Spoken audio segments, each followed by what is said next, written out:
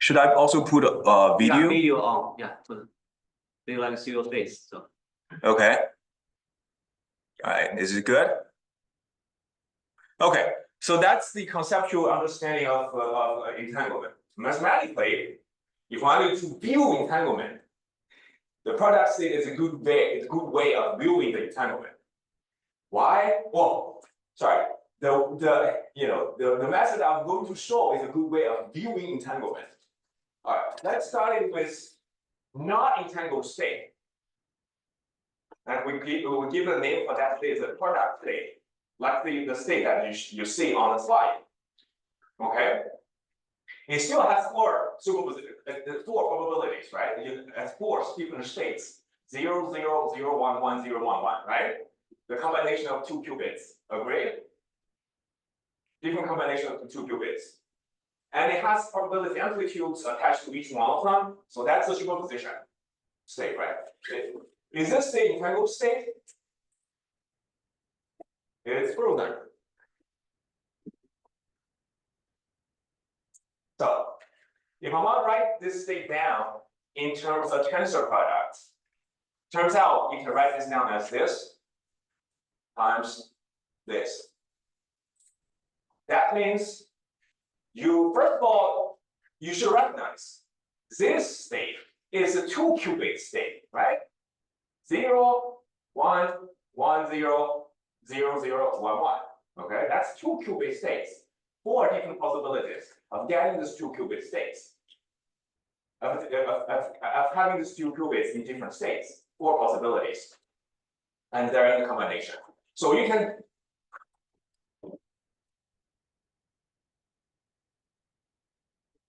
can write down this state.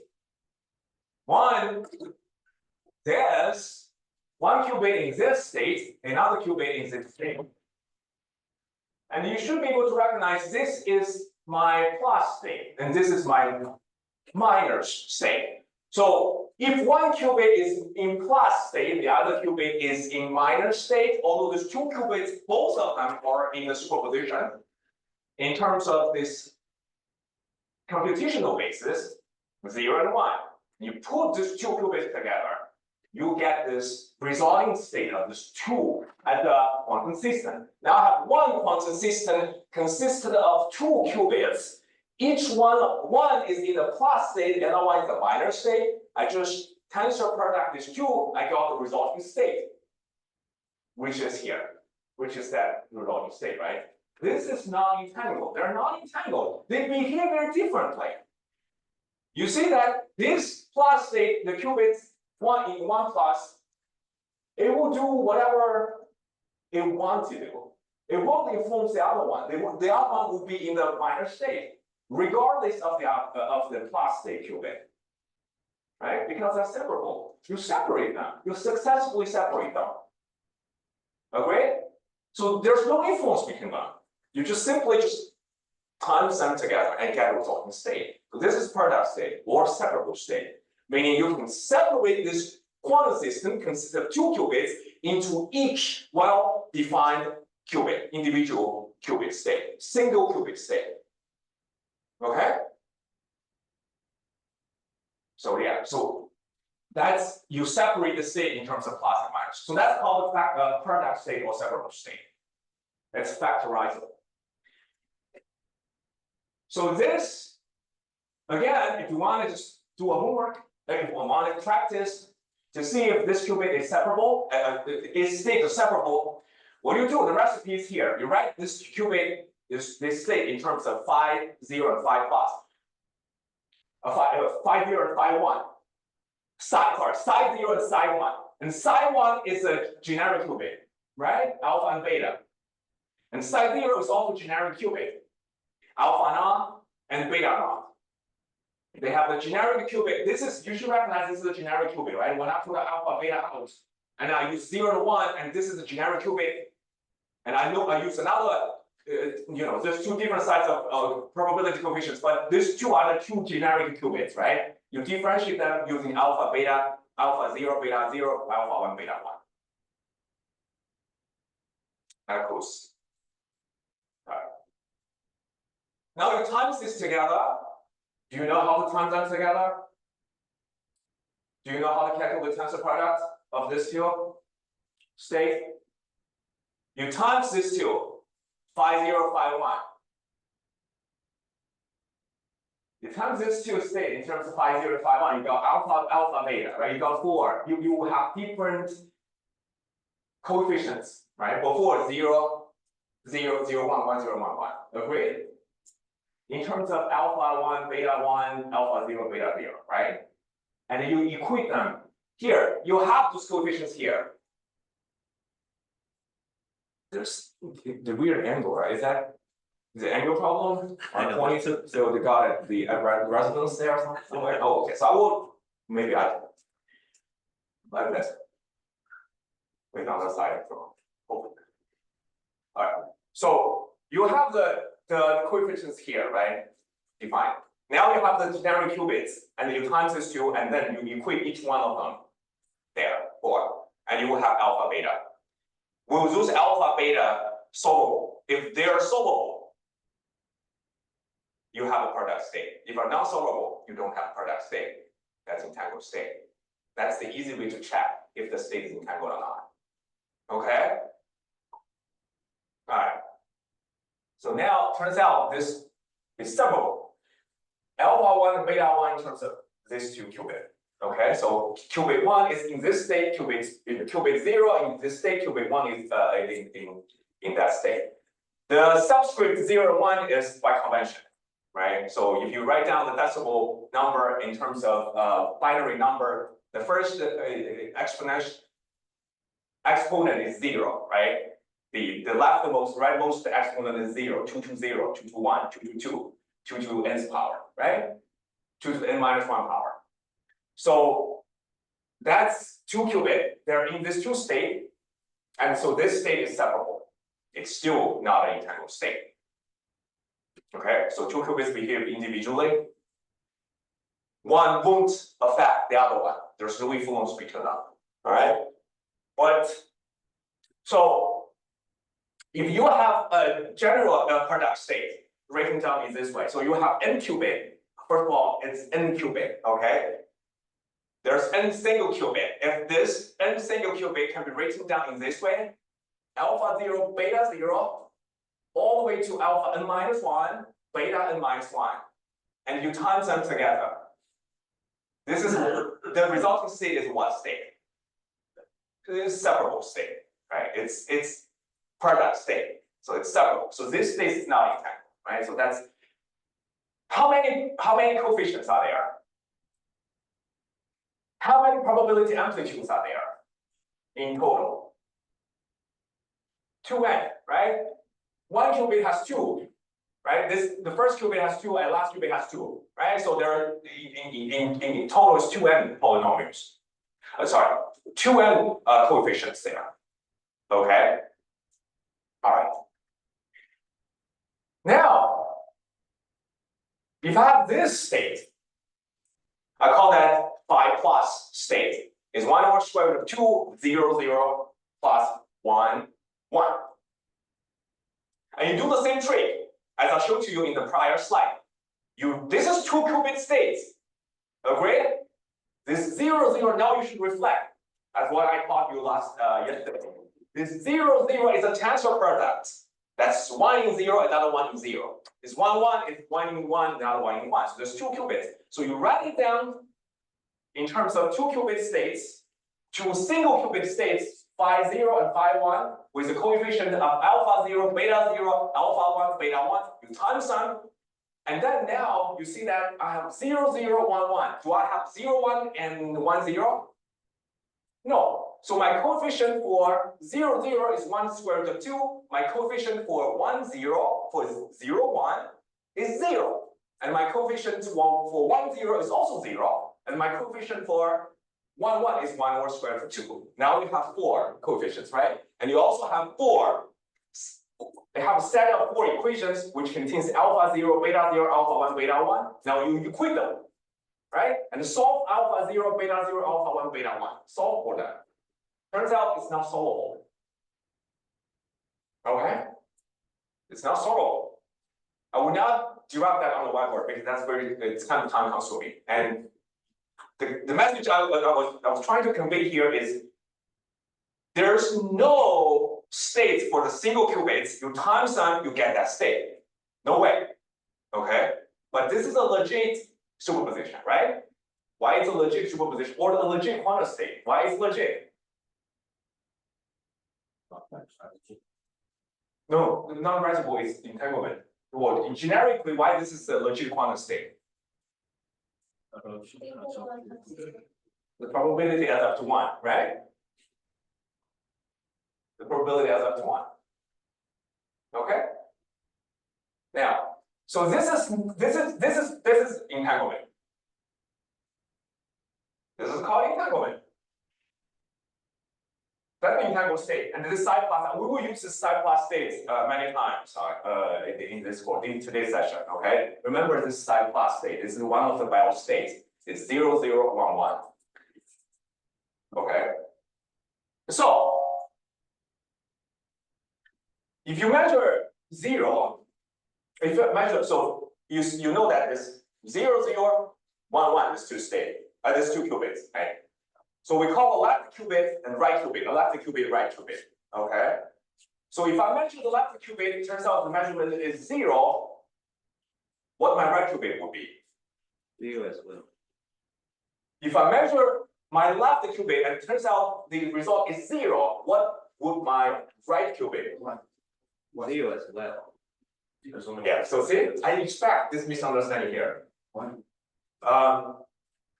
If I measure again, if I measure with my left qubit, and turns out the result is 0,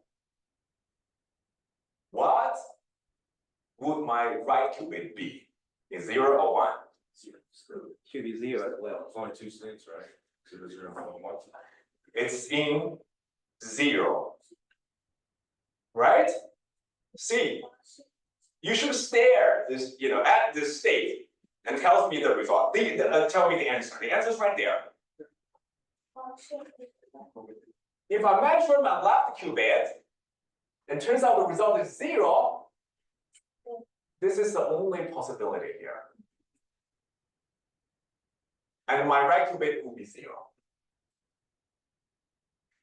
If I measure my left qubit, it turns out to be 1, my right qubit will be 1. Right? 0, 0, left qubit, right qubit, left qubit, right qubit. Right, left. Okay? You have to treat them differently. There are 2 guys here. There are 2 qubits here. One on the left, on the right, one on the left, on the right. Okay? So this is one way of writing down this entanglement. Another way is, there are 4 possibilities you will show, right? It could be 1, 0, 0, 1, right? You measure 1, it turns out to be 0, and the other one is 1. You measure 1, you measure the other one, turns out to be 1, the other one will be 0. Okay? We'll give those different states, we'll denote those different states using different Greek letters. Now this 0, 0 plus 1, 1 is psi plus. Okay? All right. Okay, so that's the entanglement. Any questions? Now you see that I can visualize the entanglement, right? Well, I can understand, at least, I should say, you can understand the entanglement in terms of is it factorizable, it's separable, or it has to be bundled together, right? Okay. So now let's talk about multi-qubit gates, quantum gates. Okay. So 1 qubit gate. So this, if you write down the state like this, 0, 0, and always remember, this contains 2 qubits. One state contains 2 qubits, left qubit and right qubit. And tensor product, and they put a tensor product in between them. So you can apply those gates, single qubit quantum gates to each one of them, right? We studied the single qubit quantum gates at identity gate right here. Identity gate calling X, Y, Z, S gate, face gate, T gate, and the Hadamard gate, right? Those are the single qubit gate. Those gate works on single input and output, except the hard gate, the output is, let's not just see that in terms of the output. Just those gate works on a single input, right? So they act on the single qubit. So if I can act on the left qubit with I state, identity state, and right qubit with the poly X state, right, individually. Right? That's one way of acting on the two qubits, right? I just acting on them individually, right? Agree? The other one is this, they're actually, you know, there's no correlation between them. There's no influence between them. I just want to act on one using one gate and acting on the other one using another gate. Right? That's the natural extension of the single qubit quantum gates, right? Just acting, stack these two gates together and like one acting on one, like the other one acting on the other one. But be mindful, you have to put a tensor product between those two single qubit gates, right? You have to put a tensor product. You have to put a tensor product between these two single qubit quantum gates. Because quantum gates is what? It's an operation, it's a transformation, it's a matrix. And if you have multiple matrix there, that's a tensor product, right? The resulting operation is a tensor for multiple inputs, for multiple vectors, right? So you need a tensor product between them. And then you act zero, H acting on zero, I acting on zero, another zero, right? So this is a natural extension of the single qubit gates. You just tensor product two single qubit gates and get two multi-qubit gates. Right? Get a multi-qubit quantum gate. So you're acting on them. So you use zero, and H acting on zero is got plus, and I acting on 0, 0. So we further write that down. Now, H Hadamard gate creates a superposition 0, 1, and then the next qubit you left unchanged, which is identity gate, right? What's the resulting state? At this stage, you should be able to write down the resulting state. What's the resulting state? Hadamard, this state in a superposition, that's a superposition, and that's just 0. Well-defined state. What is the resulting state? What if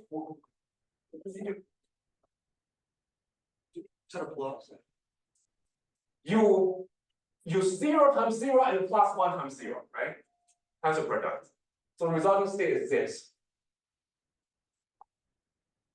Okay? 0, 0, 1, 0. All right?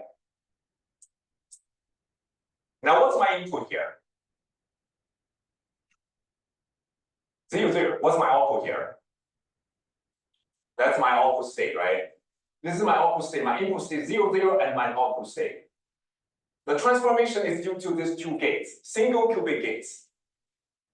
I should say the tensor product and these two single qubit gates together, and you transform the 0, 0 into this state. Is this state separable? Yes. It's separable? Yes. Right?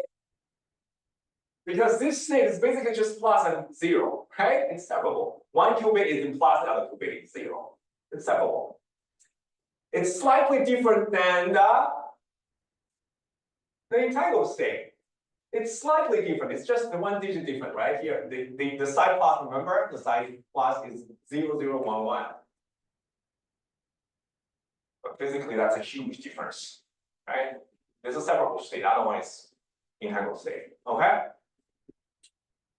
So write down in terms of the vector, that's the vector representation. All right. Okay. Now, because we have next session, the following session is Dr. Chen's session. Qiskit programming. Qiskit, yeah. So you're gonna study how to program the circuit, so you need to know what is how you represent the circuit. Okay, so we represent this in terms of that. So this is the denotion of this is representation of quantum circuit. So you have input 0, 0, and one qubit acting on the identity gate. You use a square and put I there, and that's identity gate. You use another square and put H there and other gate. This is the convention. Okay, you will use this in you will see this in Qiskit, in handling, in all those quantum programming environments. Okay, so or you could write it out like just simply ignore I. I like this better. Why? Because it alerts you that there's actually a I there. And I is not nothing. I is identity gate, and that's the matrix. That's 1001. Okay. If you use this representation, you can easily ignore. That's fine. There's nothing there. No, it has I there. Okay. This alerts you that you have to put it in this way: H cross tensor product I. All right.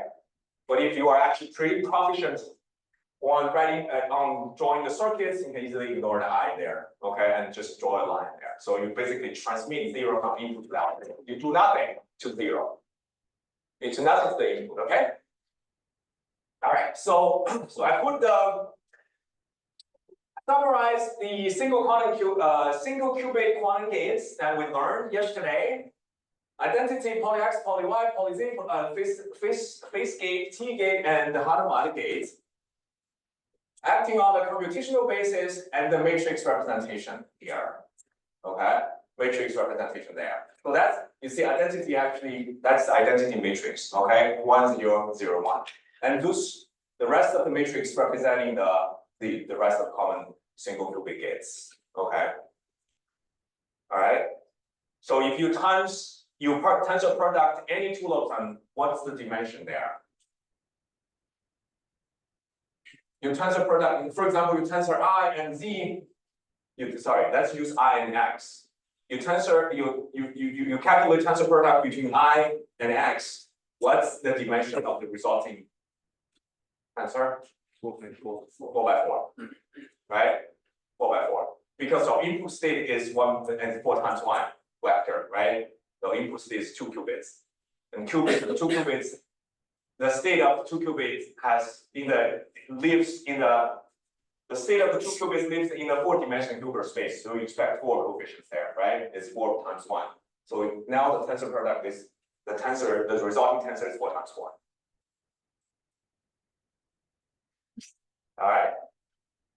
So that's the resulting tensor of I times H, H times I. So this 4 times 4. Right. Okay. All right. So those are the, you can put tensor products of any of the single qubits together and get a resulting matrix. Get a resulting matrix representation of the tensor, I should say. And acting on the 2 qubits. So that's the 2 qubit gates. Okay. Another important 2 qubit gate is called control NOT gate, which we'll focus our for the next few minutes. We'll focus our attention on this gate. This is a really important multi 2 qubit quantum gate. It's called C NOT gate, and C stands for control NOT. Because the other qubits, the transformation of one qubit is depends on the other one.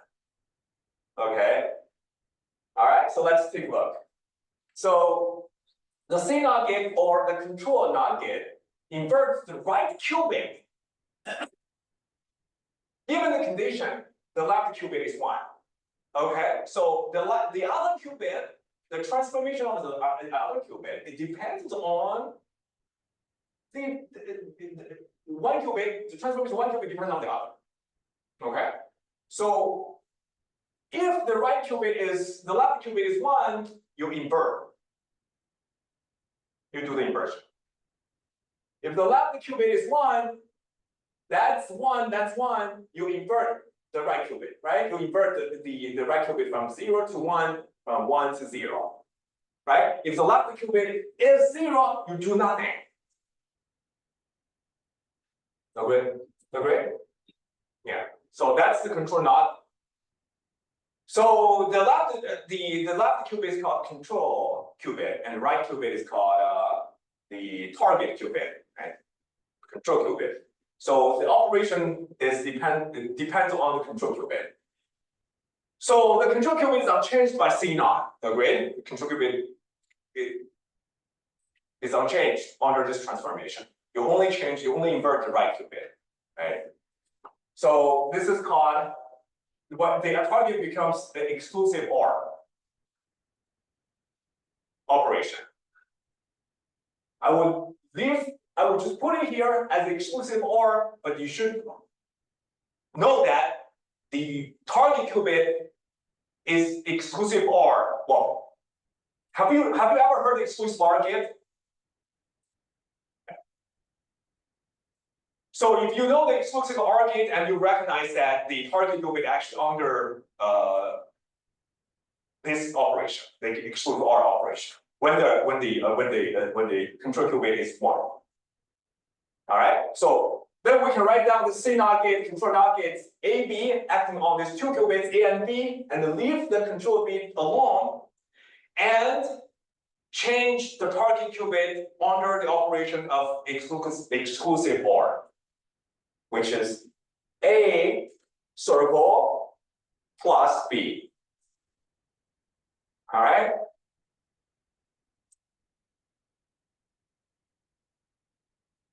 So the C NOT gate is quantum gate. It's a quantum exclusive OR. That's why it's called quantum exclusive OR, because it depends on the target. It depends on the control bit.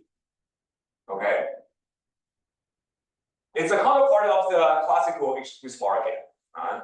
But it's acting on the 2 qubits now, and it depends on the control bit, and do the exclusive OR. So it has the external condition there. It's a it's the X you invert, right? You invert this target qubit. So that's a NOT gate, right? And NOT gate is also X gate. So this is also called control X gate or CX gate. Okay.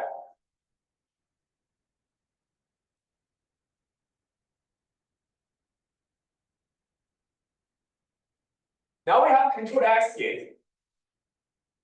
Can I have a control Y gate, control Z gate? Yes, sure. We can have control I gate, control Y gate, control Z gate. As long as I use left qubit as my control bit and do the XYZ operation. And that's my XCX, CYCZ gate. Or I can use my left bit as my control bit and do a unitary operation, arbitrary unitary operation on the target bit.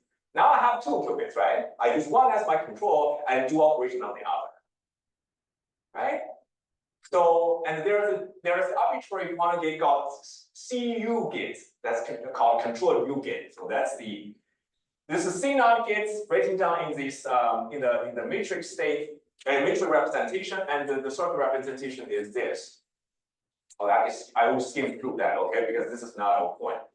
Just showing up that the control NOT gate is 4x4, and this is the matrix representation. You will remember this matrix representation, okay? It's control black dot here. By convention, the bottom line is the leftmost qubit. The bottom line is the leftmost qubit, and the top line is the rightmost qubit. So this is the left qubit. Since we have 2 qubits here, this is the left qubit, and the top one is the right qubit. Okay? So the left qubit is control qubit, and you put black dots to emphasize that this is control qubit. And you put this, why I put the circle plus there? Because that's exclusive OR. That's the representation of the classical exclusive OR gate. So this is called control exclusive OR gate. So this is called control NOT gate. And the resulting operation is actually invert the target qubit. That's why it's called control NOT gate. And this inverting operation is equivalent equivalent to applying an X gate. So this is also called control X gate. Okay? So there's this circuit, this quantum gate has 3 names: control NOT gate, C NOT gate, quantum exclusive, quantum XOR gate, and a control X gate, CX gate. Okay? 3 names. All right, so we can put them, apply the control NOT gates. Now we have the control NOT gate and we're acting on the 2 qubits, right? So we can apply the C NOT gate on 0 and 1. So what is my left qubit here? No, look at this. Look at this. What is my left qubit here? So I want to apply the control NOT gate on these two qubits. One qubit is in the plus gate, plus state. Another one is a zero state. My left qubit is in plus state. My right qubit is in zero state. Can I apply control NOT for this gate? We should. Can I apply the control NOT gate directly on this gate? No, we need to write that down. We need to write this plus state out, right? The plus state out. Plus is 0 plus 1, right? And times 0, so that's my state, 2 qubit state. Right? 0, 0, 1, 0. I just expand this out, plus 0 out. And now that's 0, 0 plus. That's 0, 1, and then 0, 0, 0, right? So this is my 2 qubit state. Now, the control NOT will invert the target qubit if the left qubit is 1, right? So the C NOT gate will leave this 0, 0 alone, but invert this 1, 0 to what? To 1, 1. So now you see that control NOT applies on 0, 0, it will leave 0 alone because the left qubit is 0, it does nothing. And then if the left qubit is 1, it will invert the target qubit, which is the right qubit, from 0 to 1. You got 0 and 0, 0 and 1, 1. What is this state? 5 plus. You see that? I start with the product state plus 0. Separable, classical, and I end up with a tangled state, right? You see this? Now, if I keep doing this, instead of the plus 0, I put 2 qubits and the left qubit into minus state, and the right one on the still in the 0 state. And you do the same mathematical derivation, and you end up with 0, 0 minus 1, 1. Right? What is the difference between plus and minus? Don't tell me the sign difference. That everybody can tell that the sign is different. What's the difference there? 180 degree. There's a phase there, right? There's a phase. So there's phase for these two state a difference. So one is called psi plus state, another one is called phi plus state, another one is called phi minus state. Okay? And keep doing that. If I put plus and 1 together, and I control NOT this 2, I will get this psi plus state. Okay? And the last one, I put minus together with 1, I will get psi minus state. Well, is this state entangled? 0, 0 minus 1, 1. Yes, it is. Right? You know, you measure left 0, the right is 0. You measure left 1, right is 1. And here, this 0, 1, 1, 0, again, that's the same thing. You measure you measure the left to be 0. And your right qubit must be 1. And if you measure left, it turns out to be 1, and your right must be 0. Okay? You see the correlation? Yeah, so this is also entangled, and that's also entangled. So there are 4 entangled states here, and they're called Bell states.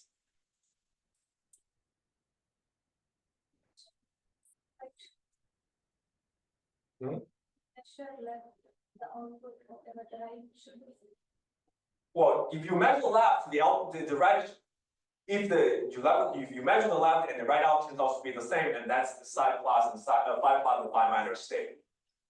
They share the same result. If you measure left, it turns out to be the opposite. Those are the phi plus and phi minus state. Okay, but those 4 states are called Bell states or Bell basics. If you times them together, and each one of them, which turns out to be the inner product of themselves is 1, and inner product of the two of them will be 0. So if there are 4 orthonormal states, so they're also called Bell bases. Okay, those are Bell states. This is very important for states because they're used for quantum protocols such as quantum teleportation. And the Bell inequality test is also based on one of the Bell states, and also the entanglement swapping. Yes. So my question is not regarding to that. So I was thinking about the control identity game. Yes. So if you consider the matrix is an identity matrix, right? 1, 0, 0, 0, 0, 1. Yeah.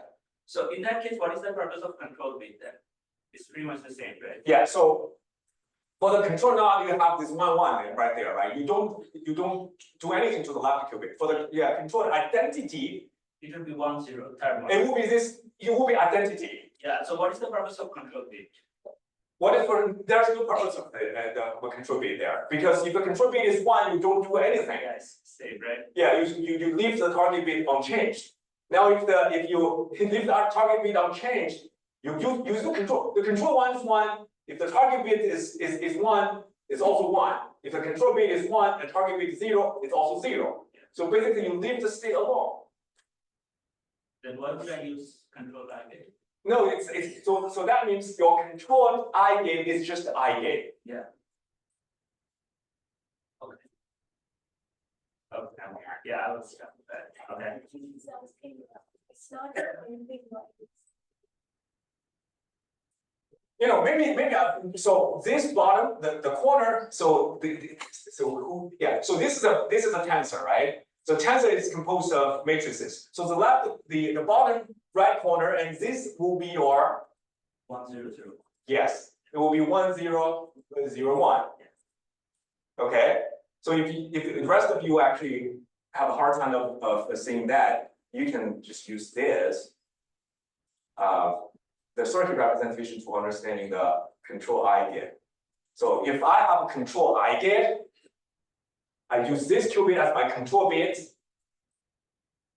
and this is not an exclusive OR. This will be just I, right? So it does nothing.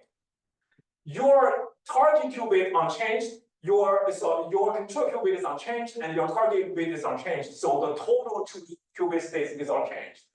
Agree? Yeah. So I was just. So you basically switch this to an I gate.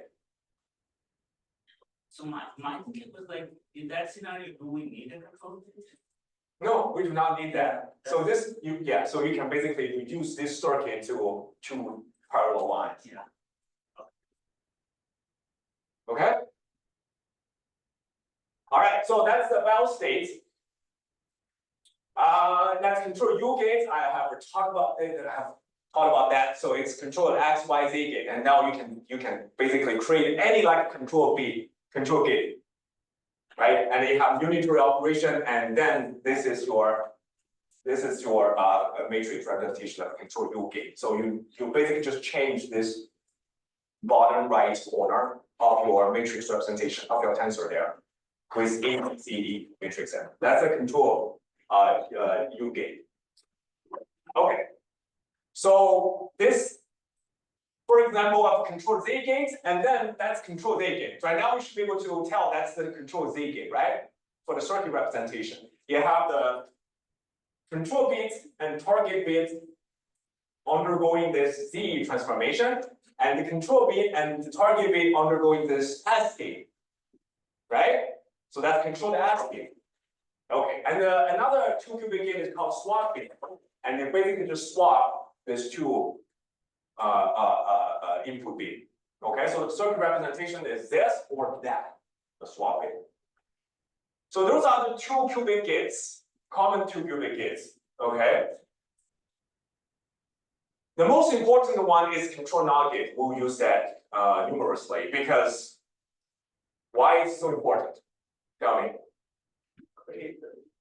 It could create entanglement, right? It could turn a part state into a non-separable state or entangled state, right? That's control NOT gate. Okay, so all right, so that's it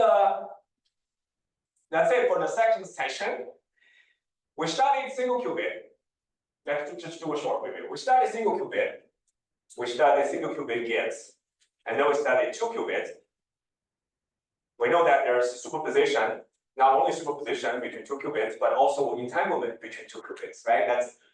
They're correlated in a quantum way, non-classical way, right? And then we studied quantum gates for 2 qubits, right? Those poly XYZ identity gates, they're for single qubits, right? Now, if you control one, right? You make one your control bit, and the other one target bit you can control. You can create control U gate, and control S gate is the CNOT gate. Control Y, control Z, control S, control Z, control T. Those are 2 qubit gates, right? So, and now let's see quantum particles. Okay, let's just do some case studies. Okay, quantum particles, and we can call quantum particles quantum algorithms. Those are actually algorithms. But people actually by convention call quantum algorithms when those algorithms will exhibit quantum supremacy. But you should not, you should not treat them differently. If people say quantum protocols, and actually that's quantum algorithm. Okay, so you want to fulfill some functionality in a quantum way, that's quantum algorithm. All right. But convention people will say quantum algorithms when those are, when some algorithms exhibit quantum supremacy that classically cannot, it will be better if you do it quantum way. Okay? But if you do anything the quantum way, you can call that quantum algorithm. Only with the quantum algorithm that exhibit the quantum supremacy, you can call that quantum, some people will refer that's quantum algorithm.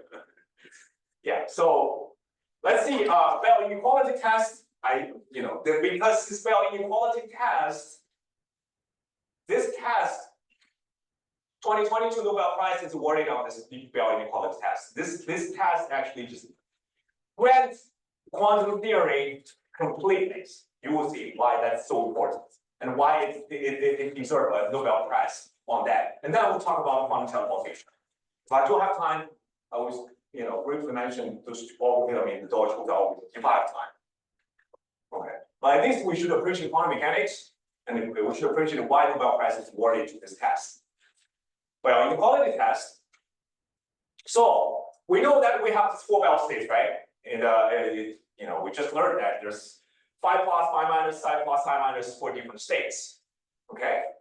So these states that are called maximally entangled state. The concept of the maximally entangled state is because if we measure this state, we've measured 1 qubit, and we'll know this qubit, the other qubit completely. We'll acquire the knowledge about the other qubit completely.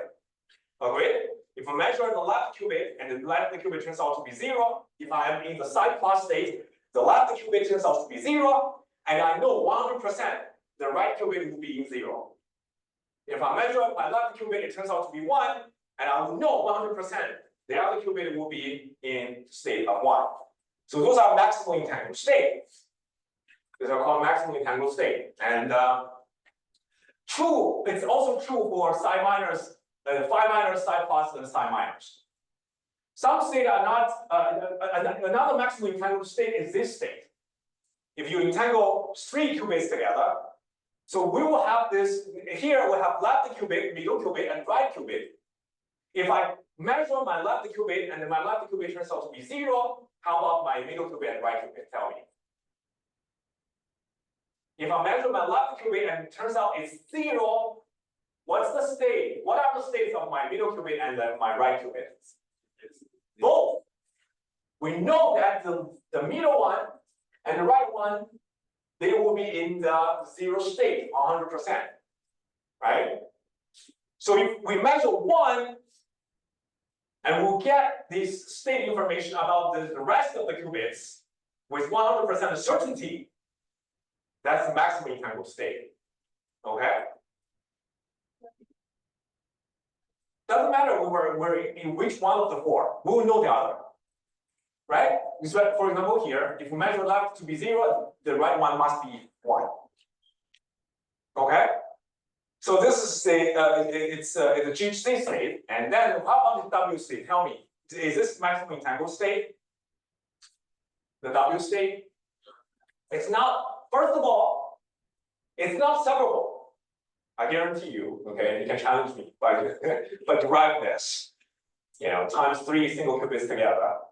It's not separable, it's entangled. But is this maximally entangled? For example, if you measure your left qubit and your left qubit to be 0, how about your right qubit? Tell me. 0. It could be 0, 1, or 1, 0.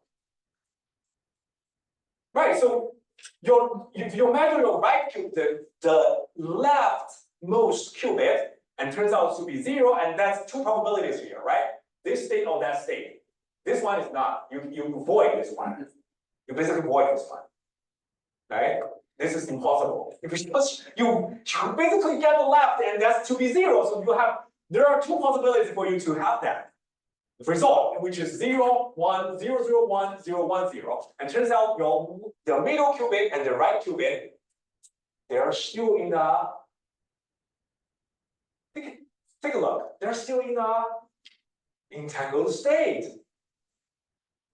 You measure 0, turns out they're in this state. Right?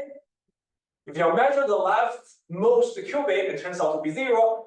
Your middle qubit and right qubit, they're in the entangled by psi plus state. Okay? Why this is so useful? This W is so useful. You basically can change between different entanglements by measuring your leftmost qubit. How nice it is. But it's not maximally entangled. Only when you post-processing the state, you can have the maximum entanglement. Okay, that's a technique. That's a very useful technique called post-processing. After you measure it, you know the rest two are maximally entangled. Okay. So that's partial entanglement, and that's the active research. The partial entanglement, partially and maximum entanglement is still active research. All right, well, inequalities. The 2022 Nobel Prize. So EPR paradox, do you know what is EPR paradox? And I have half an hour, right? Don't worry. So EPR, I mean, as students are about it, right? Oh, I still have half an hour. All right, so EPR paradox, what are the, do you know EPR? Maybe you don't know. Do you know what EPR stands for? Einstein, Podolsky, Rosen, 3 famous physicists, EPR paradox. And local hidden variable. So let's first take a look what is EPR paradox, okay? Oh wait, first of all, there are 2 terms here. Locality. The definition of a locality is no influence can transmit and travel faster than the speed of light. So no influence can propagate faster than the speed of light, as the speed of light is the universal speed limit. That's the universal speed limit. So that's because it's universal speed limit, the influence should also be bounded by the speed of limit. So let's just code the influence, code and uncode the influence here. So as I mentioned yesterday and also earlier today in this section, that if you measure 1 qubit, like in the psi plus state, you measure the 1 qubit, it turns out to be 0, and you know at that instant, agree? You know at that instant, the right qubit will be 0. This one, this state, right? If you measure the right qubit, left qubit, and it turns out to be 0, and right qubit is 0, instantaneously, you know that. If you measure the right qubit, it turns out to be 1, and instantaneously, you know the right qubit is 1. When you're on Earth, the right qubit is on Mars. So the influence, look, the influence travels no time from Earth to Mars. Although speed of light, clearly, you need to take, speed of light has a speed 3 times 10 to the 8 meters per second. You need to wait for the light to travel from Mars to Earth. It takes time for light to travel from Earth to Mars, right? So that's the quote-unquote influence. So locality is a definition that no influence should travel faster than the speed of light. It should be bounded because the C is a universal speed limit. That's called a locality. All right, so if you take this as a definition, and then Because that's the definition, that seems right, right? C is the universal speed limit, so the influence will also be bounded by C. And Einstein, Podolsky, and Rosen used this definition to challenge quantum mechanics. Since the locality is true, so the influence should not be travel faster than the speed of light. So the determination of the outer qubit is due to some hidden variables, which is unreviewed to the observer. You just don't know. There are some hidden variables that determine the measurement result. You do not know, you just do not know. Because the influence should not travel faster than the speed of light. So locally, there should be some variable that predetermine the measurement result. That's called local hidden variable. Since it's hidden, as the name suggests, it's unreviewed from the observer, you just don't observe it. It's there, it's hidden from you. Okay? All right, so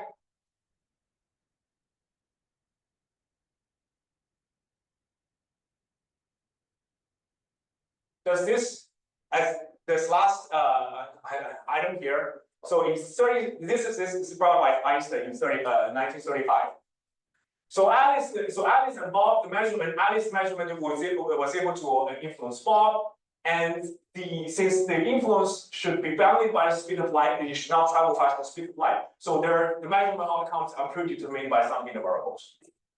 The quantum mechanics theory didn't account for.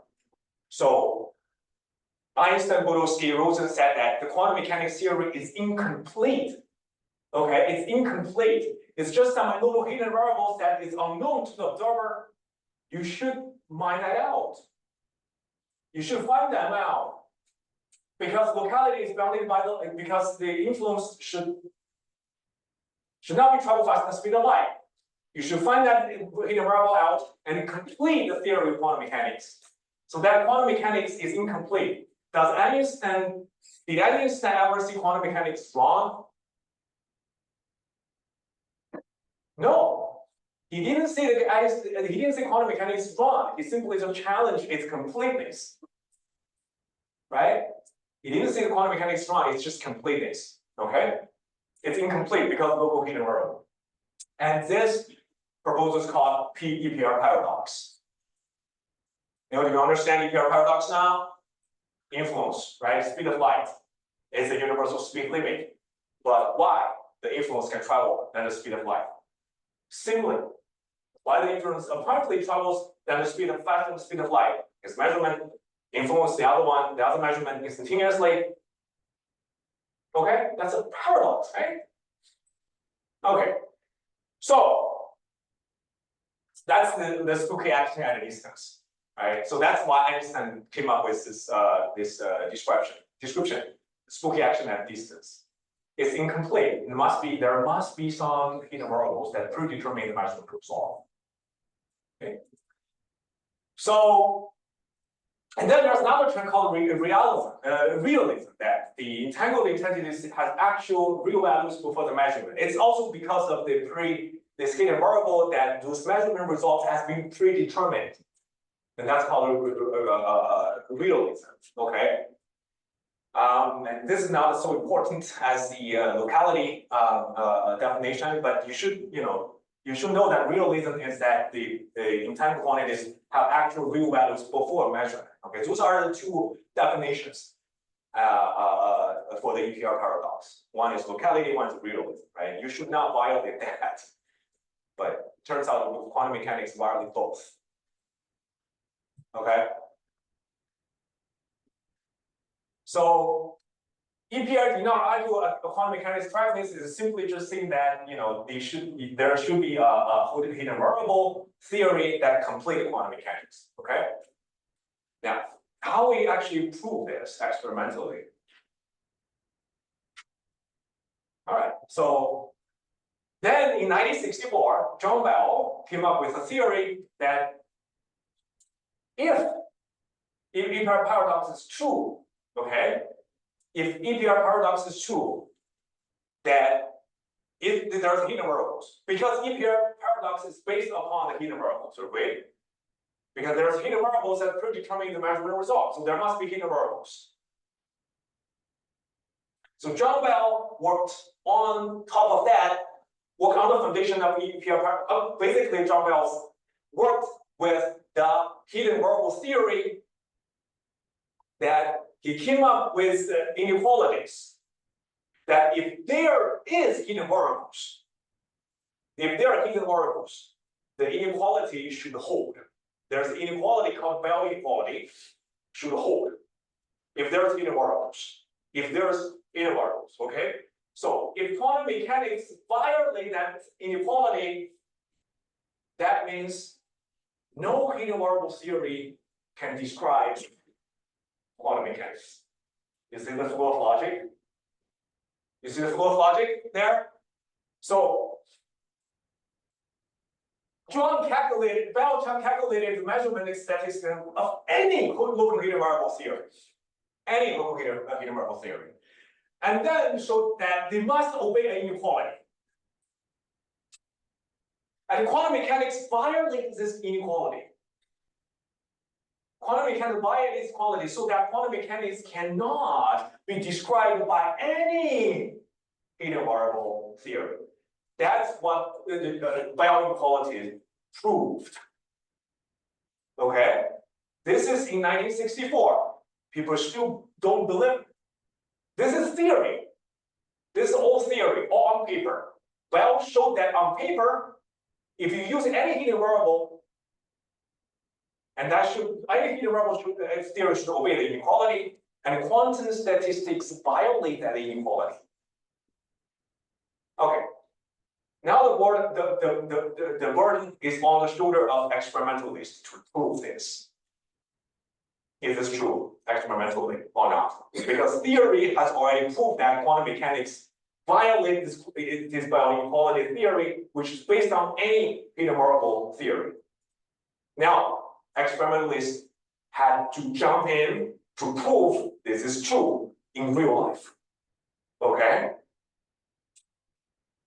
All right, so, and the first experiment, so that experiment is called Bell test, or the Bell inequality test. And the first experiment was done in 1982. Quite recent, but now it's like 40 years ago, right? Not that long time ago, 1982. And the physicist who did it was awarded by the Nobel Prize in 2022, 40 years later. All right. Okay, so that's Bell test. So the Bell inequality, you see that all the experimentalists, they had to prove that experiments should, they want to prove that experiment will violate Bell inequalities, right?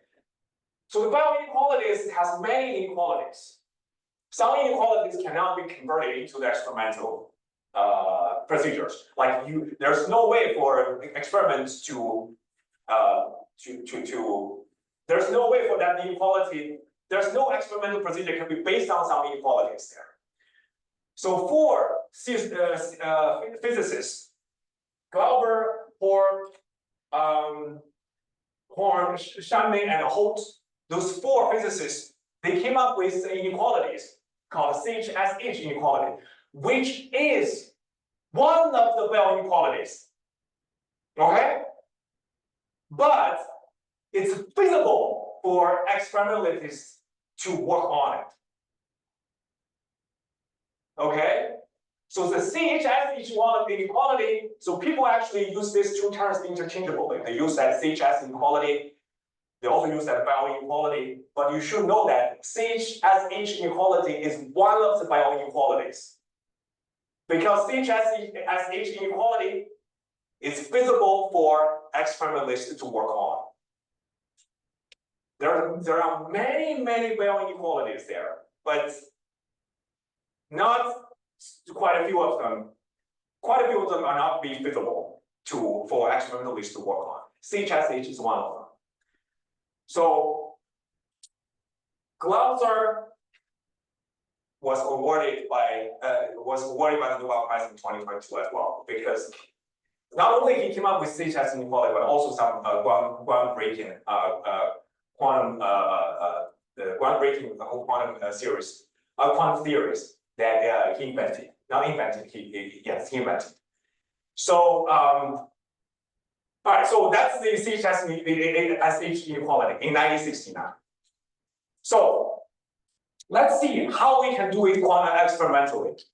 All right, and we know we have learned we have been fully equipped to conduct this test experimentally. All right, because we have learned multi-qubit gates. This test is basically based upon this multi-qubit gates. Okay, we'll take a look. All right, so let's assume that Alice and Bob will share this 5+ state, which is entangled state 0, 0, and 1, 1. The experimental procedure is first, Alice measure her qubit either in the Z basis or in the X basis. Now, do I need to remind you what is Z basis, what is X basis? Right? The Z basis is a computational basis of 0 and 1, and X basis is these plus and the minus basis. Okay? Now let's rename them. Let's name this Z basis as A base, because that's Alice, A. And then the X basis, A prime basis, Alice prime. So Alice now has two bases to choose from. One is A, another one is A prime, and A is the Z basis, and the A prime is X basis. Okay? All right. Now Bob, so that's the circuit. So Bob will have this. I will leave that here. I'll leave there, and I will get to the circuit soon. Okay. Now let's just see Bob. Bob will measure this qubit in two different bases: B Bob and the B prime, and Bob basis in the X plus Z basis. X plus Z basis. That's for the B basis. And then there's B prime basis for Bob, and B prime basis is minus X plus Z basis. Okay? It seems involved. Now it's X plus Z, and the other one is minus X plus Z. But they are still Z basis and X basis. Agree? Z basis for Alice, X basis for Alice, A prime, and Bob just combine these two bases. And X plus Z is Bob's B base, and minus X plus Z is Bob's B prime basis. Okay? Okay? So ZX, Alice A prime, Z plus X, Bob, Z minus X minus Z, B prime, B prime. Okay? And then this experiment is basically just conducted into these four different bases: A prime, B, and B prime. Okay, how many combinations are there? How many combinations are there? Alice has two to pick from. A and A prime, Bob has B and B prime to pick from. How many combinations are there? 4. 4. Alice pick A, Bob pick B. Alice pick A, Bob pick B prime. Alice pick A prime, Bob picks B. And Alice picks A prime, Bob picks B prime.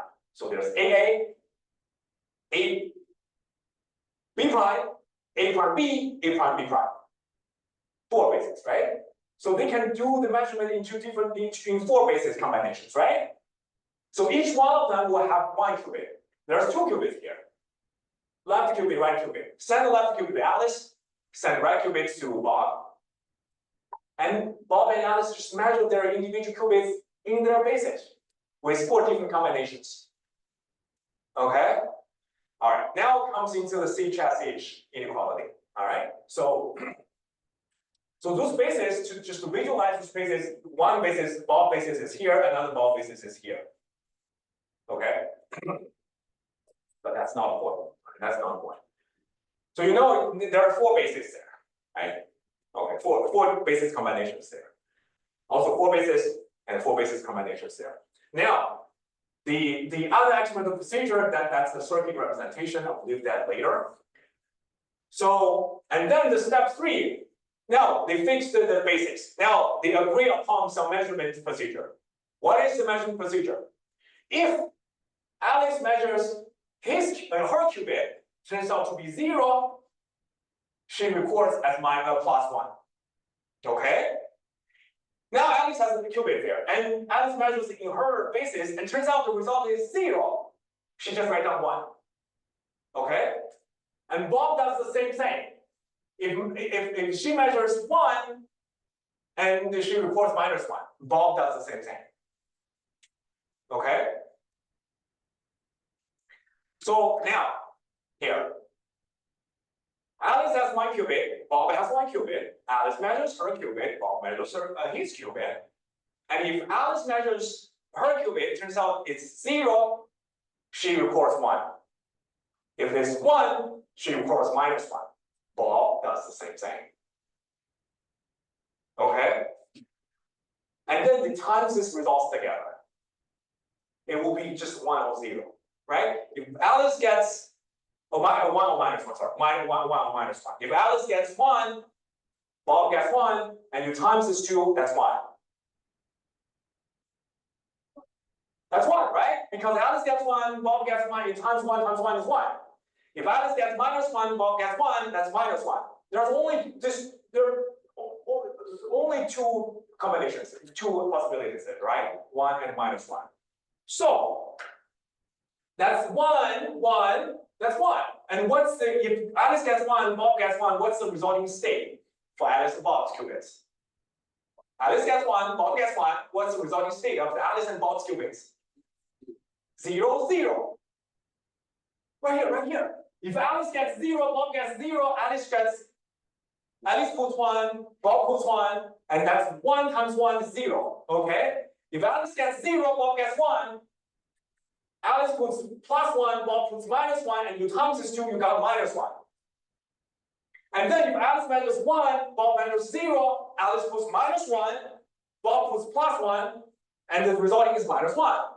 If Alice gets 1, Bob gets 1, and both of them put -1, both of them put -1 there, and they got 1. Right? That's the game. That's the rule of the game. Okay? 4 different measurement results. When you times them individually, you got only 1 + 1. Right?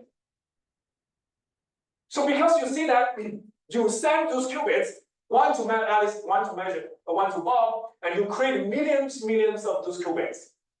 And you send to Alice, and one sent to Alice, one sent to Bob. So there will be random occurrence of those 4 results, right? Right? 0, 0, 0, 1, 1, 0, 1, 1. They're going to be average. Agree? Do you agree they're going to be average? The average expectation value is written in like this. When the probability of 0, 0 shows up, and the result is 1, you put 1 there. And the probability of 0, 1 shows up, and you put -1 there, and the probability of 1, 0, you put -1, and the probability of 1, 1, you put 1. That's a mathematical term. That's how you calculate the expectation value or average value based on the measurement result. You could measure either 0, you could measure either 1 or -1, and what is the average value of that? You just times their individual probabilities, right? So that's why it's called E, expectation value, and this has actually, and then you reorganize that, and you got P0, 0 minus P0, 1 minus P1, 0 plus P1, 1. And this is actually has a name. This name is called quantum correlations. That's called quantum correlation. This equation has a name. All right. Now, I just pause here. I want you to digest this a little bit, just to understand the procedure. How many steps are involved here? 3 steps. 1, Alice has a freedom to pick from 2 bases, X base and Z base and X base. Remember, capital Z, capital X. Okay. Bob has two bases. It's just a combination of z and x. Z plus x, z minus x. For Bob. But for simplicity, let's just name z base as a base, Alice base, x base as a prime base for Alice, x plus z base for Bob, b base, x minus z base for Bob, b prime base. Let's forget about the quantum mechanics. Now I have four bases, a prime, b prime. And Alice can pick from A, and Alice can pick A, Bob can pick B. And then there's four different combinations, okay? A, B, A prime, B, A, B prime, A prime, B, A prime, B prime. Under each base choice, they do step 3. They measure their qubits. Again, there's millions of the entangled states they can work on. So they measure their individual qubits, and you see that they can get 0, 0, 0, 1. This is Alice, this is Bob. You can measure 0, 0, 0, 1, 1, 0, 1, 1, right? And give 0 plus 1, give 1 minus 1. Give 0 plus 1, give 1 minus 1. Times them together, get expectation value. Under that specific base, repeat this 4 times. Treat this as a game. A board game. Okay? There are 2 players, they do this. But basically, actually, people call this stage as a game. Okay? That's the rule. So you set up this and you got E, and this E, how many expectation values are here gonna be? Tell me. How many expectation values are gonna be here? They're gonna be 4 expectation values for 4 different basis combinations.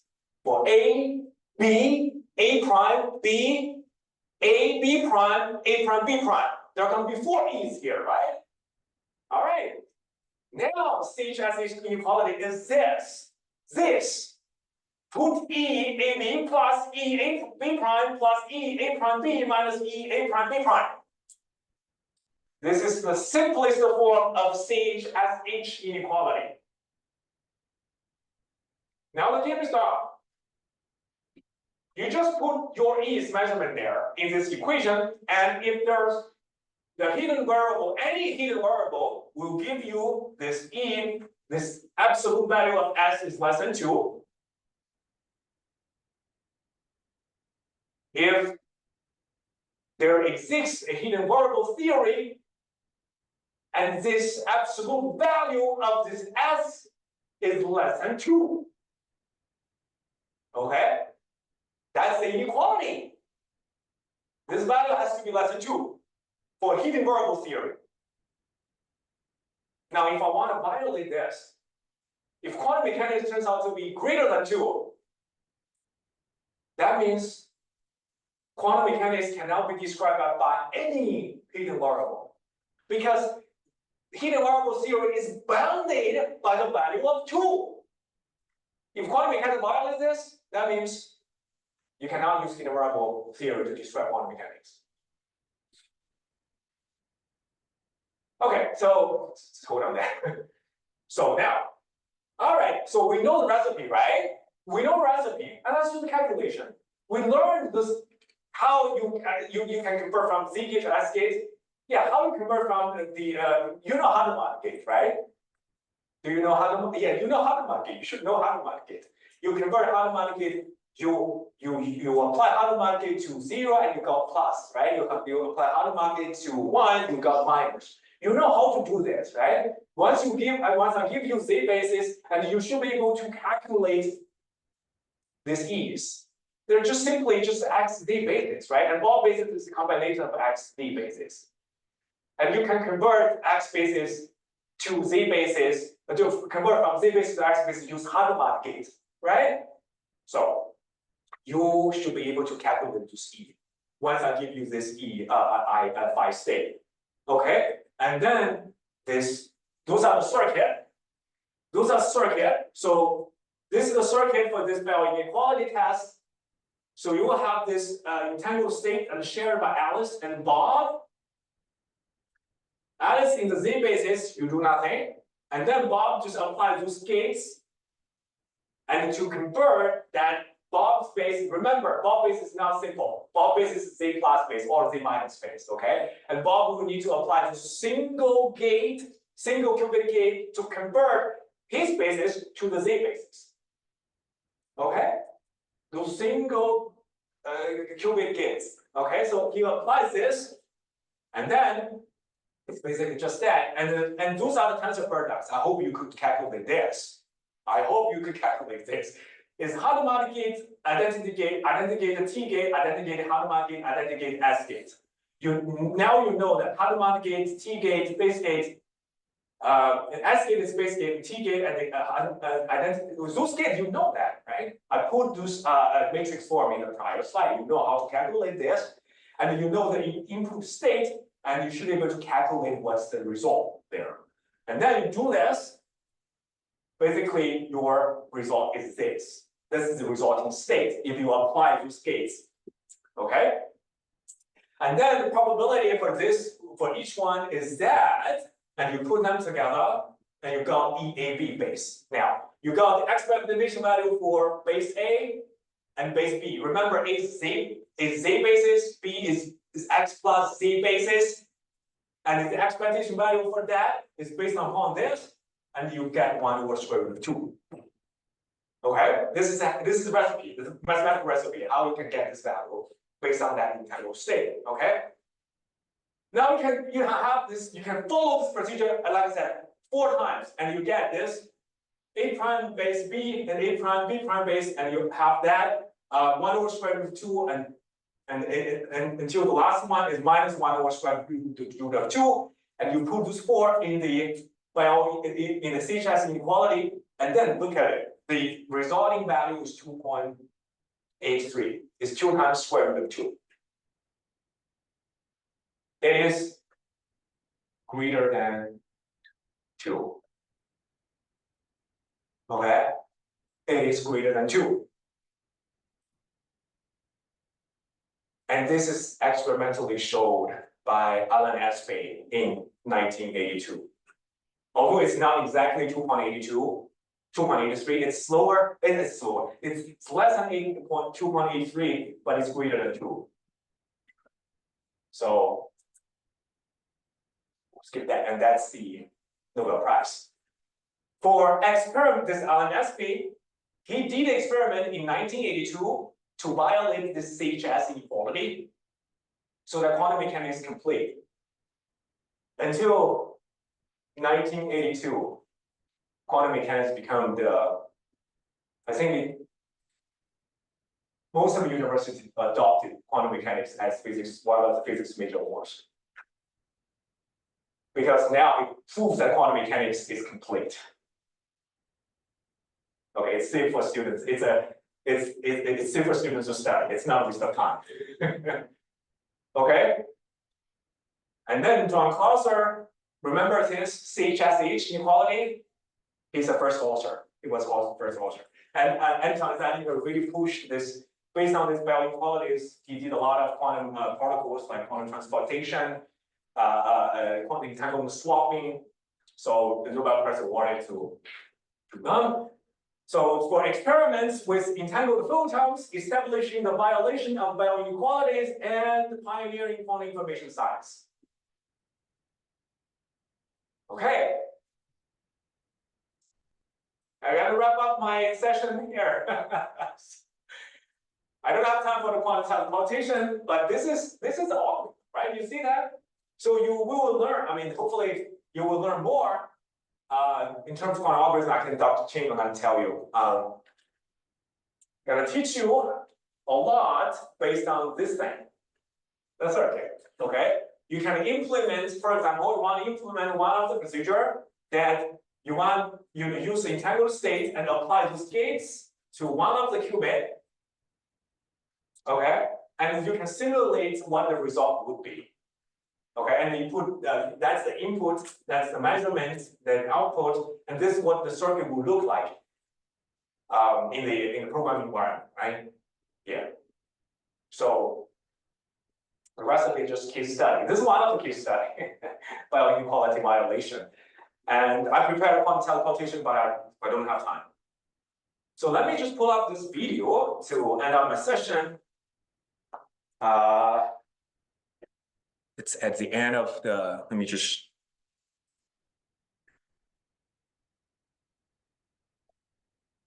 It's right here. It's about us.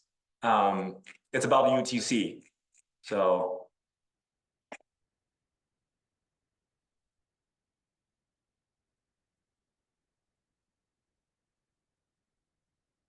There's no sound.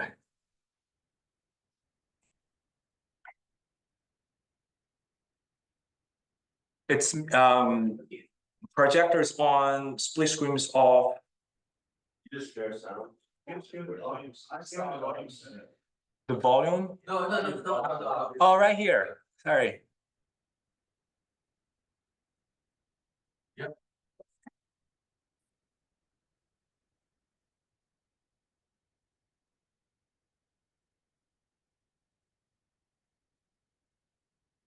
So the quantum initiative was started around the time when EPB and Qubitech decided to deploy the first phase of the commercial quantum network here in the downtown area.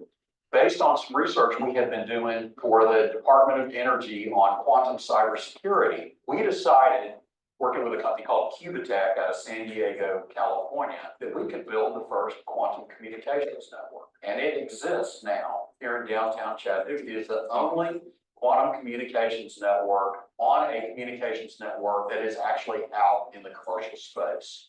So Qubitech teamed with EPB to develop the EPB quantum network. It enables UTC to ultimately deploy distributed quantum sensors, to explore distributed quantum sensing, and to look at quantum information security. This is my lab in Rudy. The network. The focus of UTC's quantum initiative has twofold. One, to create a collaborative research environment. Two, to create the pipeline of educating a quantum-ready workforce. We started a 4-semester program, introduction into It's my student land. information science and technology. We also started an introductory course in quantum computing for computer scientists. We engaged the Center for Professional Education in planning a certificate program, which would be a non-credit program for people who are already in the workforce to upskill in quantum technology. So naturally, we're gonna form long-term strategic collaboration. This is our quantum no lab. It's just across the hallway. UTC started this quantum initiative where they're pushing for more quantum research and development incoming to the region. The Open International Lab prides itself to work with the local university so that we can actually push research and development throughout the region. We have supported drone-related research in the College of Engineering, and we are applying drone technology and artificial intelligence to allow those drones to fly over our electric system. So we have been working closely with the faculty at UTC on that technology to make it a working part of our electric distribution system. As the quantum technology evolved into probably the next breakthrough, and it's gonna impact everybody's everyday life. So we want to also create a pipeline of educating the next generation quantum-ready workforce. The first thing I want to say about UTC is that they educate really capable, qualified young people. I have a program called Strategic Research Fellows. And in that program, I bring young people in who are in their junior year or in graduate school. They work with us part-time for 2 years. And at the end of that time, we've kind of taught them how to do strategic research. And I've hired a lot of them, and they've become a part of my permanent staff. So ORML itself has an education program where we have multiple ways in which we can fund students to come and work at Open International Lab. So in partnership with UTC, we can share mentorship of these programs and bring those students into our labs to work alongside with the scientists to help develop the technologies which they're doing.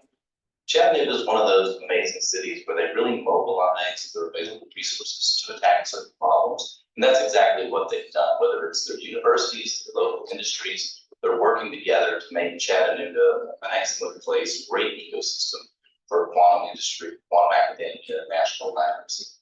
The Chattanooga Smart Community Collaborative was founded in 2018, and since then has captured quite a bit of extramural funding to support work among those agencies participating to improve quality of life writ large for all citizens in the city.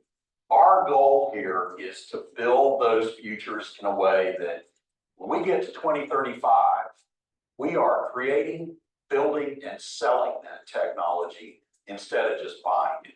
And we're working as hard as we can, and UTC has been a fabulous partner. They've jumped in with both feet to get their faculty and their students in a position to be a productive partner with us on this journey. So we're super excited about the future of the quantum initiative at UTC for really three reasons. One is the resonance with our students is already there. We've been able to attract new talent to come into the university and into the community, and we're making progress with demonstrating use cases for quantum technology. So the future is bright. We're going to stand up a quantum center, and it'll be sustainable.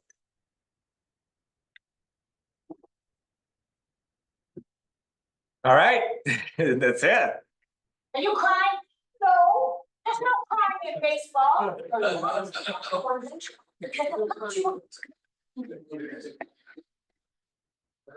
My son plays baseball. All right. That's it. Thank you. Where is it? Big hand. Thank you. Thank you for being here. Thank you for having me here. Yeah, thank you. Yeah, I post some kind of the source code on the chat. I can check it. Yeah, it's like because we do not have time to go through Right. like the entanglement or Bell state, right? Well, GHZ. Yeah, I test the students. Yeah, I actually test my students on write code on testing the value quality. That's one of their final problems using the Qiskit. Oh, yes. Yeah, so you will remember that. Some students got result like even greater than 2.83, right? That's on real quantum computer, quantum processor. Yeah. You expect that to be greater than 2, but yeah.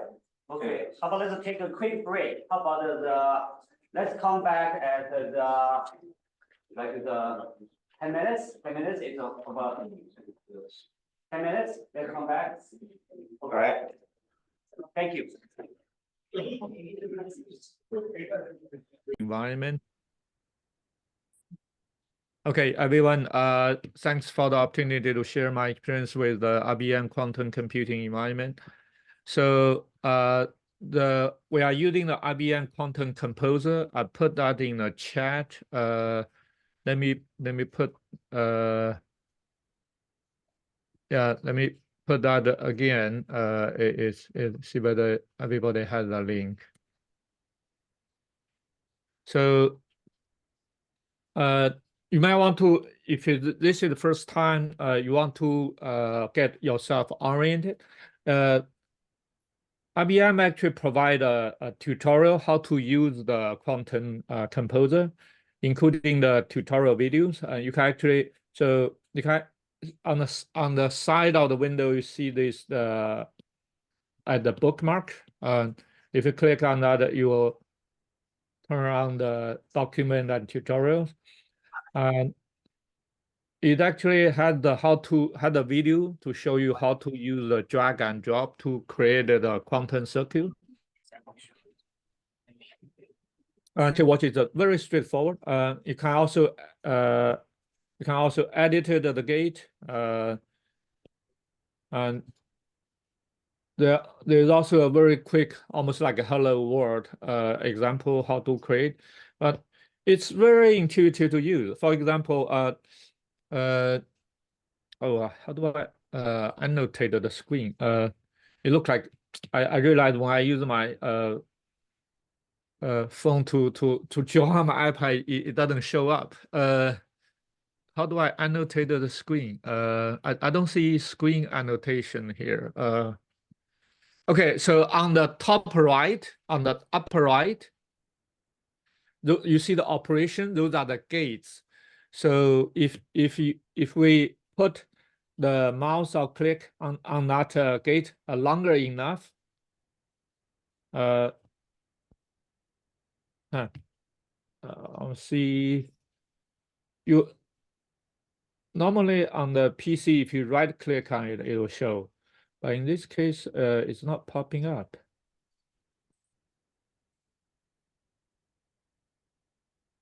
So that's H is the H. Oh, here you see the I. That's the famous Hadamard gate.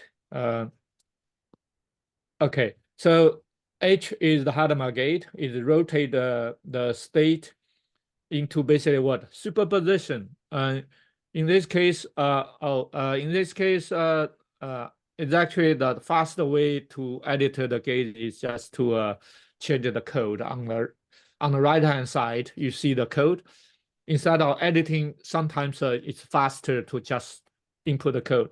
So in this case, we have a single qubit Q0, and I apply the H Hadamard gate. And what does that do is basically change that 0 into a superposition state. With if you see at the lower bottom left at the level, you see the probability. So there's a 0, 50% 0, and 50% 1. And then you can also see the Q sphere, which is the IBM version, a multi-qubit the block sphere to represent the states. You see the 0, cat 0 is at the north pole, and then there's the 1 at the south pole. And if we remove that Hadamard gate, you see now it go back to the 0 gate, 0 state, just at the north pole. But if we drag that Hadamard gate back, now you have the superposition with a 0 at the north pole and 1 at the south pole, with 50% chance you will see it. We will observe it. So, and we can also try other buttons, icons. For some reason that info is not showing. Hold on. Let me. I'm gonna switch to my desktop, so I can use a right click to show that. My apologies. For some reason that doesn't show up.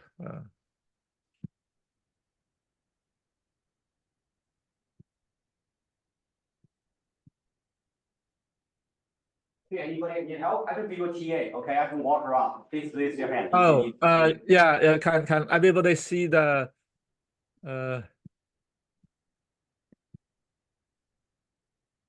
I just need to switch to my laptop so I can use the right click.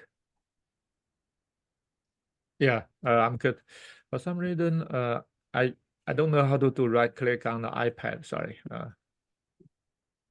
So I'm switching to my laptop. So if you right click on those gate, you see the info. It actually show you what that gate is. So that H is Hadamard gate. So this a circle with a cross. It's confusing because the tensor product is the circle with the X, but this is circle with the cross. If you click that, this is a NOT gate. But NOT gate, the very useful one is what? C NOT. And this is the C NOT gate, controlled NOT gate. So those are some of the gates we'll use, and then a few others, TSD, as the previous section I covered. They also the observation and a few other gates. So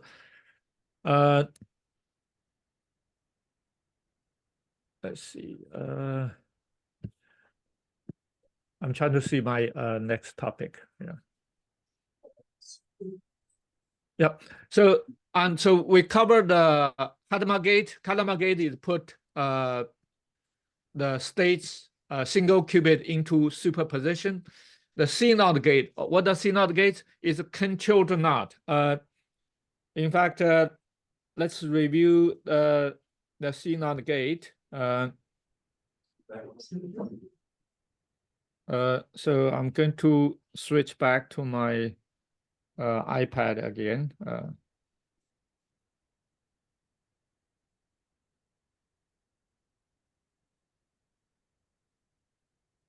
So is it working? It doesn't look like I shared my iPad. Oh, I need to stop the desktop first, and then the. You get it? Yeah. You got it? Yeah, then I will start sharing my iPad. Sorry.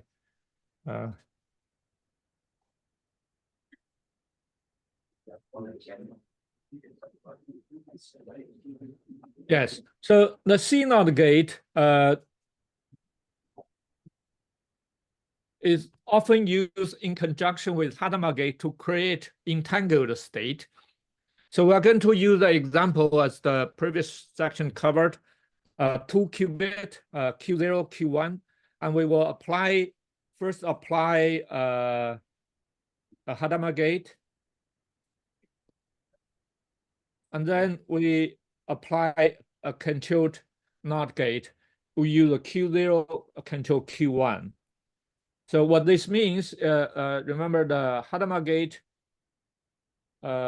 is this matrix. And then when we apply these 2 qubit, actually by default, we're doing nothing to the second qubit. So we can just put the identity matrix there. That means if we start with the 0, and we are just applying Hadamard gate and the identity matrix to it. And by that, we have the result, which is a superposition, by the way. It's just superposition with the tensor product of the 0 there. That's basically the superposition of the, we apply Hadamard gate to Q1, make it a superposition, and then a tensor product with Q1, which is a 0. But then we apply the CNOT gate. The CNOT gate is what? CNOT gate we apply to this product, right?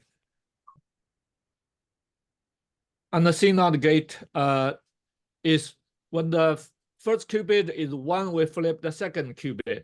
When the first qubit is 0, we do nothing. That's basically is the first bit is Q0. And if Q0 is 1, we flip it into the second qubit in 1, 1, 1. So that's the CNOT gate. But after this, amazingly, we have what? Entanglement. So this is actually, now let's go back to the IBM Quantum Composer. So there, we first apply the Hadamard gate, and then we apply, I need to change this to 2 qubit, sorry.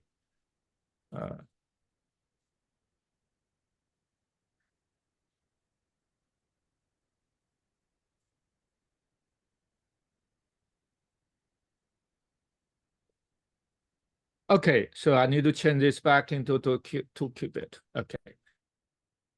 Because the controlled gate is a 2-bit, two gate operation. So there. So, and look at the, so after the Hadamard gate, the first bit, the first gate Q0 is superposition. And then we use that superposition the gate as a control on the second gate, and this actually create the entanglement. So if you do it the other way around, it won't create the entanglement because the other one is just 0, right? So in fact, you can we flip this? I'm not sure how to do that. But if you move this to the bottom, that's what it is, right? So if in this case, we use the 0 control the superposition, actually you will not create the entanglement. But if we use the superposition gate to control the 0 gate, and then we create an entanglement. And you can play around, try to understand why this is entanglement. In fact, we can go back to the nodes. This is simply you entanglements. Basically, you will try to separate these two this state into a product. And you can use so-called proof of contradiction to show this. If indeed you can separate into your calculate, you won't get the result. That's my way to show this. Use a proof of contradiction to show.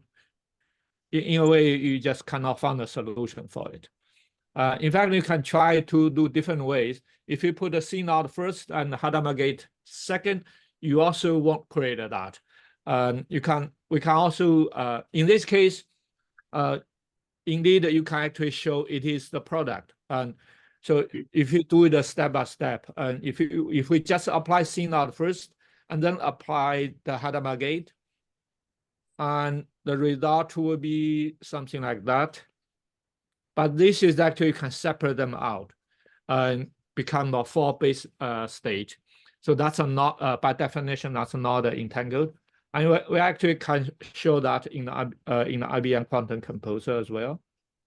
So in this case, we can drag the Hadamard gate to a second part. Okay, but this didn't create me with the 4 state. That's a different result. Probably had to do that. Yeah, sorry. Apparently, I applied Hadamard gate to both gate. So in this case, remember when we apply the Hadamard gate to the single gate, we actually put the identity matrix. In this case, I forgot to put that in my notes side. So this is we apply Hadamard gate to both gates. And then remember the previous one, if we flip that,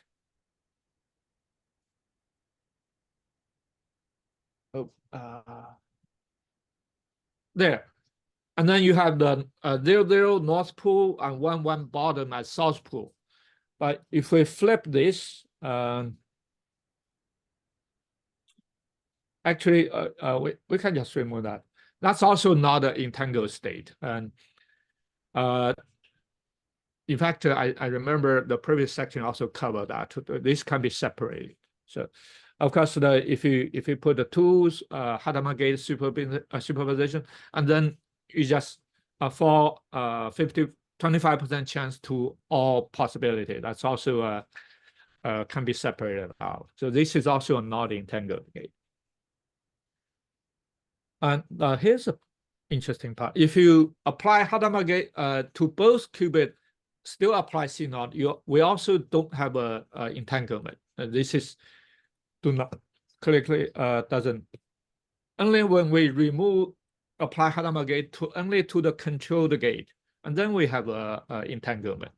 So you can actually do a manual calculation to see whether indeed that's the case or not. Yeah.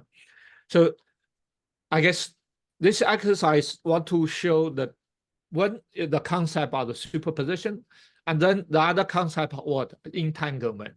The entanglement, I don't have an intuitive explanation except you want to separate the entanglement state into a linear separated state, but you won't get it a linear combination. But if it's not entanglement, you can separate them out into a base state. That's my mathematical and completely non-intuitive explanation. So anyhow, so this is the entanglement. If you, interestingly, if you add another superposition at the second, my interpretation, this is not entanglement. And if you drag this back, you also don't get entanglement. So there, this Hadamard gate plus C0, this is entanglement. Okay, so here we can do another exercise. What if I, okay, so I'm going to change, it looks like my internet is a bit slow. I tried to change this back. Oh, okay, I can delete that. So for a single gate, we apply the Hadamard gate, this is superposition. What if I apply Hadamard gate twice? What does this mean? Can somebody offer an explanation? I don't want to hear from the expert. I want to hear from the other participant. What happened here?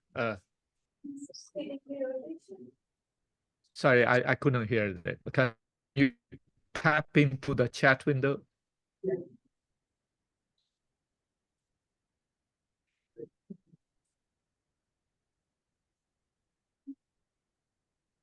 Yes, Hadamard gate, very good. Somebody give a mathematical explanation. Yeah, 2 Hadamard gate is identity matrix. Yeah.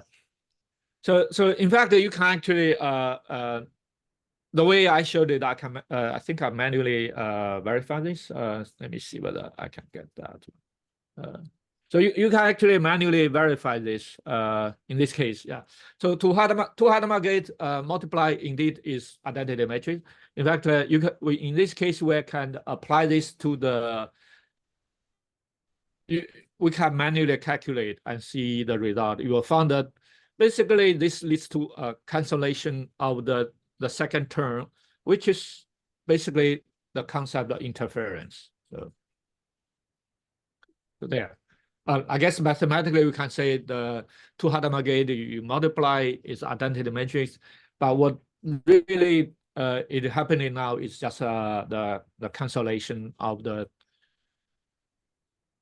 other terms canceled out. Yeah. So, and this is a simple example of interference. And in fact, my understanding why quantum computing had the if you design properly, quantum computing can be much faster than classical computing. If we can use a phase or other trick to use interference and which doesn't happen in classical computing. Use this technique properly, we can design quantum algorithm properly. It can be much faster, superior than classical computing. So. And what I found that the interference is a very important concept in quantum computing, in contrast to classical computing. So,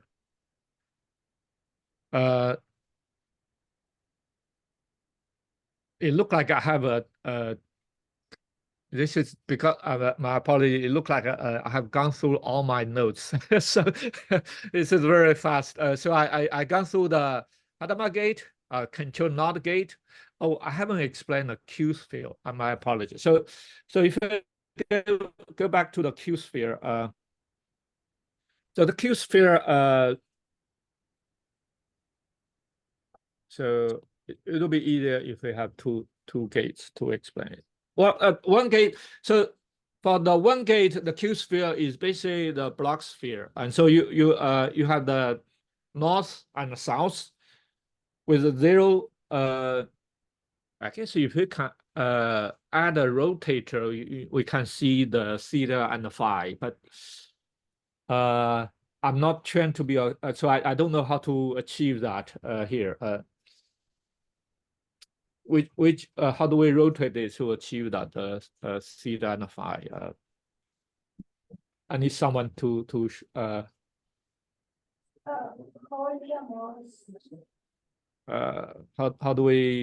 how do we rotate that? This is not enough, I guess. I'm going to try something randomly. Is that working? No, it didn't.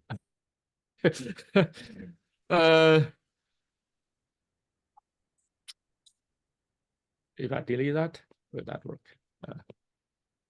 Oh, it does show something. It looked like what I changed is I did change it. Oh, so this is a little bit different from the block sphere. So the block sphere does show that the phase turn, but in this case, you use the color to show. Sorry. So the IBM Q sphere is not exactly identical to the block sphere. In this case, you see the phase is represented by the color. So I did change the I did change the phase, but it didn't show as the angle, but it showed by color. Because the Q sphere is trying to represent a multi-qubit. So my apology. It's not. Oh, maybe can I show it? It still doesn't show that geometrically. It just uses color to represent that phase. Yeah. So I did manage to rotate the phase, but it still doesn't present that geometrically. It's use color, pseudo color to show that. So in this case, it looked like I changed the probability of 0 to 75 and 1 to 25. It look like so, yeah. So apparently that's, but how do I change the theta? Anyone suggest how do I change the theta? I don't know. So which case should I use to change the theta? Why? If I change the y, oh, it still changes the phase. Sorry, I don't know how to I don't know which gate I use to change the theta. But basically, what I'm saying that you can use the gate, even though I wasn't trained to be to understand quantum mechanics just off the topic on my head, but with this track and the job, and you can, this is basically experiential learning. We can look at the Q sphere to see the outcome, try to understand what those gates operate on the stage. Right, so this is so what I found that this is a very good environment for experiential learning. Okay, so now we can I'm going to whoops, how do I delete that? Okay, so now we come back to this the 2-qubit 2-gate Q sphere. So this is hopefully it's a bit more easier. So now I apply the Hadamard gate to the first one. Let's see whether I can. Oh, I see. So there's a conventional difference between the IBM Q sphere and the regular quantum linear algebra method. So in most linear algebra, we put Q0 as the leftmost. Apparently, in IBM Q sphere, it could put Q0 on the second bit. So I applied the Hadamard gate. You see which one changed is the second bit. Second bit becomes 0 and 1, and not the first one. So in fact, I can try this. I put the Hadamard gate to the Q1, see which one changed. It's the first bit. So apparently, IBM Q sphere you from right to left, and most mathematical linear algebra when we from left to right. So yeah, it's a bit of computing from time to time because different environment people use different convention. But as long as you know it, it's fine. In fact, even in computer science learning system, the Windows system, they use big ending, and it's also just opposite. But as long as we know which system we use, we follow that convention, it's fine. And in this case, if you found out that this is different from the block sphere of the linear algebra operation, you just have to remember, apparently IBM Q sphere from represent the order from right to left. And mathematically, we often write left to right, or conventionally. I don't know why IBM choose this way, by the way. Anyhow, but that's the Q sphere. In fact, you can try other things. In fact, can I apply the gate reverse? No. Yeah. Okay. Let me reverse that. Oh, very nice. I did the reverse that. No, I did not. Q1. Oh, I see. It's automatically changed. Does it? Yes. It interesting. When I change the Q1, it automatically change the second one. That's why. So if I change it twice, it flips it back. So actually now you see this is also superposition. So remember initially I put the Q1 I use a Q0 to Q1. Now I flip this. I use the Q1 to control Q0. I still achieve the superposition. In fact, it's exactly the same state probability distribution. We have a 50% 0, 0, 50% 1, 1. So, and you can actually try that. In fact, oh, I see. It's much easier to edit on the right hand if we just apply that in the code. So I'm going to change that to 0 and then use the control. Use the 0 to control Q1. There, I changed it back.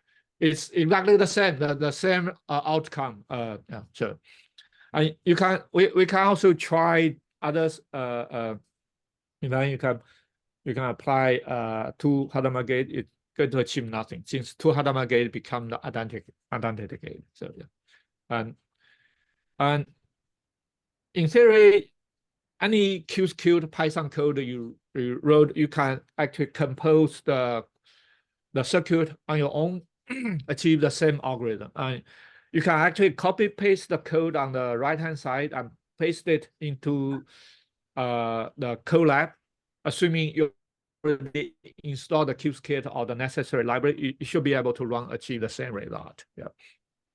So I think my apologies, this goes much faster than I thought. Let me see what other things I can questions. Yeah.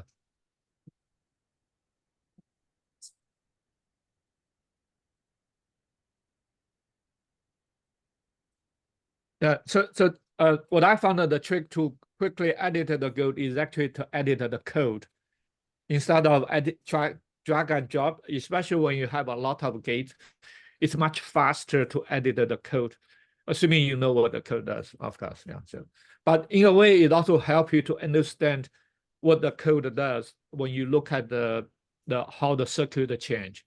You can even alter the order of this to see how it change. Yeah. So this is a very good interaction. What I found the way to learn how to edit the quantum circuit. Yeah. So.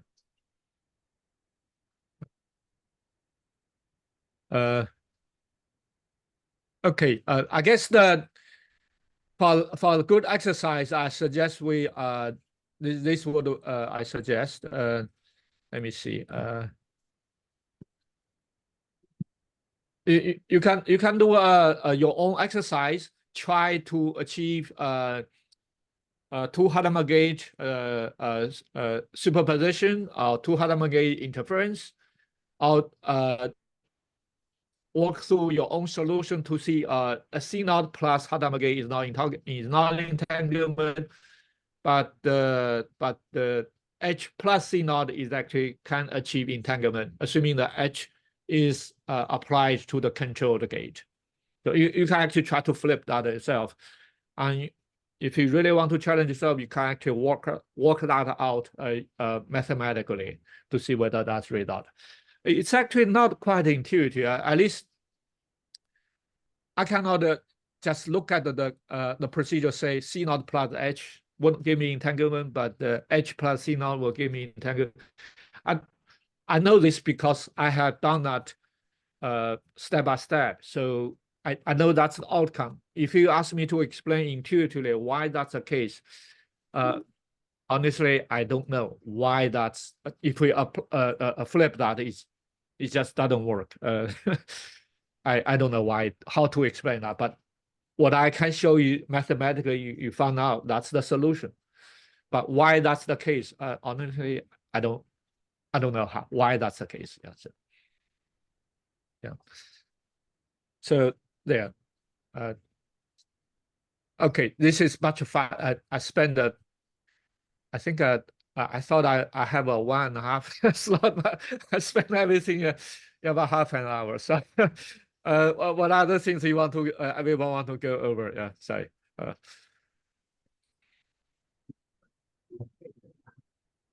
Okay, thank Yeah. you. Thank you, Dr. Qin. Okay. Okay, so I can take the podium now. Mhm. Okay, so Yeah. I'm going to share some of the code because like this morning, I think the Dr. Tian talked a lot of the concept, right? Like the fail state and the teleportation. So I will share the code, all the source code with you guys. Okay, and then let's run the code first. Then I will give some, explanation. Is okay with you? Okay, now first code is I'm going to share in the field. So I did not prepare the PPT, but I'm going to post a link on the Zoom, okay? On the Zoom, please. First one, I'm going to explain this one, okay? First one is I'm going to take give me a second. I already shared some of the code. Where's my Zoom? So my Zoom is here, right? Okay, in the chat, I'm going to, first one is the, did I share with you? Okay, it's here, right? Okay. The fail state.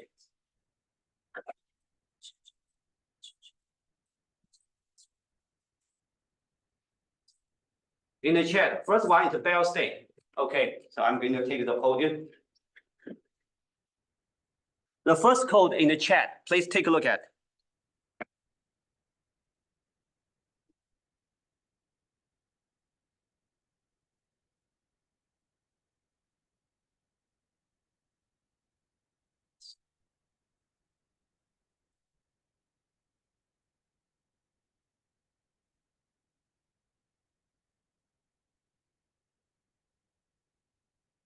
Ben, do you know how to change the background? I just the white and the black.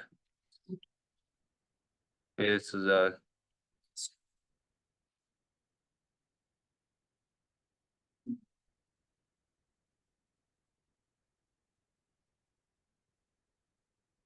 okay. So everybody can see it.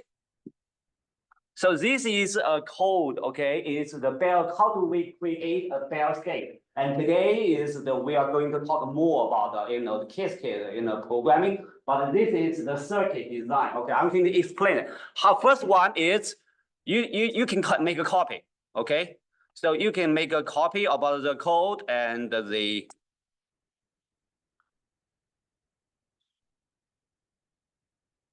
So how to run the code? Anybody have just do you guys use the just the Google Colab a lot? Okay, so run the code. Where's my running?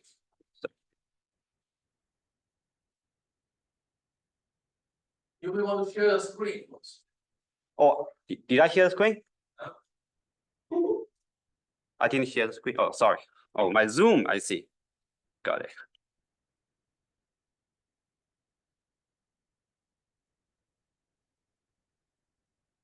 Yeah, right? Yeah, I share the code. Okay. Here, right? Where's running the code? What's happened? This interface is different from mine. Okay, it's here. Run it. Oh, yes. I see. I got it. Yes. Okay. Just I will show you. So, how many people have opened this link? And you can see the hand. Okay, everybody can. Okay, please. And then let's make a copy. You just you can make a safer copy in the drive. Okay, you can create just like the copy my code. For example, I think they put your name. For example, my name is Tom. Okay, you can just choose like you can use like the Tom. Okay. So this is the code like I use in the class when I teach when I taught this quantum computing with the Dr. Cox and Dr. Tian. Yes, this is called first one. How do we create? Okay. So how do we create the bell state? So it's the first one. I can explain a little bit. So the first one is you have to install the system, the Qiskit. Okay. And then install the library, and then call the widgets the module you want to use. This part, just don't worry about it. Copy and paste. But the most important part is so this part. It's design the quantum circuit. Okay. So here we have the quantum circuit. The first two is the how many qubit. Take a look at here. Quantum circuit is the first two is how many qubit do we need? We have 2 qubit. The second two is measurement. Okay, how many measurement? Okay, the measurement. Okay, we want to use, and then this statement means apply the head mod gate on the qubit 0 is the first qubit. And then barrier, we set up something, this is the barrier. This is the barrier. Barrier doesn't have any kind of functional, just there's no functionalities, just the visualize. Just give us a visualize. Okay, so, and then we can draw, we can take a look at, we can just show the what's look like. First one is head mod gate, and then add a CE node. So tell me what's the output will be. I think the Dr. Tian Li already and the Dr. Hong Qing already showed them what's output will be. It's called fail state. Should be in the entanglement, right? We can show the entanglement. Okay, so when you now let's run the code. Okay, step by step. First one. Okay. Oh, take a while. Just install the libraries. Everybody running? Okay.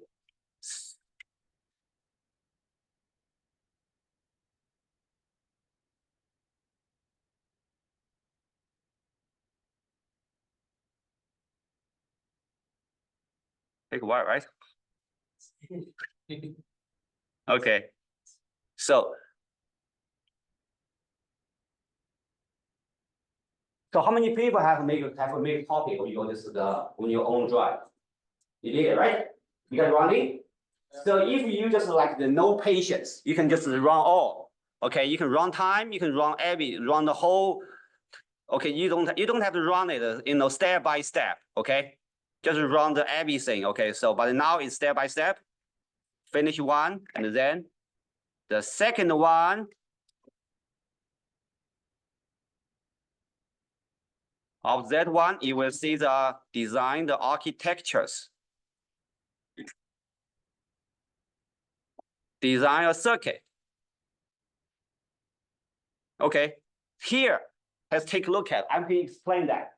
Q0 and Q1 means we have two qubits, right? Q0 and Q1. What's the C? C means it's a classical register. Okay, the Q1, Q0, and Q1 they are quantum register. We just keep the state, save the quantum state, and the C we have the two. Okay, to keep the classical data means after the measurement. I think the Dr. Li already talked about. Okay, the quantum state will collapse. Okay, into the definite classical number. It will be saved in the classical register. We call the C0 and the C1. So this is the diagram about. So, and this one is doesn't matter. Just to show the the quantum state using the box spheres. So measurement means okay. 0, 1, 0, 1 means okay. So means the first qubit state will be saved in the the first classical register, the measurement. The measurement of the second qubit state will be saved in the second classical register. Everybody got it? I introduced the two concepts, quantum register and the classical register. Okay, so this one is the quantum is the register, and the classical register. Classical register is the one that we use. Okay, it's save it using the 0 and 1, the bit. But the quantum register save the quantum state. So, and then you will get it. Okay, so here I want to talk about the simulator. Okay, everybody know that a quantum computer is very expensive, right? So it take I think in the class, just in order to run our code, we have to wait for 10 or 9 hours. It's very costly. So I think we can use it. We can use the simulator like the GPU and the CPU to simulate the executions of the quantum the circuits. So we use the simulator. Here we call it back end the back end, we need to choose a simulator. Okay, here I use the back end, the basic simulators. And then after we the simulators, we can just launch our program on the simulator. We can run the code.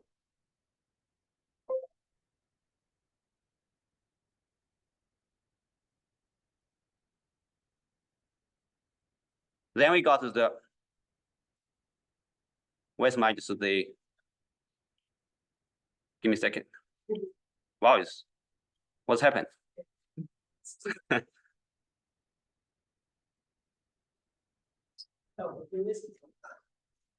Give me a second. Why it disappeared?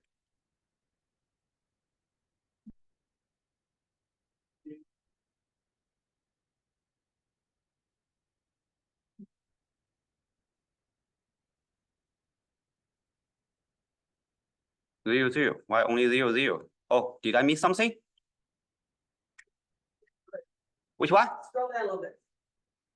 Go down a little bit. Down. Wait, right there. Yes. Yeah, right there. You did It doesn't have a check mark next to the. I didn't run this one, right? Yeah, doesn't have a check mark next to it. But oh, yes. Okay.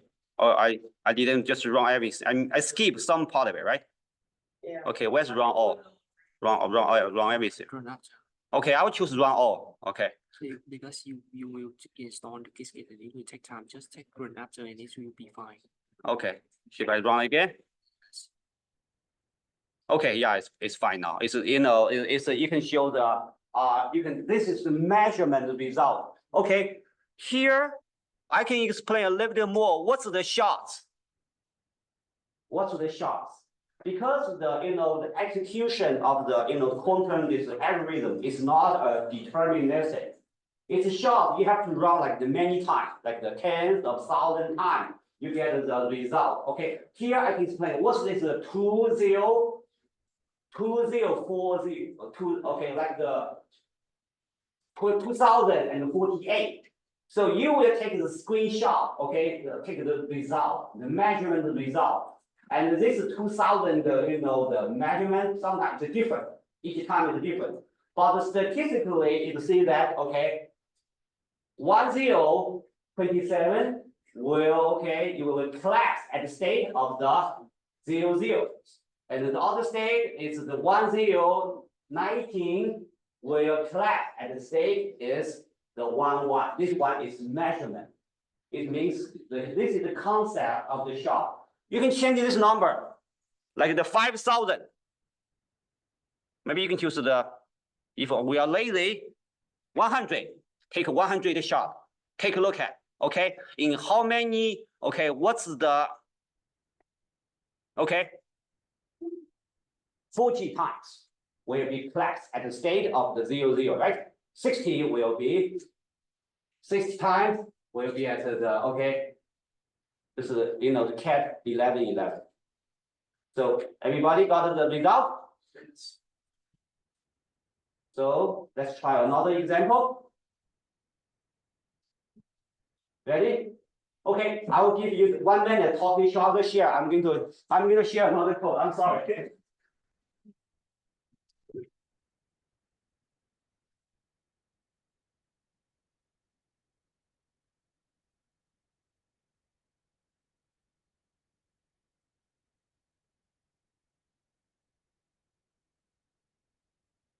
Yeah, please talk each other. I'm looking for my code now.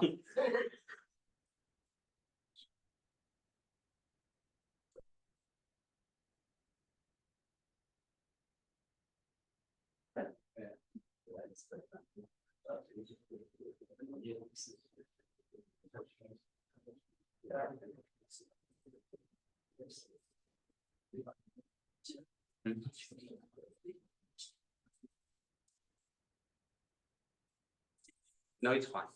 Don't worry about it.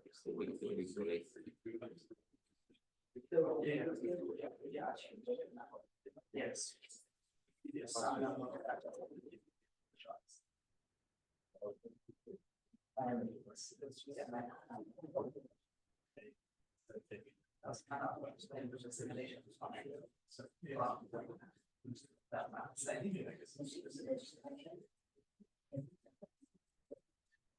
Okay, I just post a new code. I'm sorry. So please take a look at take a look at the chat. Okay, take a look at what's this code about.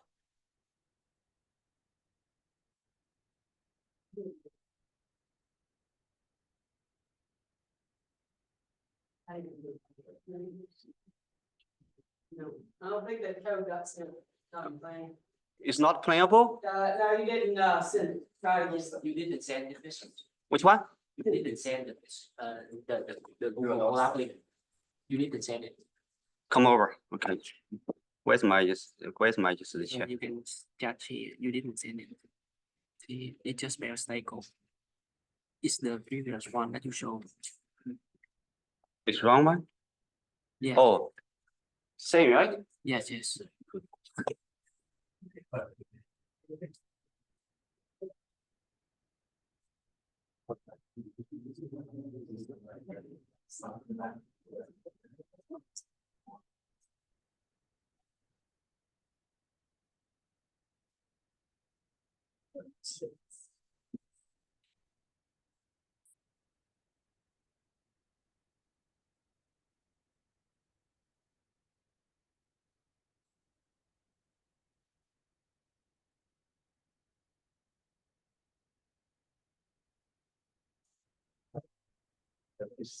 Give me a second. Why is my one? It's right? Yes. It's error, right? The half error.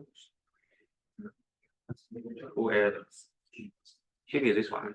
Yes.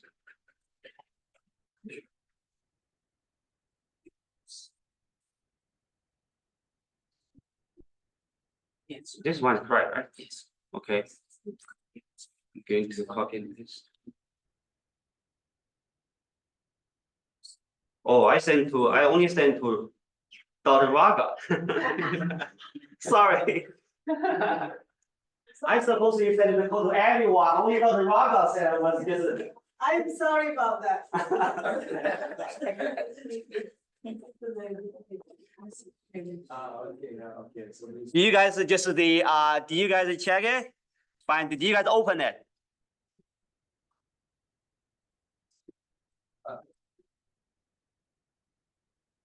Yeah, you see, I sent to .raga, in the beginning.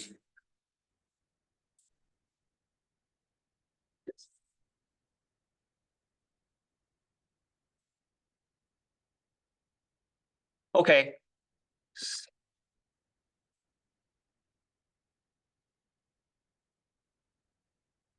So this code is, as a matter of fact, this code is the error. So we try to use the, I think if you are computer science major, we know that, okay, the error mainly is when we run the digital circuit, right? It's the first digital circuit. Right now, we just using like the quantum, okay? Quantum circuit to implement the error, okay? Tell me 0 plus 1 is equal to, tell me what's 0 plus 1 equal? Binary number. All right, 0 plus 0 is 0, right? Let's try it. This one is the same. Okay, so this code is that. Okay, you guys can same. The other part is the same, and the only things is the design the circuits. So you're using the so don't worry about it. The circuits designs. Just to validate. Give me a second. How can we validate?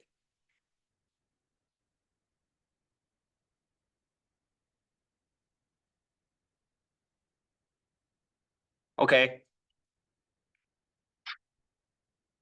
So the only things you need to change is the initial. Okay. This one is the. I can write down. This is very low efficient. It's the 0. we will formulate into the cat 0, which is the this is the cat 0, okay? In the linear algebra version is 1. This is the 1 0. I think the Dr. Cox when he talked about it, okay? The formulation of the qubit, okay, cat 0 equal to 1 0. And the 1 will be, this is the, okay, the digits, real binary number. 1 is, we can formulate using the cat 1. What's the vector version of the cat 1? 0, 1. Great job. 0, 1. So let's take a look at this code. So here I just using, this is the adder, okay? I just using the quantum circuit to implement the add, okay? Initialize the first number will be the 1 0, means it's 0, right? It's 0. And the second number is 0, 1, means it's the cat 1. So 0 plus 1 should be equal which number? Run the code, take a look at whether or not it's right. Okay, so this code is very easy, but okay, let me see. Let's run the code. Okay, initial state 0, 1. Let's run the code. Run all, run anyway. Okay, please check the output.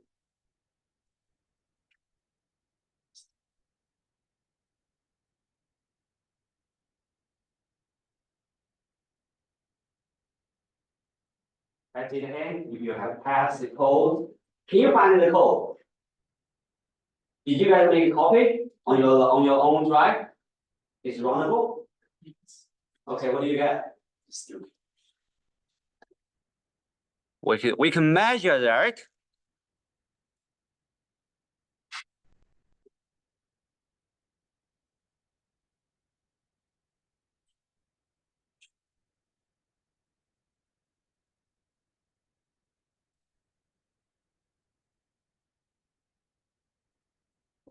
Yes. You got it? Okay.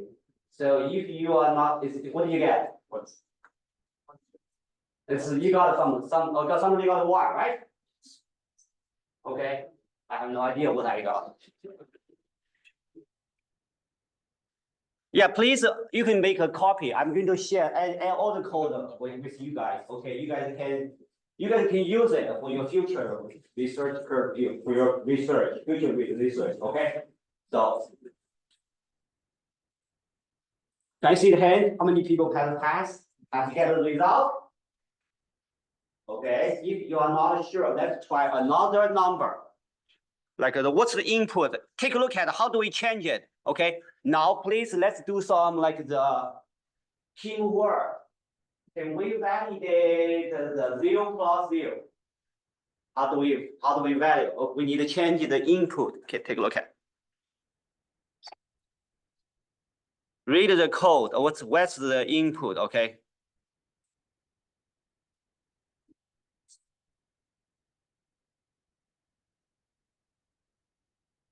How do we change it? Can anybody tell me how do we, if we want to try,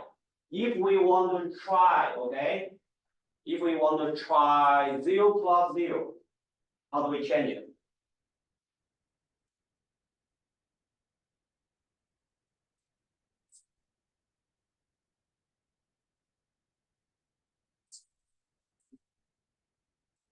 Anybody find it? Somebody find it. Is that cat 0 supposed to be 1 0? Which one? The cat 0, the first positions of cat 0 state. You want to get changed to y, right? 1 0.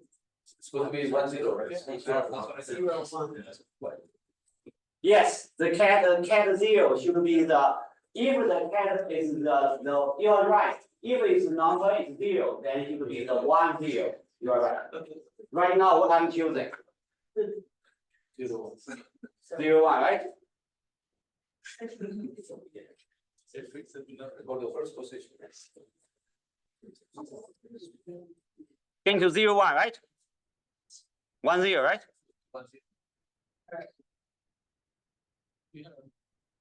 So, okay, this is a 1, 0. 1, 0 means the cat 0, right?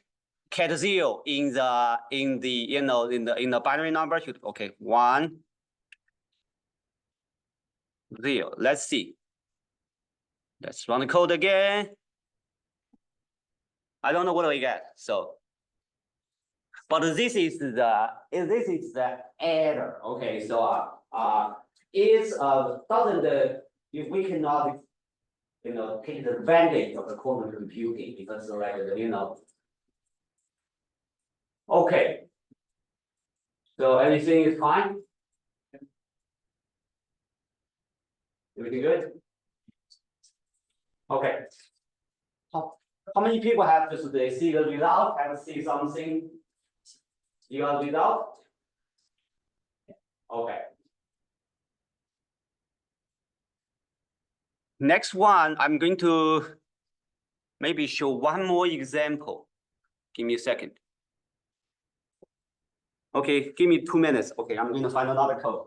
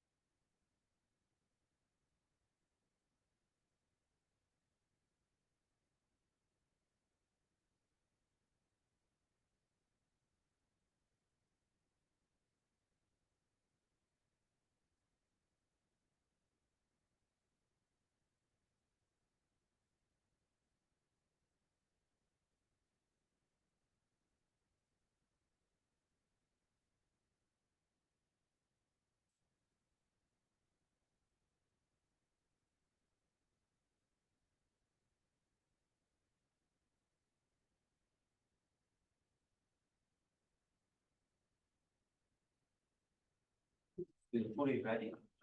Ready. Fully ready. Maybe we can start on early. Yeah, we can talk.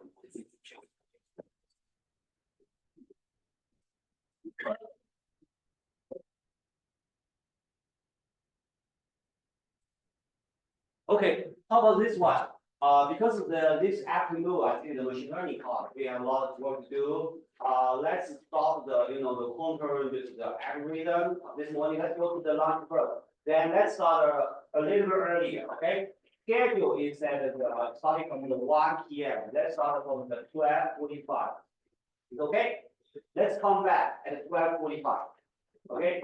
So we are going to have a very long afternoon. Trust me. Okay. We have a lot of things. Where's 49? Which one? We start at 12:49, so we get the 1 hour. Yeah. Okay. Okay. Now it's a long time. Okay, thank you. Thank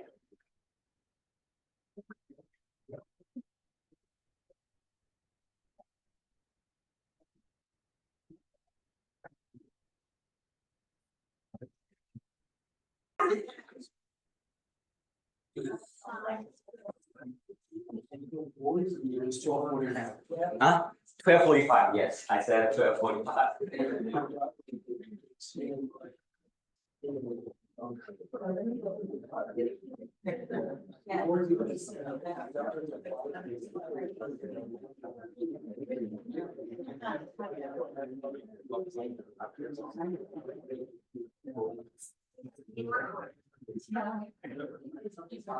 Works.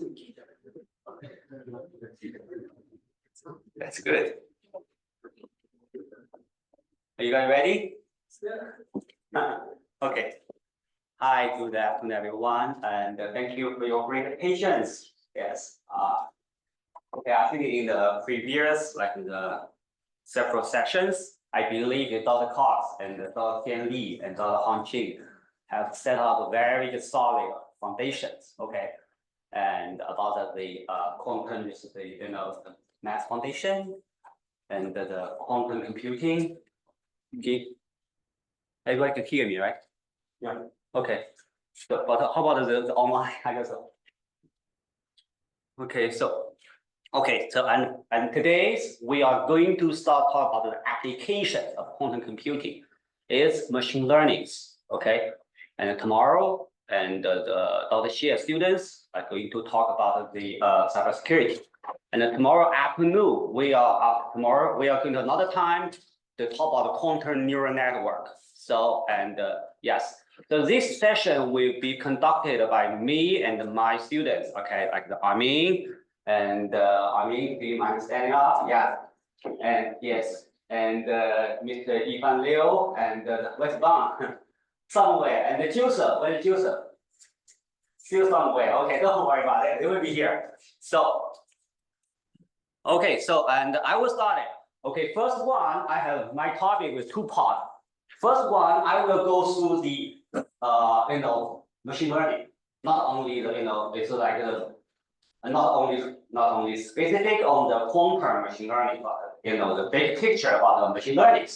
So I'll talk about what's machine learning, the basic concept, and the implement. Okay, the pathway. So, and after that, we'll move to the quantum neural network. We will make a comparison between the different the classical machine learning and with the quantum machine learning, which is based on the gate.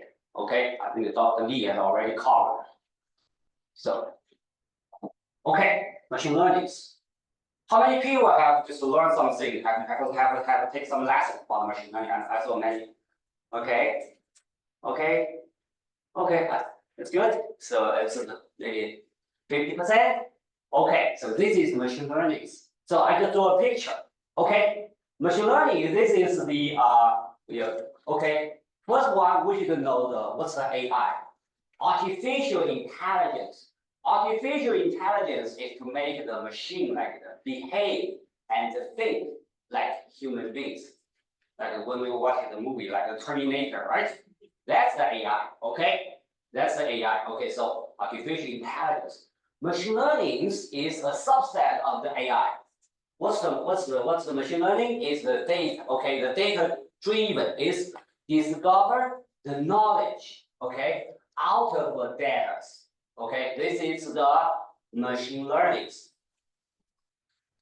And the deep learning is a subset for the machine learning. Okay, deep set is signified by the neural network.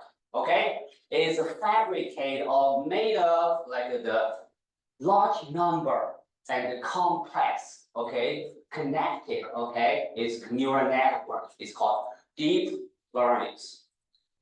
And in deep learning, from my understanding, maybe the different literature review and different description can be further divided into the generative AI and discriminative AI. Discriminative AI is just evaluate, assessment, just samples. Okay. Generative AI means is create a samples. So I give the two questions. Tell me, which one is discriminator, which one is generative. First one, First one is giving you a picture.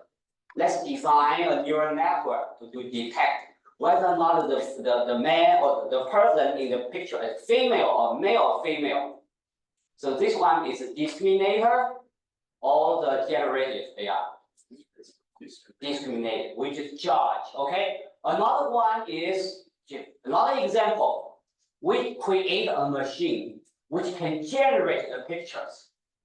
Okay. This one is generative AI. Okay. Keep in mind. So right now the most of the popular the machine learning technique will be the large language models. Large language models, I can want to see that it's engine by the human language. Even though sometimes we have the multi-model large language model, which can just, can be fed using the music or movie and generate the music, but the engine still the human languages. So okay, so this is the big picture. Okay, and here I want to say that machine learning is discover knowledge. Well, someone is knowledge. What's knowledge? What's knowledge? Okay, here in our, from the point of view of the mathematician and the computer scientist, the knowledge is function. Knowledge is nothing, just a function. Okay. So this is the example. Okay. So here is a picture. Okay, the function. The input will be like the picture of a picture of some animal, right? Output will be a dog. Okay. The next one is the picture. The input will be who will be the next president, right? So I think this handy. Okay, but I got the copy from the ChatGPT. The answer is the Donald Trump advance. Okay, and following by Joe Biden, right? But this guy Kennedy still have a chance. This is the standard answer from the ChatGPT. I just keep this one. Okay. So this is okay. Now another the third one is input. Okay, signals. The output will be like hello. Okay. So now is next. I'm going to introduce some concept which we are going to cover a lot. Okay. The first one is the feature and the label. Feature is using the X. Okay. The feature means like we can call the input. Okay. In the function, we call in the mathematics definition, we call independent variables. Okay. The label we call output. Okay. The input and output, and the others, the concept we are going to cover a lot is the training data and the testing data. Okay, they're called samples. So label and the feature, everybody have to understand what's the feature mean, what's the label mean. Okay. Another concept is the where feed, underfeed, and the overfeed. We do not use a lot today. Okay, so just like use the function to match or to feed this data, right? So it talk about the underfeed means the large buyers. Okay, so and the where feed is because today we are not going to spend too much time to talk about this concept, but I hope you guys can just if you are interested, take some YouTube class and understand. But this kind of this feed like the overfeed and the feeding performance can be measured by the two very important concepts. It's called bias and the variance. So okay, another one. How many people have heard about the gradient? Can I see the hand? The gradient. I know the gradient and mathematics. Okay. Oh, even the high school kids know the gradient. When did you guys learn that gradient? Where did you learn the gradient? Which class? It's social video. Oh, video. Okay, it's yes. It's very good. Yeah, I think the one teach the yes. I think for the gradient, it's a very straightforward concept for the mathematician, like the physics, right?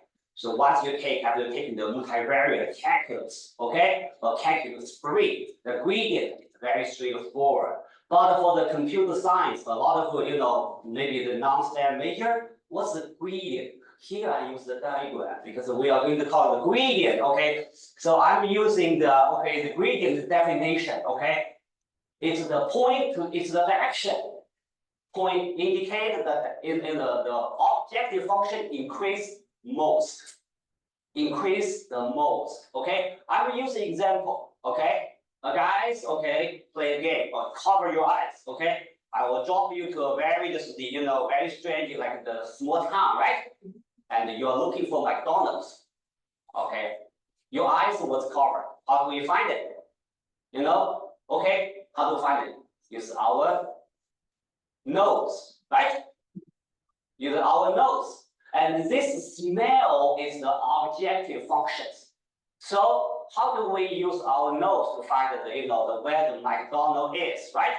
So if we go to the north, okay, the smell, okay, if we move the one step, the smell of the French fry increase like 30%. If you go to the northeast, the smell increase about the 80%. Okay. If you go to the south, right, or go to the southwest, it will decrease. Okay. So which direction do we go to? Northeast, right? Because the smell increase the most.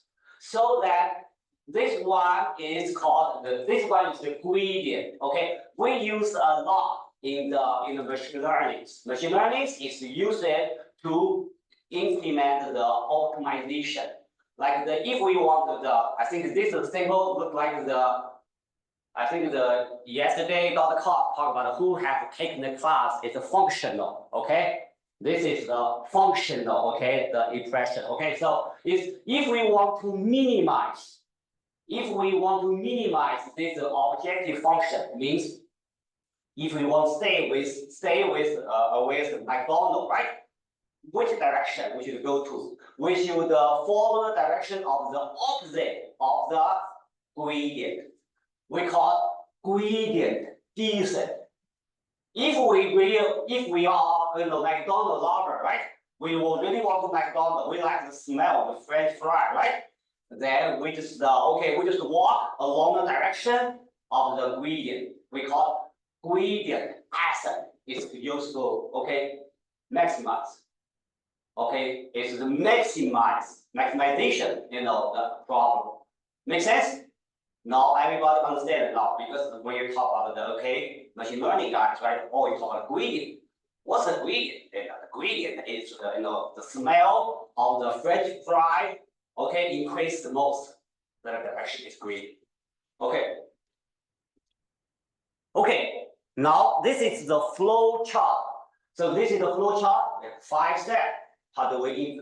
Step 1 is not only the classical machine learning, but the quantum machine learning, same flow chart, okay, exactly same. Always step 1, data preparation. Step 2 is the model configurations. Step 3 is training. Step 4, testing. And step 5 is deployment, right? Once the model is trained, we call it frozen, and we can sell it, right, to some kind of rich people or rich company, right? It's called deployment. So this is the 5 steps. And today we only will talk about maybe the first 3, particularly step 3. Okay.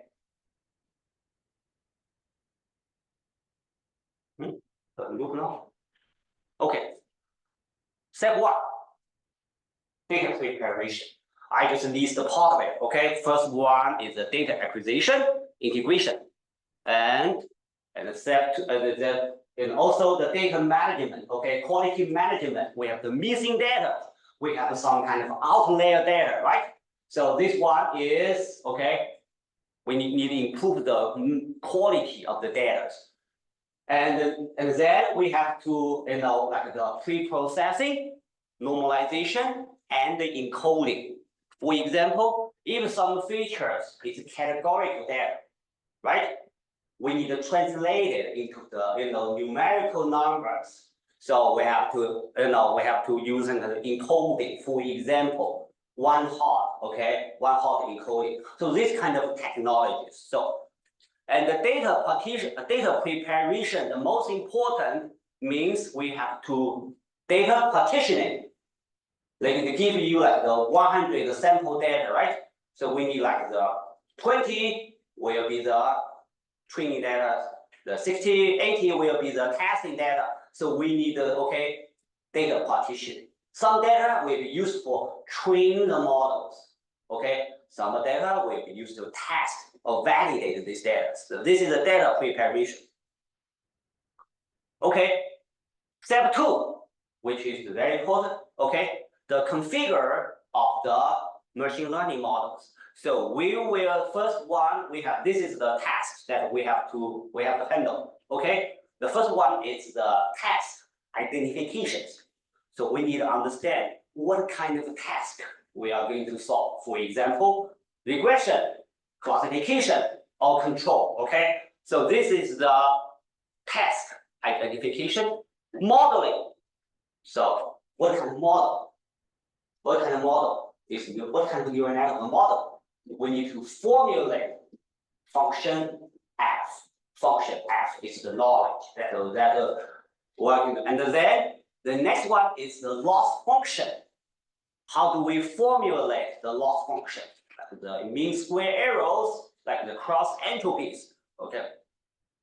And the configuration of the next question, we are what kind of optimization? I think we have some gauge or we have some math student, okay, math scholar. I think they want to make a contribution in the optimization algorithm. So this is a very important, okay, the job, okay. So now I will go through yes. So if the optimization algorithm is based upon loss function, or that's separate from the loss function? It's saying loss function is an objective function of the optimization. Yeah, we want to minimize the loss function. Optimization is actually algorithm is based upon loss function. You want to minimize loss function. Yes, yeah, to find the best, the best parameters. Okay, so if you go back to the slides that you showed, like two more, yeah, so another one. One more. You see that formulated loss, that's the L sub theta. Yes. And that's loss function. Yes. And you want to minimize the gradient of that. We want to minimize the loss function according to the gradient because the gradient. Yeah. What is the difference of that L theta of the if you show one more, if you go back one more and help this gradient? Oh, this is the loss function. Yes. Yeah. So this is the loss function. Yeah. You want the gradient to be descent. Yes, yes, we want to use this one. Gradient descent. But we said that you want to maximize the gradient, right? We want to, yes, because the gradient will give us the direction which can just if we increase, but it's I'm negative. Okay. I just follow the opposite direction of the gradient. Means I drop most. Okay. Yeah. And the maximization is also used because I know somebody has learned GAN. GAN is a GAN is another theoretical model. We try to increase the objective function. So, but thank you for the question. Yes. Okay. Now I'm going to talk about the step 2 now, configuration, the task. Okay. So I will quickly go through what kind of task, right? We have the regression. Okay, regression. And then we have a classification. How do we know that? Particularly for a lot of in a newbie, yes, if we had to begin this area, right? We don't know that why is regression, why is the classification. My answer is according to the X and the Y. X is the feature, right? Y is the label, right? Y is the label. According to the feature, it's the Y. If the Y is the categorical data, means it is a classification problem. If the Y is continuous data or sorted, okay, categorical data, then it is a regression. That's the regression. Okay, so this is the okay. Okay, now next one is the modeling configuration. We have the task identification task, right? We have the modeling. Modeling is how do we formulate, okay, a function, which is the knowledge that we want to disclose, right? The function. How do we model, okay? How do we model a functions? And here, we just introduced a term. It's the computational graph. Computational graph is because technically any functions, any mathematical functions can be formulated by a computational graph. So take a look at this is a computational graph. So it's the node will be the operator, the edge will be a data. So here we just use one graph, right? To formulate this is a mathematical functions. Take a look at, and do you have any questions? No? How about let's do one exercise? We have the one in class exercise. Otherwise, it's kind of getting, you guys get bored very quickly. I'll give you some work, in class work. Okay, can you just everybody get a piece of paper and draw the computational graph. Draw the computational graph. I will not check your answer, but I will today.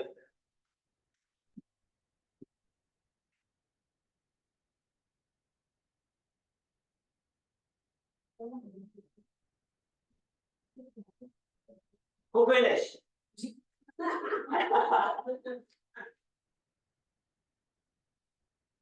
I will not ask my student, okay, because they know the answer already. So I will ask how about I ask the high school kids in the IQ, you want to try? Don't worry about it. Okay, what's the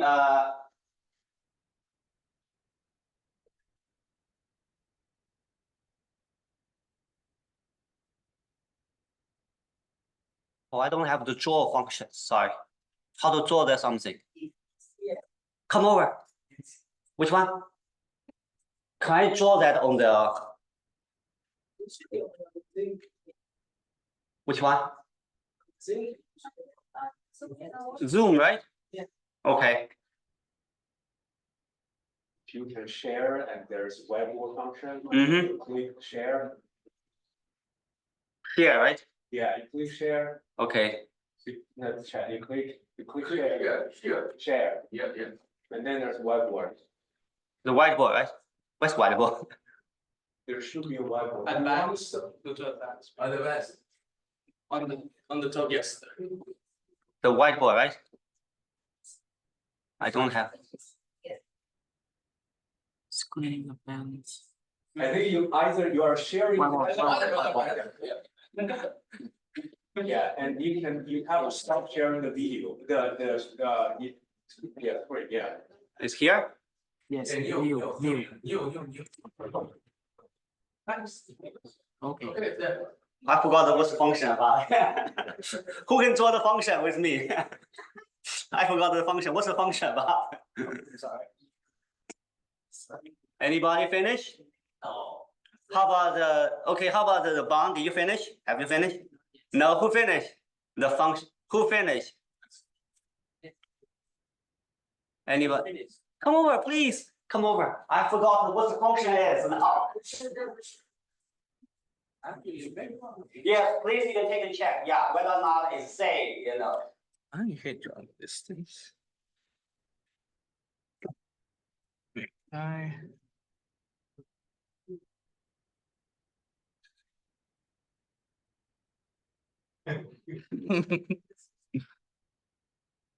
You can draw it, you don't have to,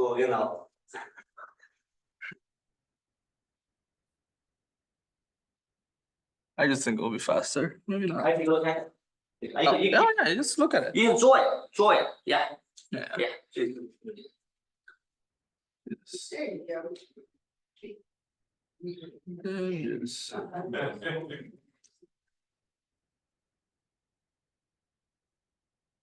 Okay.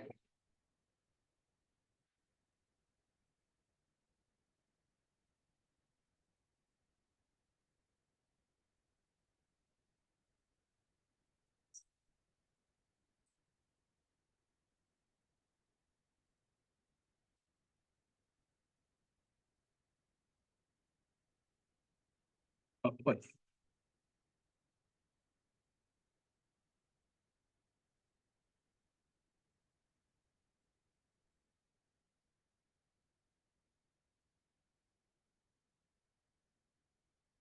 Very good job.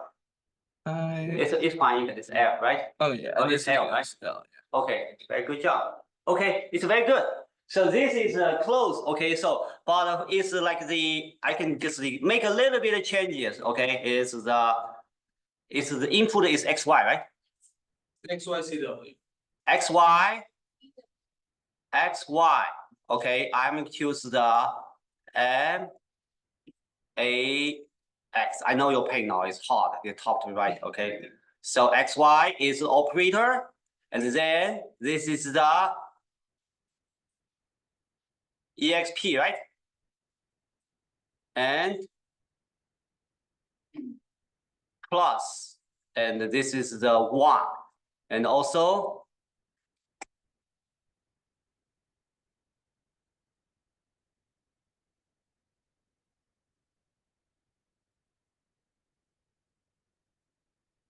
W S the R. I know it's tough. Okay, so SIN. This is the Z. So this is the L. Okay, so the computational graph is very, very important. This is a very important concept. Without the understanding this computational graph, it's hard for us to understand what's the neural network. What's the neural network? Okay, so take a look at. So this is the computational graph. We just use a graph, okay, a graph to formulate, okay, a functions. And the graph, this node is the operator. This is the edge. This is edge will be the data. We call the tensor. Because the data can be a tensor, like the dollar cost already, and Dr. Tian already also talked about the tensor, right? So that's why there's a very famous software. How many people heard about TensorFlow? TensorFlow means the data, okay, is the data flow over on the edge and processed by the the operators. So this is a computational graph, okay. So think about it. In the class, always use example. How many people have heard about the Toys, the company?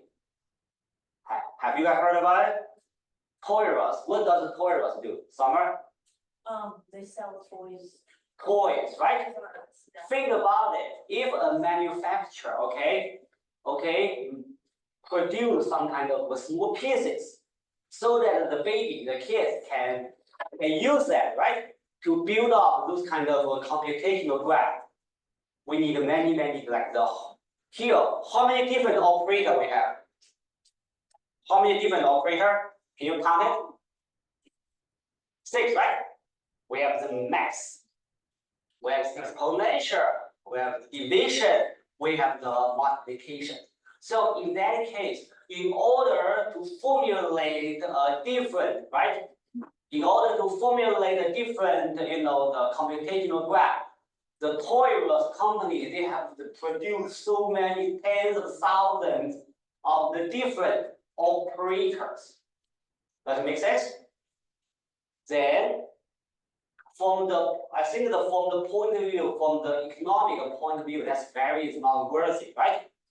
Can we use some kind of standardized small, standardized small like the operator, so that we can build up this kind of computational graph? Yes or no?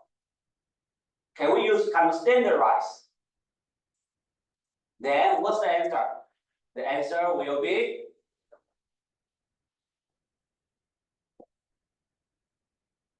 I need to let's stop sharing. Oh, just stop presenting. Stop presenting. Here? On the middle. Yeah. Somewhere near. Let's replace current share. I'll do that. Screen. Go left. So I'm really not good at this one. Stop presenting. Okay. Just the X. You just share. Is it sharing? Replace screen. Yeah. Question. Oh, yes. Thank you. You saved my day. Okay, so thank you. So I'm very shy, in front of public. I just sometimes I lost mind. I don't know what to do. My IQ, oh sorry, not IQ. My just IQ is very low now. Sorry. Go to this part, right? How do I just go back here, right? Okay. How do I just F5 or just the You can use the laser pointer. laser point? The left button. Left button, right? Yeah. Just click it. No response. Percentage. It's the percent. Their little icon. Yes, I cannot find the icon now. Yeah, the little icon. Yeah. Okay. Thank you. Yes. Okay, Okay. Thank you. Thank you so much. Yes. Okay. If when I get trouble, I get you. Okay.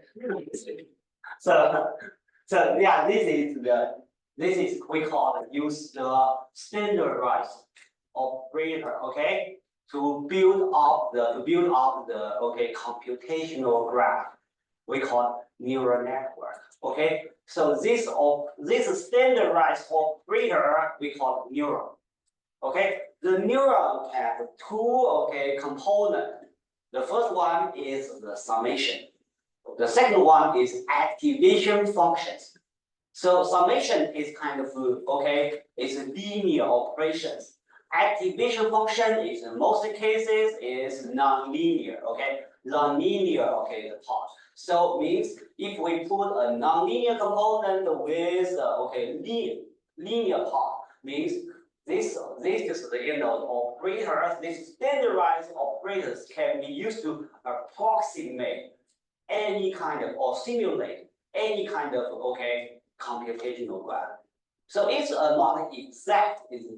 So this one is the here is the we call approximate, means we can use a neural network to approximate this this computational graph, but not exactly same. So this is the motivation. This is the motivation of the neural network. Okay, and based on it, we can just build up our deep learning models. So it means we use the neural network to formulate a function. That's the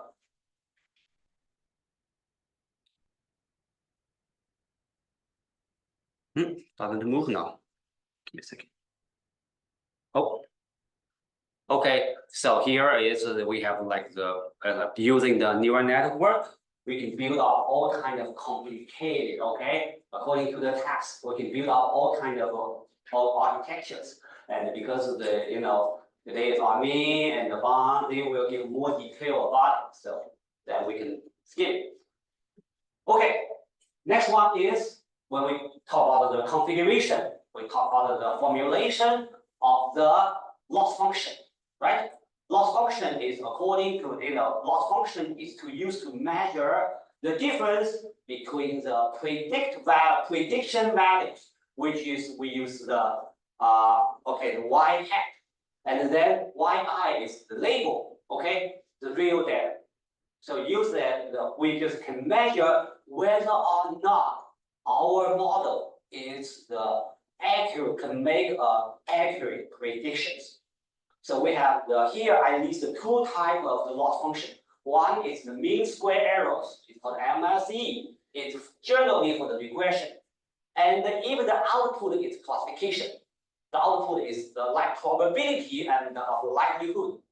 So we use the cross entropies. So for the machine learning, for the quantum computing, the output generally is I think that this morning we show example, right? The quantum circuits, the output is always probabilities. So I believe for the quantum machine learning, the cross entropies will be more more just popularly used. So now is the optimization algorithm. I think the mathematician part, right? So we have the gradient map and we have the gradient method. We also call the first order convergence rate, and also the Newton-Raphson with the second order convergence rate. All the, I missed something. It's cosine Newton. Sorry, I missed it. It's the cosine QUASI. I missed it. My typo. Okay, it's a cosine Newton used a lot. It's kind of super linear. Okay, convergence rate. Yes, but right now the gradient method is more popularly used because of the Newton-Raphson method. We need is like the highly storage complexity. So the gradient method, okay, still more popularly used. So everybody still remember what's the gradient, right? What's gradient? Direction using the McDonald, right? Direction to the direction of that the smell increased most. Okay, don't forget. Okay, now is the training. Okay. Oh, right now we're in the step 3 now. What's the 5 step? Still remember that? Step 1, data preparation. Step 2, configuration of the model, right? Step 3, training. Step 4 is testing. Step 5 is deployment. Don't forget, okay? So right now we are talking about the training. Training is just sounds very complicated, but for the mathematician, the piece of cake. Training is optimization. Is the minimize, okay, given using the training data, many samples, our work to minimize the loss functions. Okay, minimize. Okay, so this is the, so what's this one? Remember that? It's called gradient descent, right? We want to minimize, in order to minimize these loss functions, we want to find the direction or the gradient, so that walk along the opposite of the gradient, we can reduce this objective function, gradient descent. So you will find out in the machine learning, the training of the machine learning, calculations of the gradient. This part is the most fun part, most painful part. Yes, and most time-consuming part. Right? This is how do we calculate the gradient? How do we calculate the gradient? That's the major work of the machine learning. So, okay, so I will tell. How do we calculate? I will tell you the answer. In the classical machine learning, the back propagation is the way to calculate. Okay, we use the back propagations to compute the gradient. I'm going to show you example. Okay, I know that here is the not for the online student, maybe I use right down the board. Okay. So Dr. Liang, so I have my understanding of that loss function is f of xi theta minus yi. Yes. So if you have xi as the input data, you threw into the network. Yes. You got yi. Yi is already given. The yi is in the table. Yes, yi is given. Yi is given. Yes. And neural network, the whole FFI theta, and theta is you have the freedom to pick theta, right? Yes, theta is a very good question, very good. So xi is given, yi is given. Yes. And you have the freedom to pick theta. Yes, we want to choose the best theta. Okay. And your neural network will determine f. Yes. Yes, you will define the f. Yeah. But the f is signified by the theta. And f is what? Is signified by the theta. Theta will determine what kind of f, because the f is, for example, is a neural network. Yeah. And this neural network has some parameters. So my work Yes, is okay. determining, is what's the I see. parameter is, like in the quantum circuit, rotation. Yes, architecture is given, the quantum circuit, right? Okay. But I want to determine what kind of rotation is the best. Okay. Yeah. And that includes the summation as activation function? Yes, the F was fabricated by many neurons. And inside each neuron, we have the summation part. And activation. Yes, activation part. And the theta will determine that the summation and activation. Yes, the theta, yes. So, yes, exactly. The theta, we have the V and the bias. They are the parameters. Okay. I can just write down maybe both.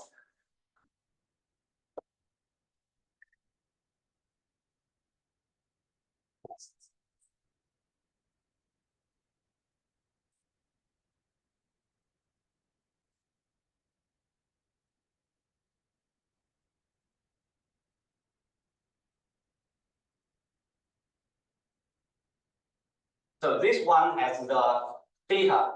Theta equal to the weight and the bias. They are the parameters. So this is the F, or this is the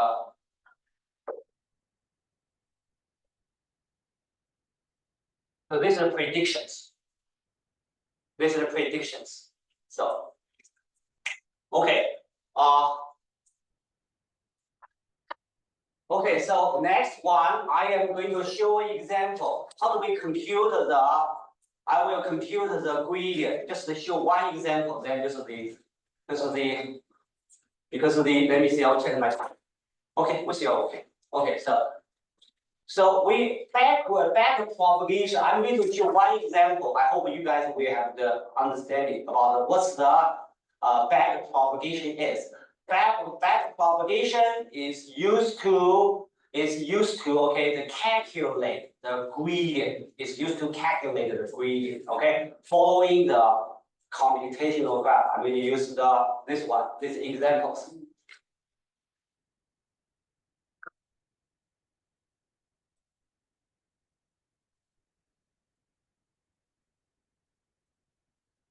So this is the problem. I want to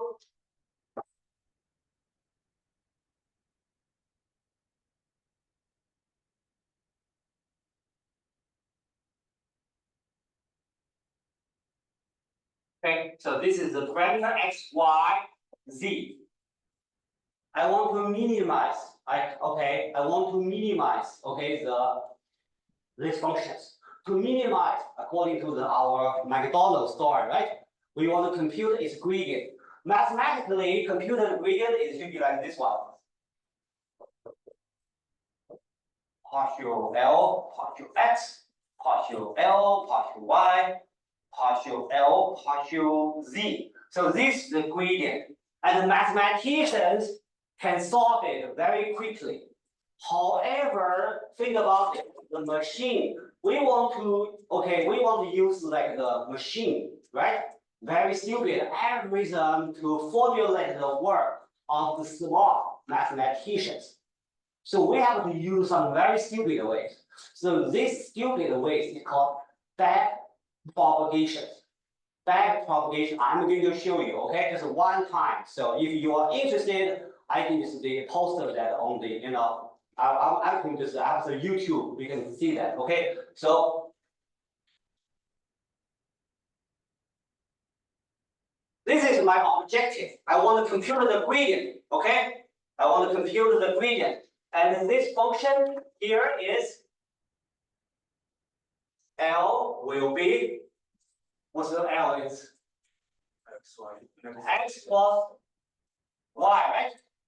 Z.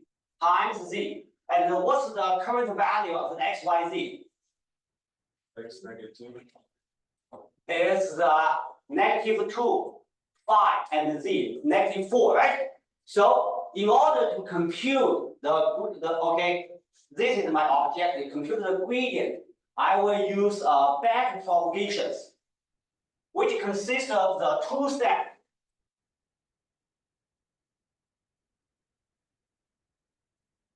First one one, let's draw the computational graph. X, Y, Z plus multiplication this is the computational graph. Okay, step one. So is the step one. Forward pass. Step one, forward pass. What's the current value? Right now, the X is -2, 5, -4. Okay, forward pass means from the input to the output. Okay, if I indicate this one. Okay, so forward from the input to the output. Okay, from the what's the value of Q? What's the value of Q? Is equal to 3. Okay, now keep on going. What's the value of Z? Should be -12. So this is a famous, okay, famous forward pass from the input to the output. That's step one of the back propagation. What's the step two is? Step two is backward pass. Backward pass. Backward pass, it means from the output to the input, this direction. So which gradient will be computed first from the input? Okay, it will be which will compute partial Z, partial Q will be. Take a look at what's the value of this one. Actually, I hate to interrupt you. Can we change that last variable something besides Z? Which one? Come over, right now, you are. Come over. If we call it something else, like say F or something. Okay. Let's call Z. I think we choose Z, right? You have to Z there. We use Z. Yeah, we use Z. I'm sorry. That's a good question. We use L. Alright. Yeah. We use L, right? Thank you for your, yeah, okay. You have L. No, yeah. L, right? Yeah. It's loss function, so. L, right? Yeah, L times. Just to, I think we share the same question here. So what is L here? L is a function, is here. It can be a loss function. Nothing related to the loss function. Is that right? I just it's an objective function. Yeah, So it now- can be loss function. Now we have three functions. We have F, we have loss function, we have objective function. Loss function is the same as an objective function. So F L is is the loss function. L is loss function. Yeah, objective function can be the if we want to minimize it, it's a loss function.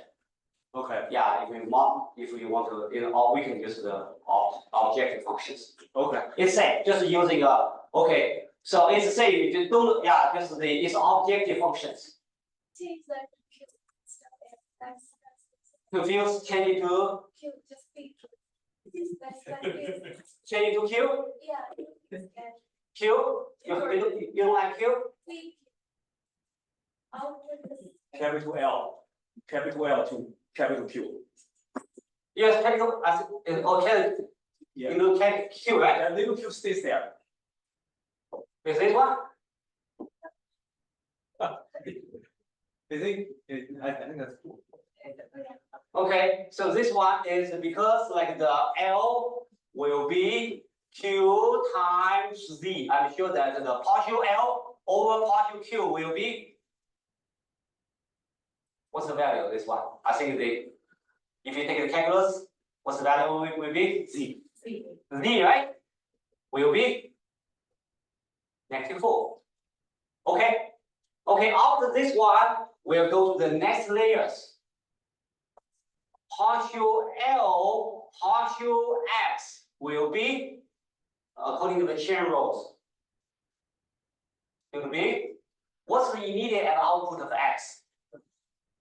What's the immediate output of X? Q. It will be the plus Y. partial Q over partial X times partial L, partial Q.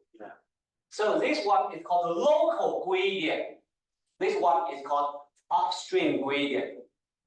And it should be the 1 times -4. In the same ways, partial L, partial Y equals to -4 as well. So this is the backward propagation. Yes. Sorry?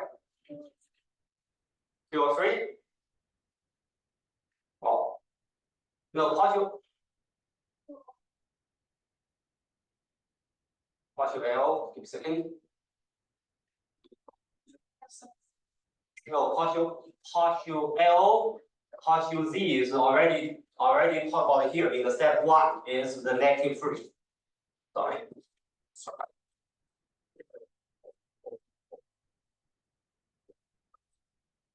Okay, finally the output should be -4, -4, 3. So this is the backward propagation. It's not just it will. Don't worry if you cannot figure it out, doesn't matter. Later we're going to run the code. Okay, so now let's just I'm going to how about let's verify this concept. We have the code. Okay, so Bob, can you put this code on the chat so everybody can access it? Yes. So this is the source code. Please run it. Take a look at whether or not it's correct. The gradient is going to be the -4, -4, 3. The code is the yes. You can copy and paste this one, but the code is already here. You can run it. Okay, tell me whether or not whoever. I think that my student has the PD have the slide, right? Okay, can you just copy and paste this source code? It will tell you how to just implement the back propagation. So, but this is predetermined, right? Your XYZ is given and then your gradient is fixed. the gradient is not fixed. Yeah, if the XY is determined, the gradient is fixed. But for the XY, because we have many samples, the theta is we have many data samples. You have to do many times. For each sample is determined. What is the theta here? Theta is parameters. Theta means XYZ. Here, yeah, I use the theta as is XYZ. Yes. So XYZ is nothing related to. No, I didn't use that parameter. I see. Okay. All right. I just use a small sample example to show that what the back propagation is. Back propagation is used to compute calculate the gradient. Yeah, using the gradient we can minimize the objective functions. Okay. Yeah, that's the story. Yeah. So the gradient is calculated with respect to theta. With respect to theta. Yes. And the XYZ here is for the theta. It's in the theta. Yes. Thank you. Okay. Did you yes. Did you guys run the code? Yes. It's running. It's runnable, right?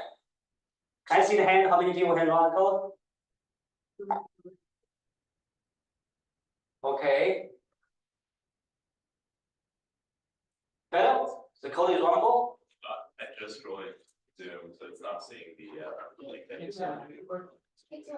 Yeah. Okay. This afternoon we have a lot of code. Okay, we have a lot of programs, so we just start. Okay, can I see the hand or okay, we have the TA, okay, can walk around, okay, so as and anybody need help? Anybody need help? I think well, cool, right? Okay. Sorry, I hate maths. Even my colleague about the class is a mathematician, but myself, anytime when I teach I like to teach the coding. When I teach doing some kind of PDE and ODE or derivative, sometimes even myself, like a little bit is Okay. Should we continue? Okay. Okay. Like this is the motivation. Even for the neural network, we still follow the same. When we compute the gradient, always for the x, and the backward pass.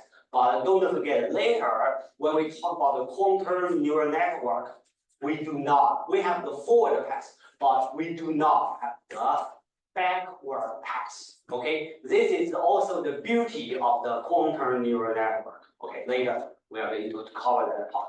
Okay, so understand the term now, right? Backpropagation is used to compute the gradient so that we can minimize the loss functions. Keep in mind. Okay, so this is a flow chart about the training of the deep neural network. I believe you guys will hear this, you're going to hear this kind of a term a lot. So this is the pipeline, okay? So epoch means like 10 times, 3 times. Each epoch you need to shuffle. You need to shuffle your data. You need to change the order of your training data. And then those training data, here I use the stochastic gradient descent, means each samples will be used to optimize, okay, to tuning the parameters. So here is we create the loss, we loss function forward pass. We get the loss functions. Oh, I forgot I have the new weapons now. So this is for each epoch, you can use 10 to 3 times. And epoch, after you shuffle the training data, and then you need to initialize the models parameter like the bias and the width. And then you can start to the training. First one, calculate the loss function and using the backward pass to compute the gradient. After you know the gradient, in order to minimize loss function, you need to use it's gradient descent, means stay away from McDonald's. Remember that, right? Gradient descent, because this one is so this is the story. Any questions about it? Okay. So yes. White hat. Which one? White. Oh, white hat is this one. It's white hat. White hat is this part. Okay. White hat is the prediction value. Is this part? White hat. Okay. And Y is the labels. This is the prediction. The different prediction and with the label will be our errors. Okay. What is alpha? Which one? The last one. What is alpha? Alpha, very good question. It's learning rate. Learning rate, you can choose a very, because they using the McDonald's example, right? We know that the northeast, right? Northeast maybe it's the direction that the smell increase most. But how far should we go? If we just walk this direction, walk for 1 kilometers, we might miss this McDonald's, right? So it means we move for 5 meters and maybe 10 meters. Or this one will determine, how far should we reach along, how far should we walk along that direction. This one is called learning rate. Very good question. Learning rate. In reality, this one is alpha is kind of hyperparameter. In most cases, which is 0.1, 0.001. Okay, once you if you try some code, you will know that which learning rate is the best. Okay. Okay, step 4, testing. Step 4 means here I use this one means after the training, this neural network is done deal. It's determined. We call it frozen. Frozen. Are they using this frozen? We can test whether or not. So this is the whether or not it's the what kind of car or what kind of picture inside. What kind of vehicle it is. So this is the testing. Deployment. We don't worry about it. This is a business. More like the school of business. They care about it, right? How much they can sell this product, whatever. It's not our concern. So this is the deployment. Now we have some hands-on now. Okay, we have some hands-on. I'm going to do two hands-on. So the code is, okay, so this is story. Okay, I'm giving you two stories. The first one is the linear regression, which can be regarded as the easiest, okay, simplest, okay, machine learning model, linear regressions. So this story I call the family plan, right? So this is training data and testing data. So this story is a lot of people I know here in the class. We have so many young people, right? But anybody got married? So nobody got married? I'm married. So when you get married, you will think about how many kids, right? Should we have, right? So and I know that, okay, so it's, everybody loves kids. So, but the problem, kids can bring you some happiness, but sometimes they are very costly, right?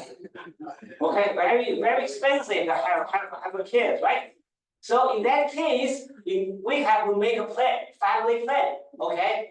How many kids, okay? And then, okay, whether or not I can afford my kids, okay? So this one, we have sample data. So sample one, one kid, it costs like $1 million. Another family, 3 kids, cost like the 2.5, okay? $2.5 million, okay? And this is the sample. And then the one family is maybe a football coach, right? He will have 11 kids, but he doesn't know that, okay? Well, how much does it cost to have 11 kids, right? So in that case, can we use the machine learning problem? Machine learning, okay, method using the easiest one, linear regression, okay, to tell him the answer, how much he need to pay, right? So this is story. And then we have the 5 sample data. Step 1, data preparation. We assume that they are recording, okay? Data preparation, okay? The first 3 will be the training data. And the testing data will be the sample 4 and 5.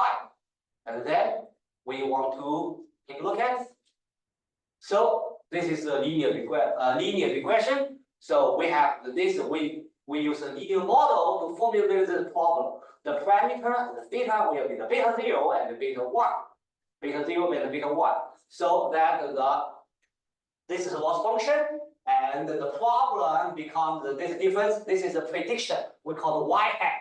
The difference between this one and this one will be the errors. And our work using this free training data, we want to figure out what's the parameter beta 0 and beta 1 will be. It's an optimized minimization problem, right? Okay. So this is the source code. So this part is the training part. Okay. 1 children. $1 million, 3 children, okay, 2.5 million. This is training data. And then this is the testing. The code is here, okay. But can you post this code on the code is here, I believe. Yes. Can you post it on the, please run it. And then tell me, and then make a prediction. You can tell me, okay, don't maybe tell yourself, how much does it cost to have, okay, to bring about like 11 kids. Okay, please run the code. And once anybody have posted the code on the chat? Don't worry, I'm going to share the slide, everything. I'm going to share everything just on the, yeah, you'll get it. But right now, this is let's run it. Okay, this code.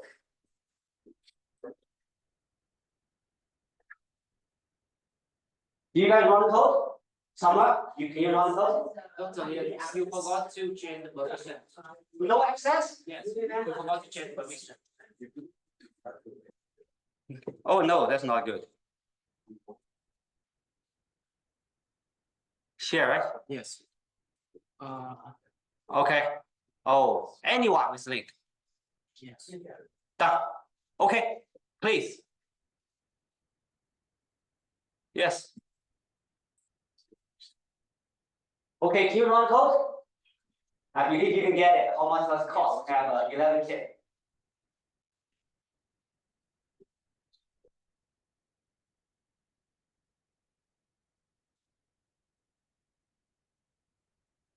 Text in hand. Anybody finish the code? Okay, so Andrea, do you mind sitting with Vicky? Do you mind sitting with Vicky? Yes. Yes, she doesn't have a computer.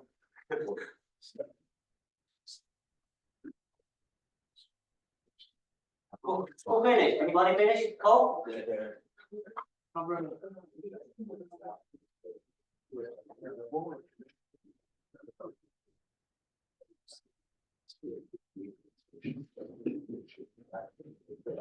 Gonna run all, okay?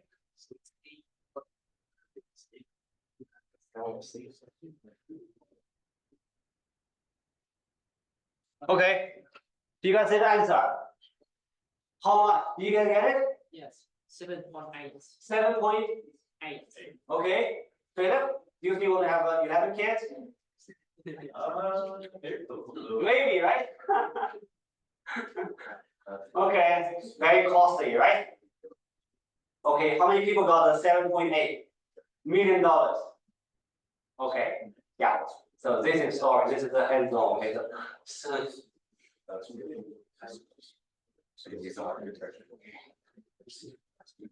anybody need help? Anybody need help? Well, cool. Okay, let's go to the. Can we continue? Okay.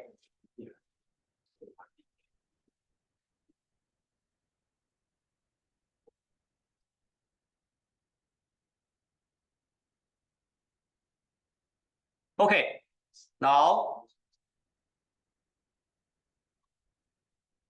let's go to the another example. Another example. So is the another example. Ready, guys? Kind of tired or but we have to continue, yeah, because my students are waiting, to show their achievements. So okay, now is the hands-on MLP. MLP is the simplest, okay, deep neural network architecture.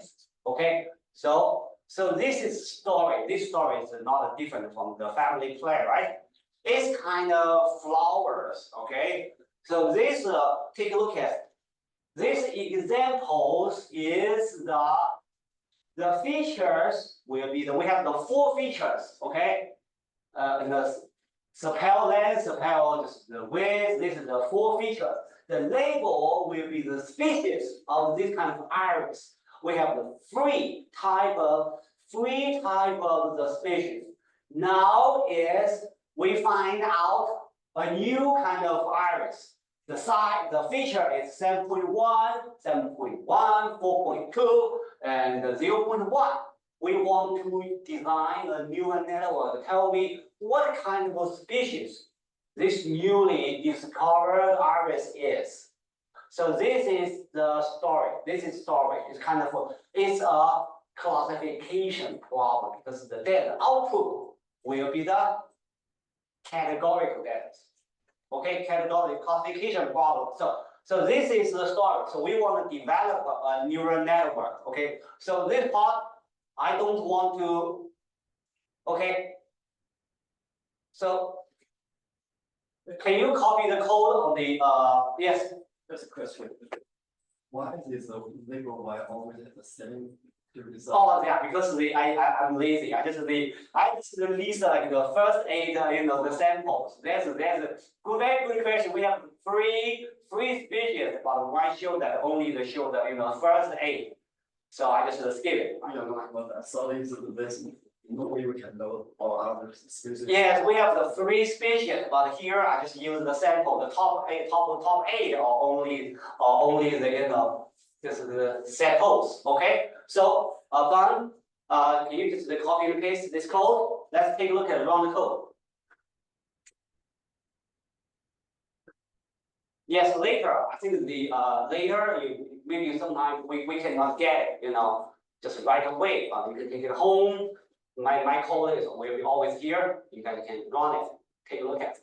If you are busy, ask your kid, ask your students. Okay, try. So Okay, can I see anybody can run code? Can I see the hand? Okay, today I bring like the 5 TA, okay, walking around so they can help you, okay? Anybody need help? No, everybody fine?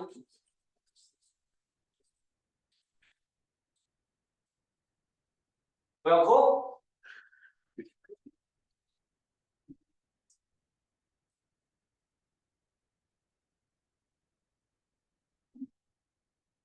So everybody finished, right? Everybody is okay? Yes. Do you guys run the code?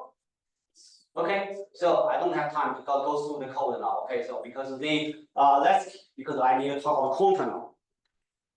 Okay, so this is architecture, and I designed one in class to exercise. Okay, I asked you to update the architectures, but later you guys can take it home now. I don't have time.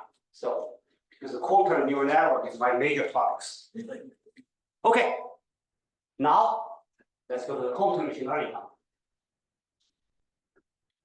Okay, this diagram is very straightforward. Okay, quantum machine learning, it's an overlap between the machine learning and the quantum computing, particularly like Liang power gate models. Okay, X gate, poly gate, with the hammer gate, CMOS, something. So this is a diagram. So this is just to understand. So if you know if you like machine learning, if you like quantum computing, you should spend time, okay, working on the quantum machine learning. Oh, that's too early. Okay, forget about it. Prerequisite, I think that I believe you guys already have the expertise, right? Dr. Cox spend a lot of time talking about the math. I believe you guys are very confident now, right? And Dr. Lee already talked about the quantum physics. Yes, and we know the programming. Almost then we can work on this area. As a matter of fact, we don't have to even as knowledgeable as Dr. Cox and Dr. Lee. If we only know the coding, programming, I believe that's enough as a computer scientist. We can work in these areas. Okay. So this is classical neural network. I believe you guys already have some idea now, right?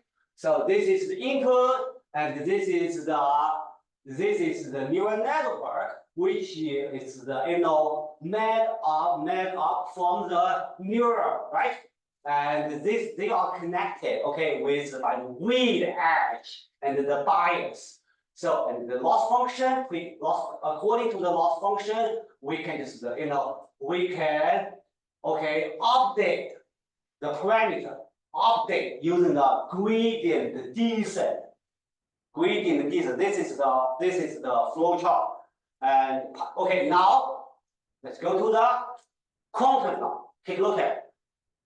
They are doing the similar stuff. Okay, this is the architecture of the quantum neural network. Don't forget this keyword. The first one is the input layers. Means don't forget the data we are using. All the data. Classical data. It's not a quantum state. So we need to encode this data into the quantum state using the different, we call it encoding technologies. Because the quantum state and quantum and the classical data are totally different. Like the example like we have this morning, the adder, right? The adder. If we add like 0 plus 1 in the context of the classical data, with the quantum data, totally different things. So we need encoding. This one is called hidden layer. Is the theta 1, 2, 3. They are the parameters. And this quantum state. And here we add some kind of C naught. It's meaningless. Here I just want to say that we use this one. Is quantum is like C naught. Okay. To formulate some entanglement to synchronize, okay, the synchronization or coordinate, okay, the different quantum state. And this one is measurement. After measurement, okay, the quantum state will collapse to a classical, okay, definite or classical data. The classical data, okay, which can store in the classical registers in the today's class. In this morning's example, I talk about quantum register and the classical register, right? So this part is in the quantum register, which can save the quantum state. This part is kind of after the measurement track, it will become the classical data stored in the classical register and do the measurement. So it's what's the difference between the I'll go back. What's the difference between this one and this one? Tell me. One is neural, right? Another one is gate, right? We do not, this is all this kind of gate, different gate. Yeah, but here I only use some kind of rotation gate. That's many different gate. Okay. So this is the only thing is in the quantum neural network, we use the gate, okay, not the neural. Okay. We do not have the activation function. We do not have because all the so that because the gate is so important, okay, to formulate the neural network. So we have to understand this term. I think the Dr. Cox and Dr. Tian have already covered that this term, right? So is the transpose. Everybody know that the counterpart of the transpose in the complex case is called conjugate transpose. And we have the orthogonal matrix, we call it unitary matrix. It's same. We have the in the real case symmetric, we call Hermitian. So Hermitian. What I mean is in the different context, maybe the same concept, but they have different term, right? So we know the symmetric, right? But we are not familiar with Hermitian. Okay? We know the orthogonal, but we are not familiar with unitary. So they are the same, basically. Got it? So this term. So in that case, this is the gate. I think you guys already heard it yesterday's and today's. This one is like the identity gate, poly gate, the hegemon gate, and also like the control knot. Control knot is very important. Okay, CX and CY and CZ. Okay, it's kind of two qubit the gate. It can be used to coordinate two multiple the qubit. And another one T40 gate. We do not in the quantum neural network. We do not use the T40 gate. Okay, so but it's a two control, and one is the two control. One is the target. So don't worry about it. So like what I said in the quantum computing, we have to do a lot of things to translate the classical data into the quantum state. So this is the commonly used encoding technologies. But in this class, I think the only focus on angle, rotation, change the parameter, change the x, y, z, which is include, and also the parameter, everything into the rotation. That's enough. Okay, here we have hands-on. Can you just take a look at how do we design the architecture? Don, do you mind share the code with the audience? Yes, sir. Please. So this is the we design. We use the Qiskit. We can build up this one. Build up this one. Okay. Free qubit. And we have the three input, x1, x2, x3. We have the three parameter, theta 0, or theta 1, theta 2, and the theta 3. Please run the code.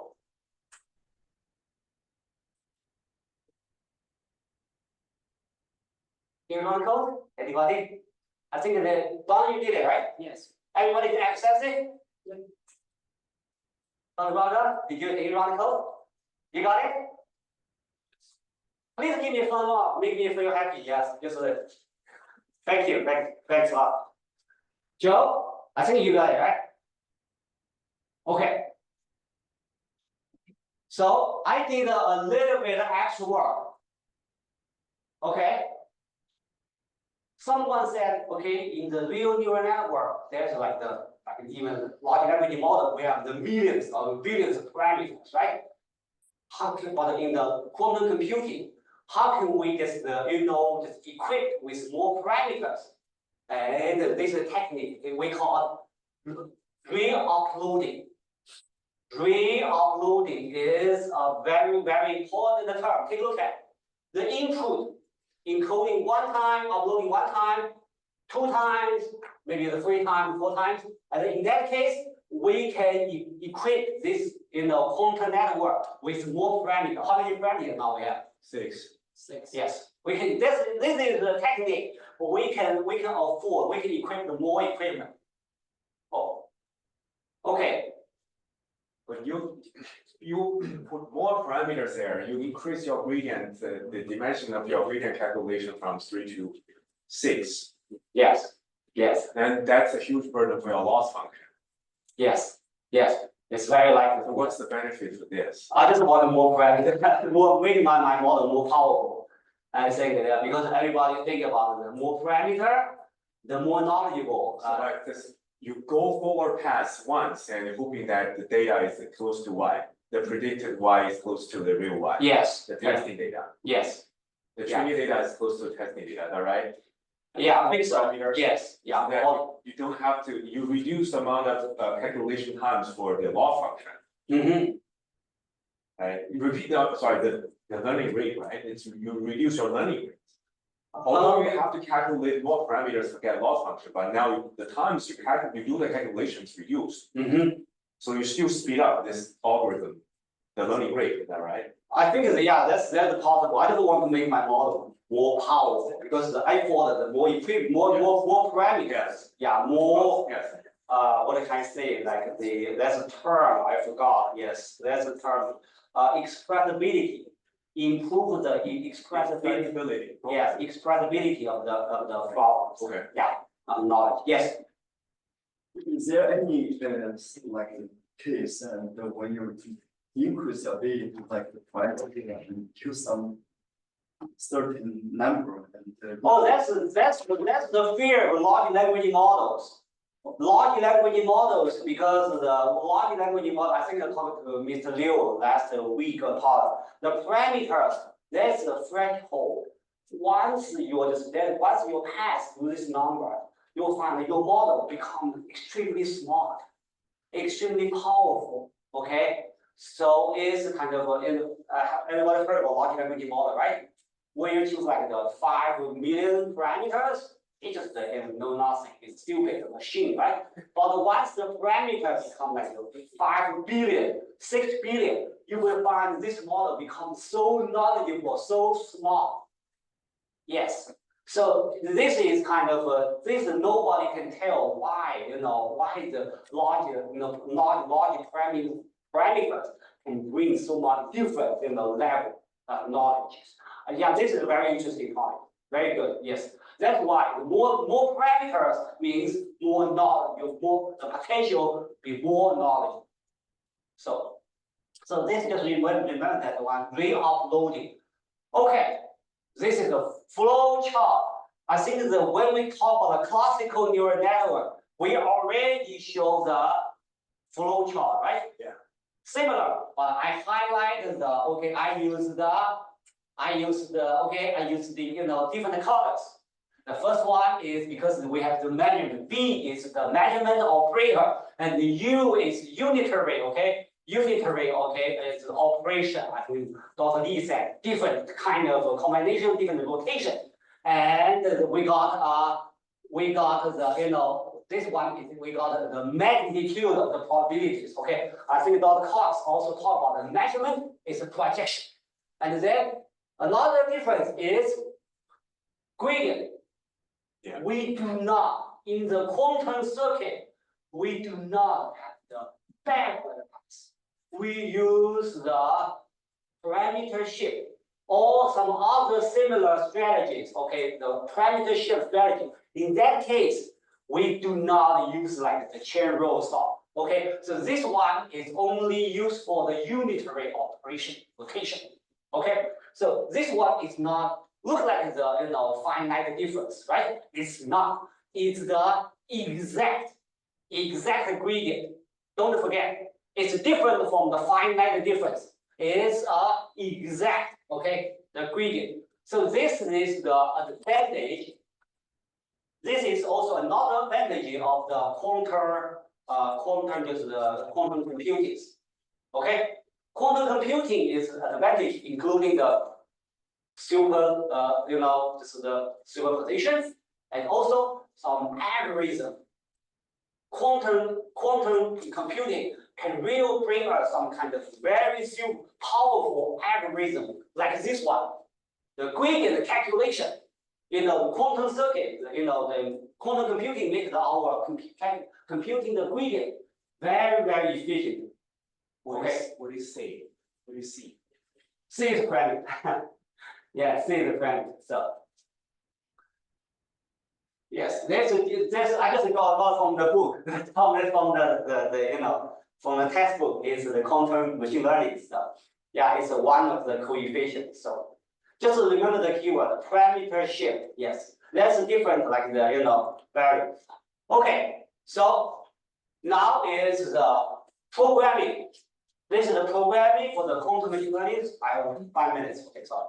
So Qiskit, Penny Lane, and TensorFlow, and the TensorFlow quantum, which this one is the easiest one.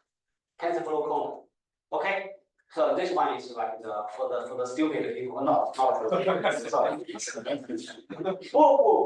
Okay, means if you know nothing about the quantum circuit, not about the stupid people. Sorry, I take back what I said. Okay, so you don't have to learn a lot of things, a lot of trainings. Okay, TensorFlow, quantum TensorFlow. Okay, so and this one is for the Qiskit, and the Qiskit is for the professional level. Penny Lane is also good. I think tomorrow we have the Joe is what you're going to Penny Lane, right? And but this is our hands-on. We will focus on the Qiskit. So.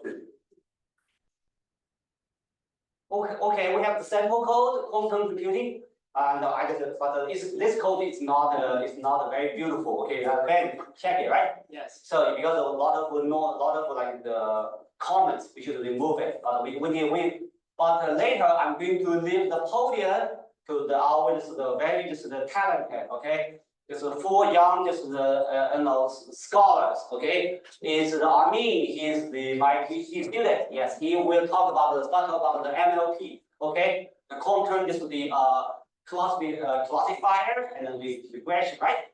And then this is the bond, quantum CNN, convolution, right? Yes. And after that, this is the Tian. Okay. Oh, I'm spelling. I'm sorry. LSTM, not least, LSTM, short-term memory. Okay, so I'm sorry about that. It's not LIST, it's LSTM. Okay, it's a time sequence. Okay, machine learning models, and then the Joe is his math major. Yeah, he's leading us, right? You're going to the University of Michigan. Okay. Okay, but yeah, he goes to the graduate program, but he will talk about the GAN. Yeah, he will talk about the GAN. Okay, now let's take a break and come back in how many minutes? How about let's take a 10 minutes? 10 minutes break. Let's come back. Okay, let me. Thank you.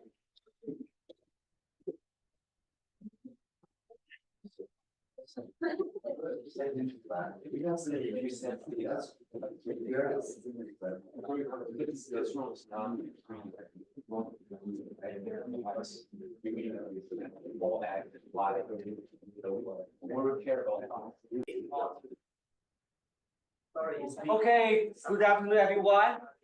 Now we are going to have great honor to invite the 4 very talented, PhD student or master student.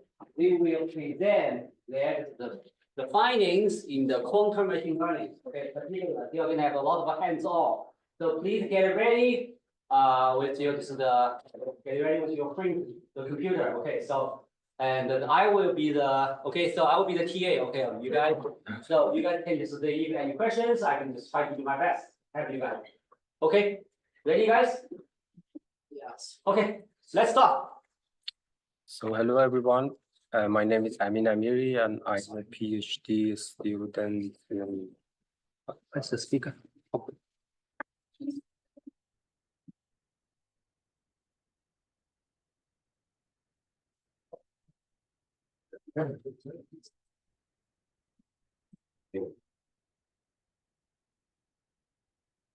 Yeah, good luck.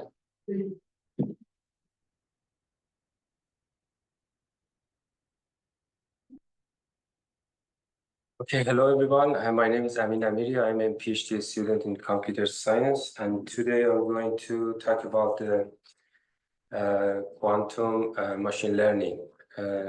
Just for a quick review, at first I compared the classical neural network with the quantum neural network. Then I will show how we can implement the quantum neural network.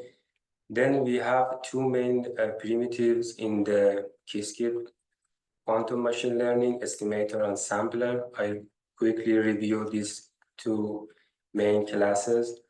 Then we have the hands-on. So in this section, we have two problems, classification and regression.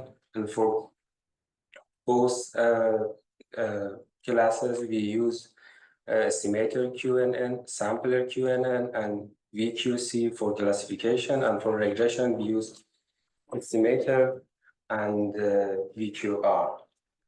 So as you can see here, the classical neural network, we have some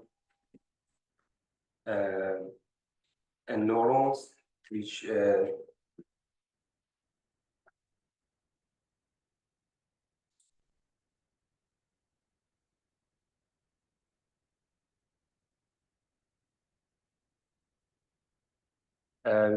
classical neural network, we feed some input to this neural network, then apply some matrix transformation, then apply the activation function as a nonlinear function. Then we will have the output y. But for quantum neural network, we have the similar concept. We will input some feature to this quantum neural network, then we will calculate the output of this neural network. So, but there is only the difference, main difference for this implementation. Instead of using neurons, we will use the quantum gates. But how we should implement the quantum neural network? There are three main tasks that we should consider. At first, we should load the data. We call it feature map. We map each feature to the corresponding quantum states. Then we define the data processing, and we called it Ansatz. It's a German word, which means we have in this section, we have the trainable quantum circuit. Then finally, we measure the quantum states. This is our three main steps that you should consider for implementing the quantum neural network. So we have two main classes in this Qiskit version. We have estimator QNN, which we inherit from the main estimator class and estimator V2 class. But then we have the sampler QNN, which we inherit from the main sampler V2 class. In the estimator, we compute the expectation value, which means if we want to, if our problem is the regression, we can use this estimator QNN. If generally the problem is the classification, it's better to use sampler QNN, which we will, at the end, we will have the probability distribution as a result of this sampler QNN. Okay, at first, we focus on the classification. In this hands-on, we will define the arbitrary data set. We have two features, X1 and X2, and then we define for each X1 and X2 the corresponding label. So for example, this point is corresponding to this data, then the color of this point is blue, which is equivalent to 1. And we have, for example, the 0 label, which belongs to the green class. So at first, we should implement the quantum circuit. At first, if you remember, we should define the feature map, convert each feature to the corresponding quantum state. Then we use the real amplitude as a ansatz, which means we have the trainable parameterized quantum circuit. So if you decompose this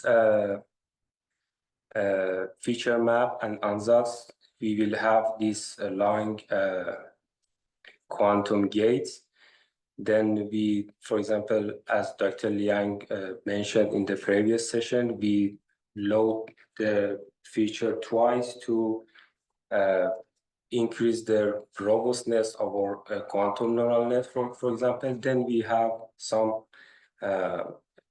rotation on the around the y-axis, parameterized rotation on the y-axis.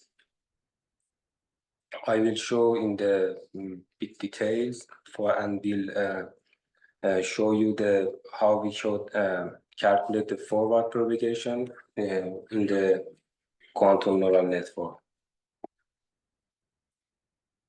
So after running this code, we will have this result. For example, the classification score is 80%. In these red points are show that the code has some error. So we have 20 samples in total, then 4 of them are out of, we cannot predict the classes correctly. Then we will have the 80% classification score. So for the next example, we will have the multi-classes classification. For example, in this case, we will define the class A, B, and C. Then we color with the different color, yellow, green, and blue. And after the running the code, then we will have the predicted labels and the ground truth labels. As you can see, the accuracy of this neural network, quantum neural network, is 90%, and we will have the mismatch only in this section. The code should predict the class C for last data, but it predicts class B. We will have again another classes of the quantum neural network, which we call it regression, which means the output of this neural network is continuous. The Y as output of this quantum neural network is a continuous variable. So based on the sine function, we from the minus pi to pi, we define the some data with 20% standard deviation, which is in this blue dot, blue data. Then after training with the quantum neural network, we will have this green line. As you can see, could feed and could output the correct result based on this training data. So for the exercise, after running this code, we will have we try to define the half cycle with center of 0 and 0 and radius 1, generate sample with a deviation of 20% on the circle, and then define the QNN, then train the model based on the generated data. So, before that, I want to show you how we can manually calculate the forward propagation of this quantum neural network.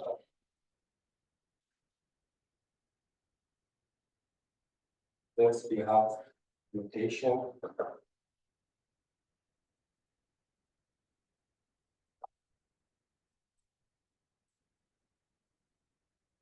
X1 and X2 are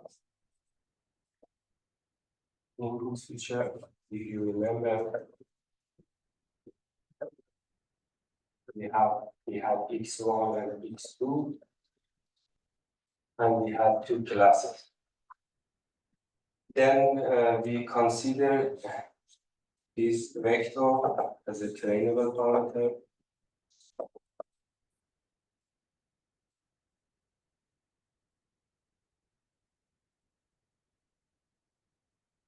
Which is, in this case, beta 1, beta 1, and beta 2. Then we define the forward as at first we should import the feature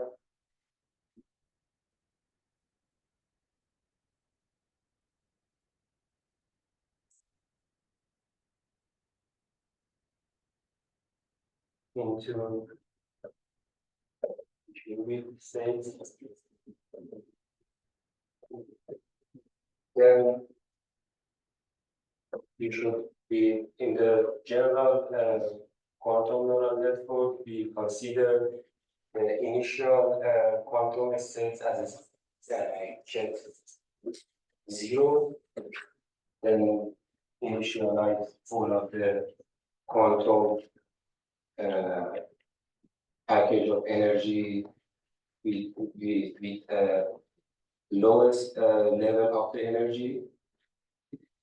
Then we apply rotation mix.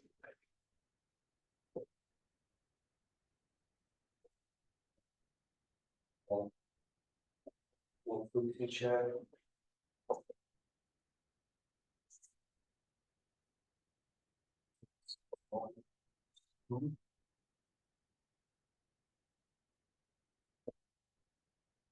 Okay, then this is the feature map, which I previously mentioned in the slide. For example, we have R1. It's on your input quantum states, for example.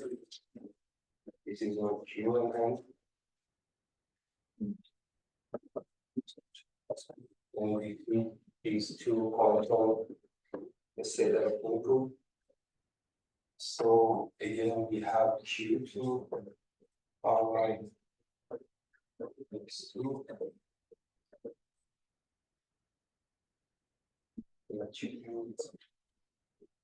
We have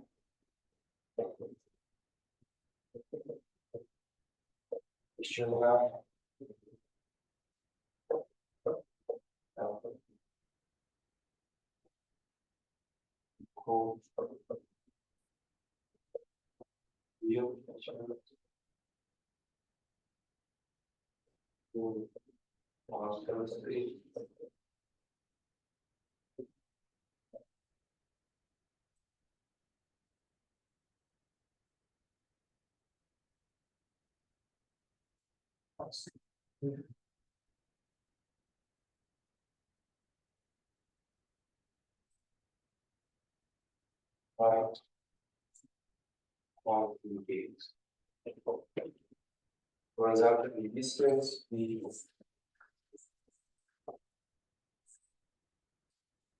as u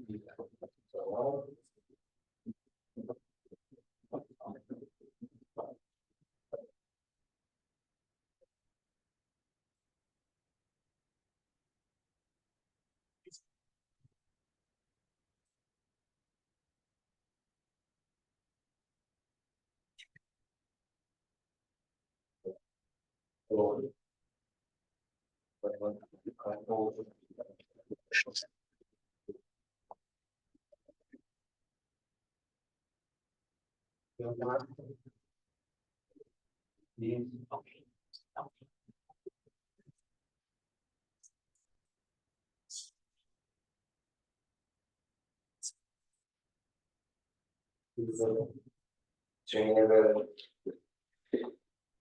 quantum sequence, then we will have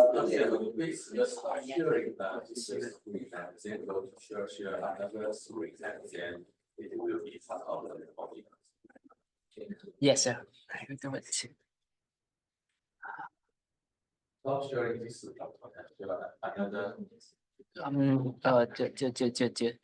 Sorry, wait a minute. Yes. And then Hey. yeah. I'm sorry. Oh, it's flipped. It's flipped. It's a mirror, yeah. You said, but it's correct on the screen here, so. okay, then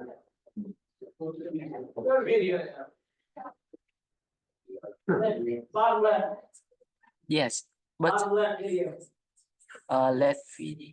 on the all the way bottom, all the way bottom left. Oh yes, So you're yes. right, you're right. Video setting. Right, it says mirror. Yeah. Hey. Yes, very nice. All right, we got it. That's how far you get to run.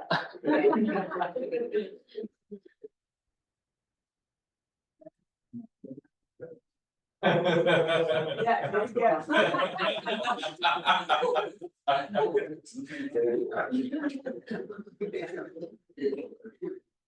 for instance, we should measure.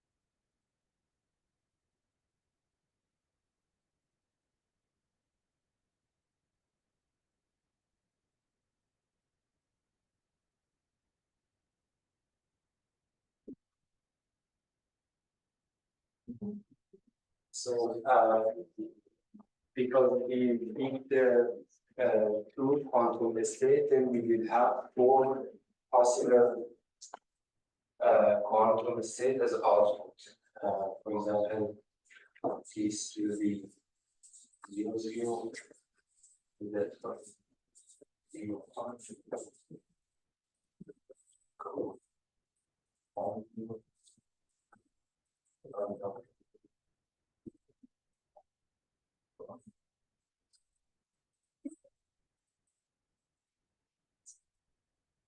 okay, then mathematically, how can we calculate this, for example, alphabet? It's alpha, for example, the product of 0, 1, 2. We should apply some inner program to calculate the output of this neural network, but in the reality, we apply some shot to a quantum neural network, then we will have this quantum states as output. For example, we feed, for example, 1,000 shots, and 100 of them are alpha, then alpha will be beta, for example, 200. Then Physically, we calculate this alpha beta gamma as output of the quantum neural network. So we want to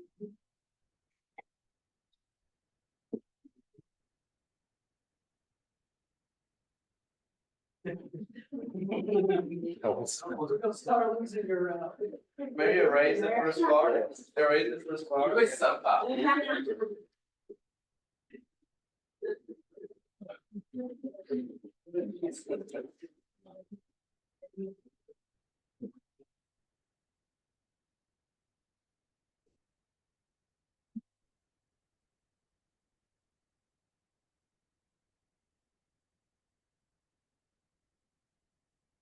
for example, come to the example.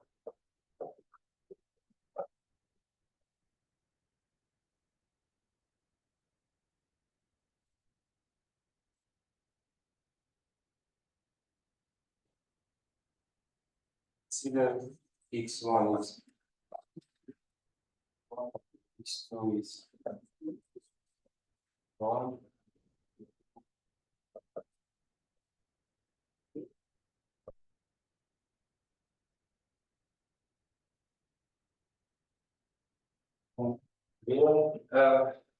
For convolutional network, we should find this delta 1 and delta 2 as a parameter of our quantum neural network. But in this system, I assume that we solve the forward and backward propagation and we optimize the loss function and we have this delta 1 and delta 2 for encoding part.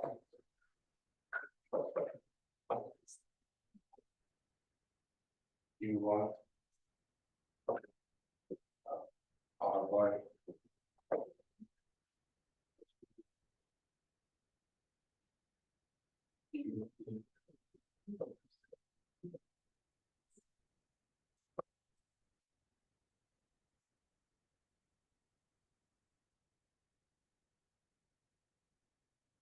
Then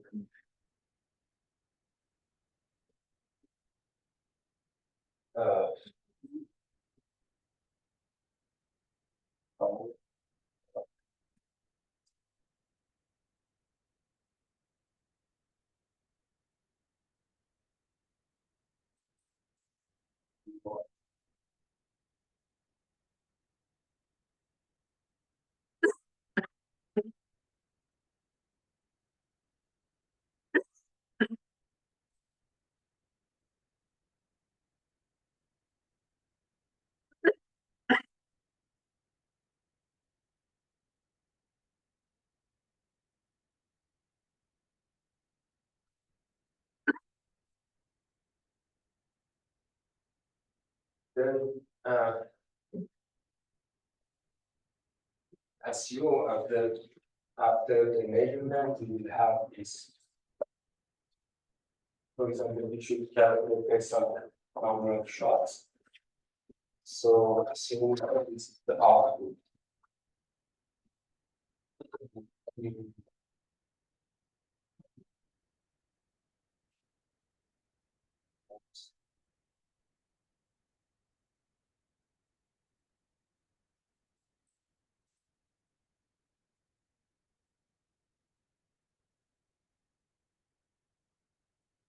This is equivalent to the function.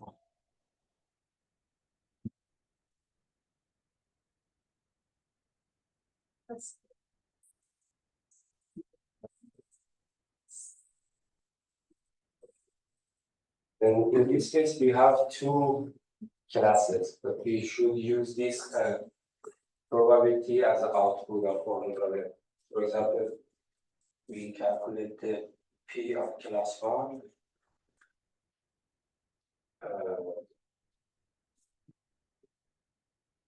Zero plus 1.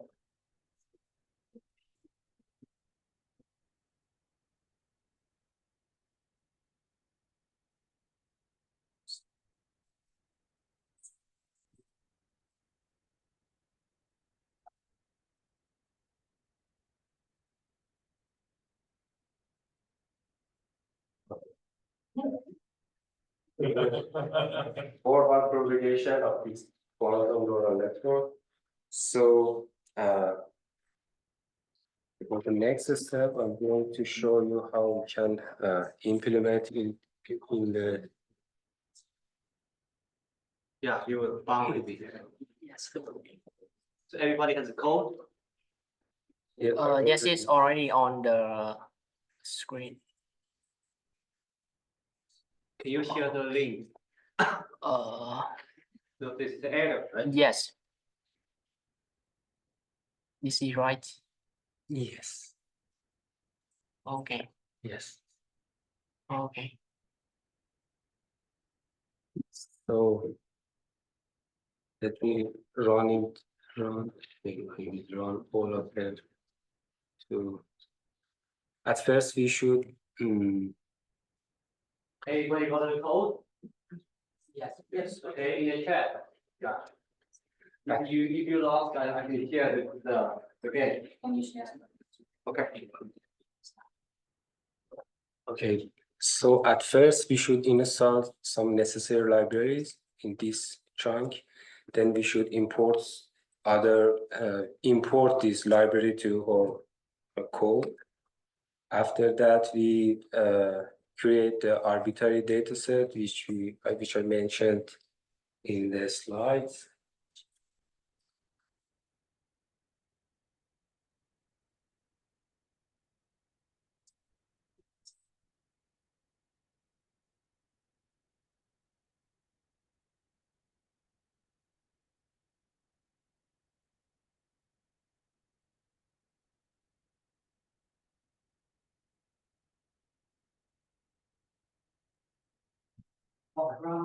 Anybody need help? Joe and I. You okay? Yes. Okay.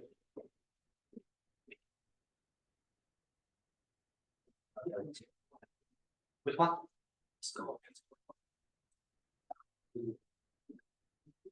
This is the data that we generate randomly, and this is our threshold that I mentioned in the slide.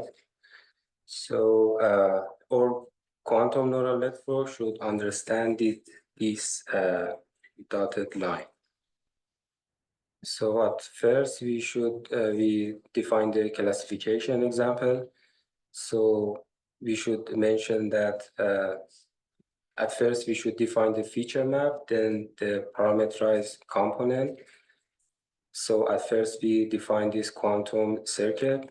I decompose to show what is the inside this two quantum package. Then in this step, I, for example, feed the first sample to this neural network to calculate, for example,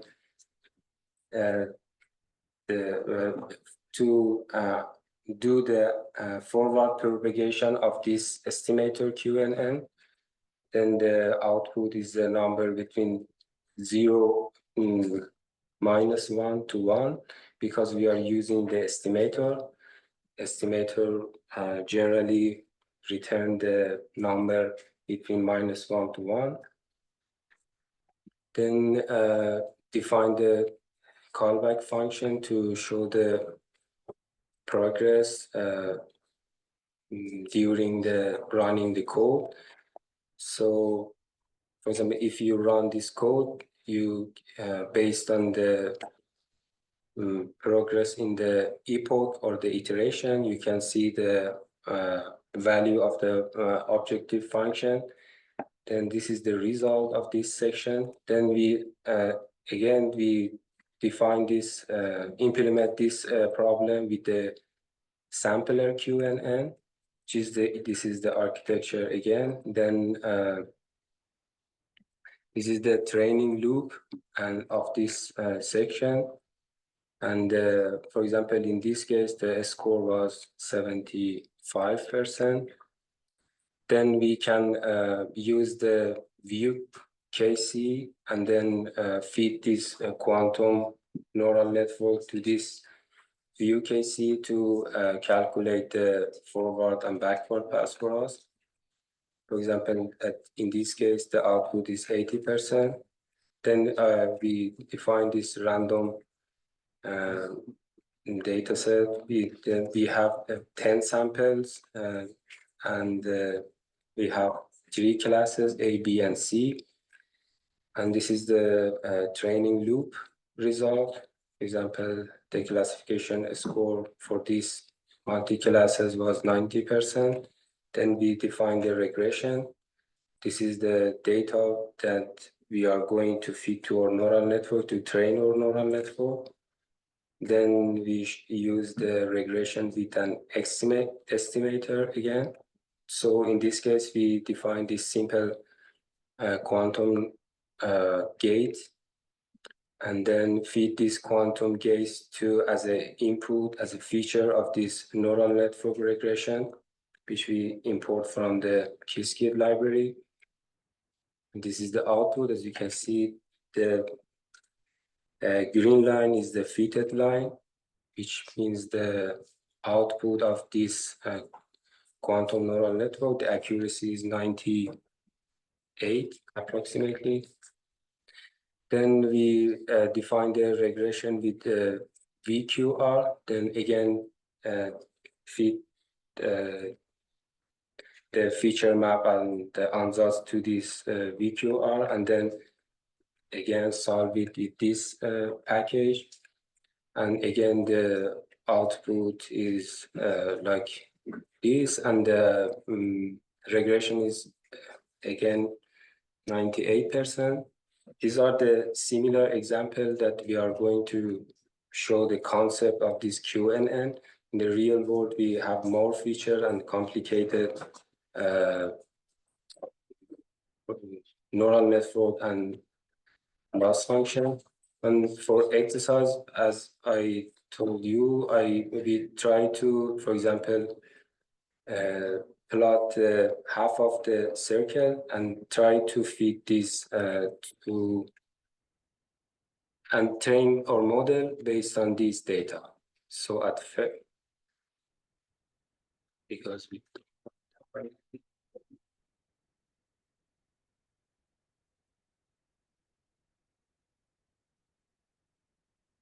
this is the we will train our model based on this blue point. Then we define the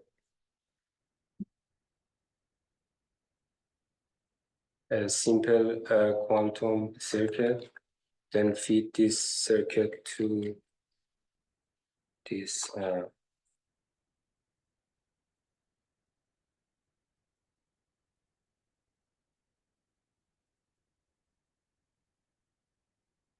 as you can see, there are different the difference between this exact point and the predict green point.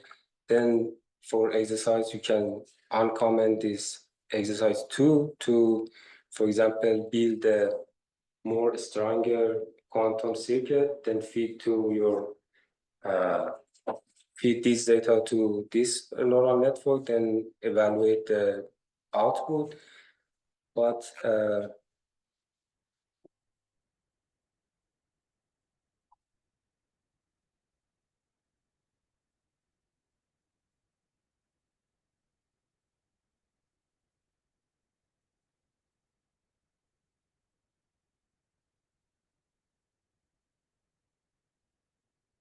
as you can see, the output is not good, but if you compare to the previous version, I add other gates to the current model.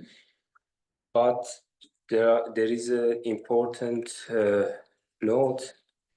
For example, we should use the quantum concept to generate our quantum neural network.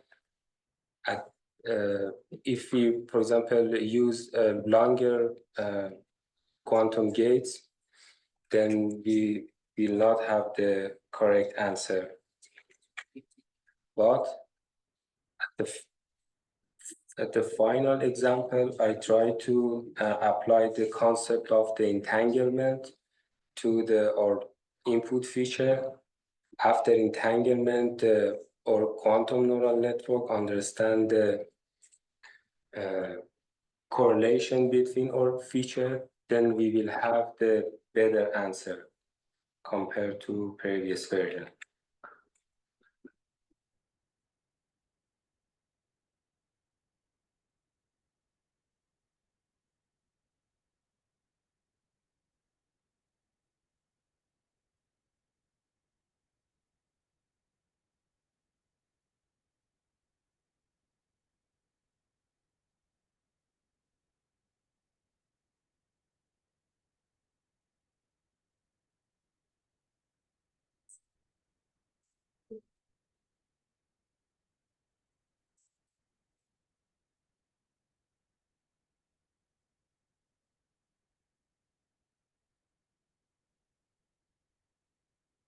You can change the number of epoch here. Max iteration set to 20. Okay, as you can see, the result is not good again, but at this time I use the 2 quantum state as input, then apply this CNOT gate to make the entanglement. Then based on this entanglement, the model can understand the correlation between feature as the input.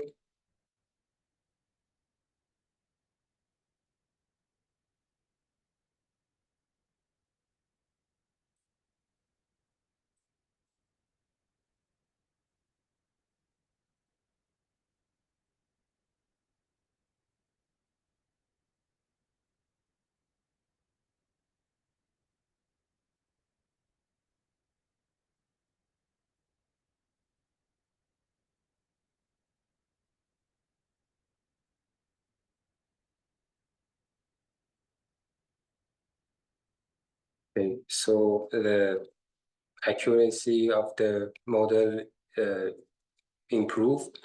At the previous version, we had the accuracy of 97%, 79%, but at this time we have 84.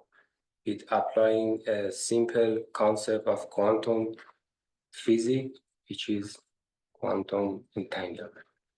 Thank you.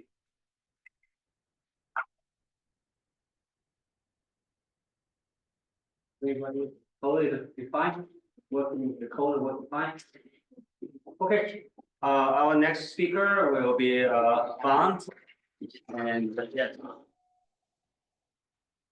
he's going to talk about the quantum convolution. Okay, so we input his image.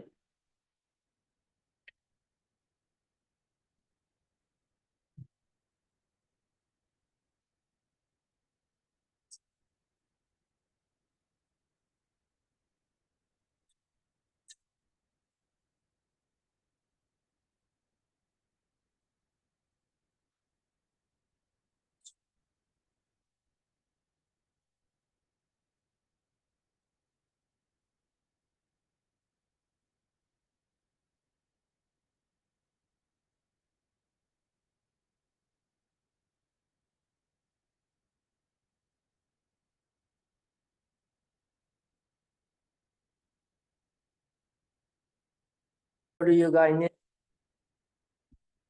Do you guys need to take a little break, and then we get back to just maybe 2 or 3 minutes, or I should start? Okay, okay. So take a little break. And one good news. The good news is that you already heard from Dr. Liang that this is the last presentation for today. The bad news is you have to spend on more 10 to 15 minutes about the quantum convolution neural network. Yes. So this is different from the MLV that you just heard from Armin, right? And the difference is about the convolution. This term, only this term, the convolution. If you know a social media guys, you will know that there are a debate between Yang, you know the ones that propose the machine learning with famous, they debate about what? About the convolutional neural network. If you have some Tesla model, you will recognize that the recognition, image recognition or image detection on the Tesla, right? They do really well, but Elon Musk claimed that they didn't use the convolutional neural network. Why? Because convolutional neural network is a technique in the that you can apply to handle the real world scenarios. It will, like real time. It can respond real time for that. So what it does, and the quantum convolutional neural network can have many disadvantage or advantage on this field. So we can take a look right now.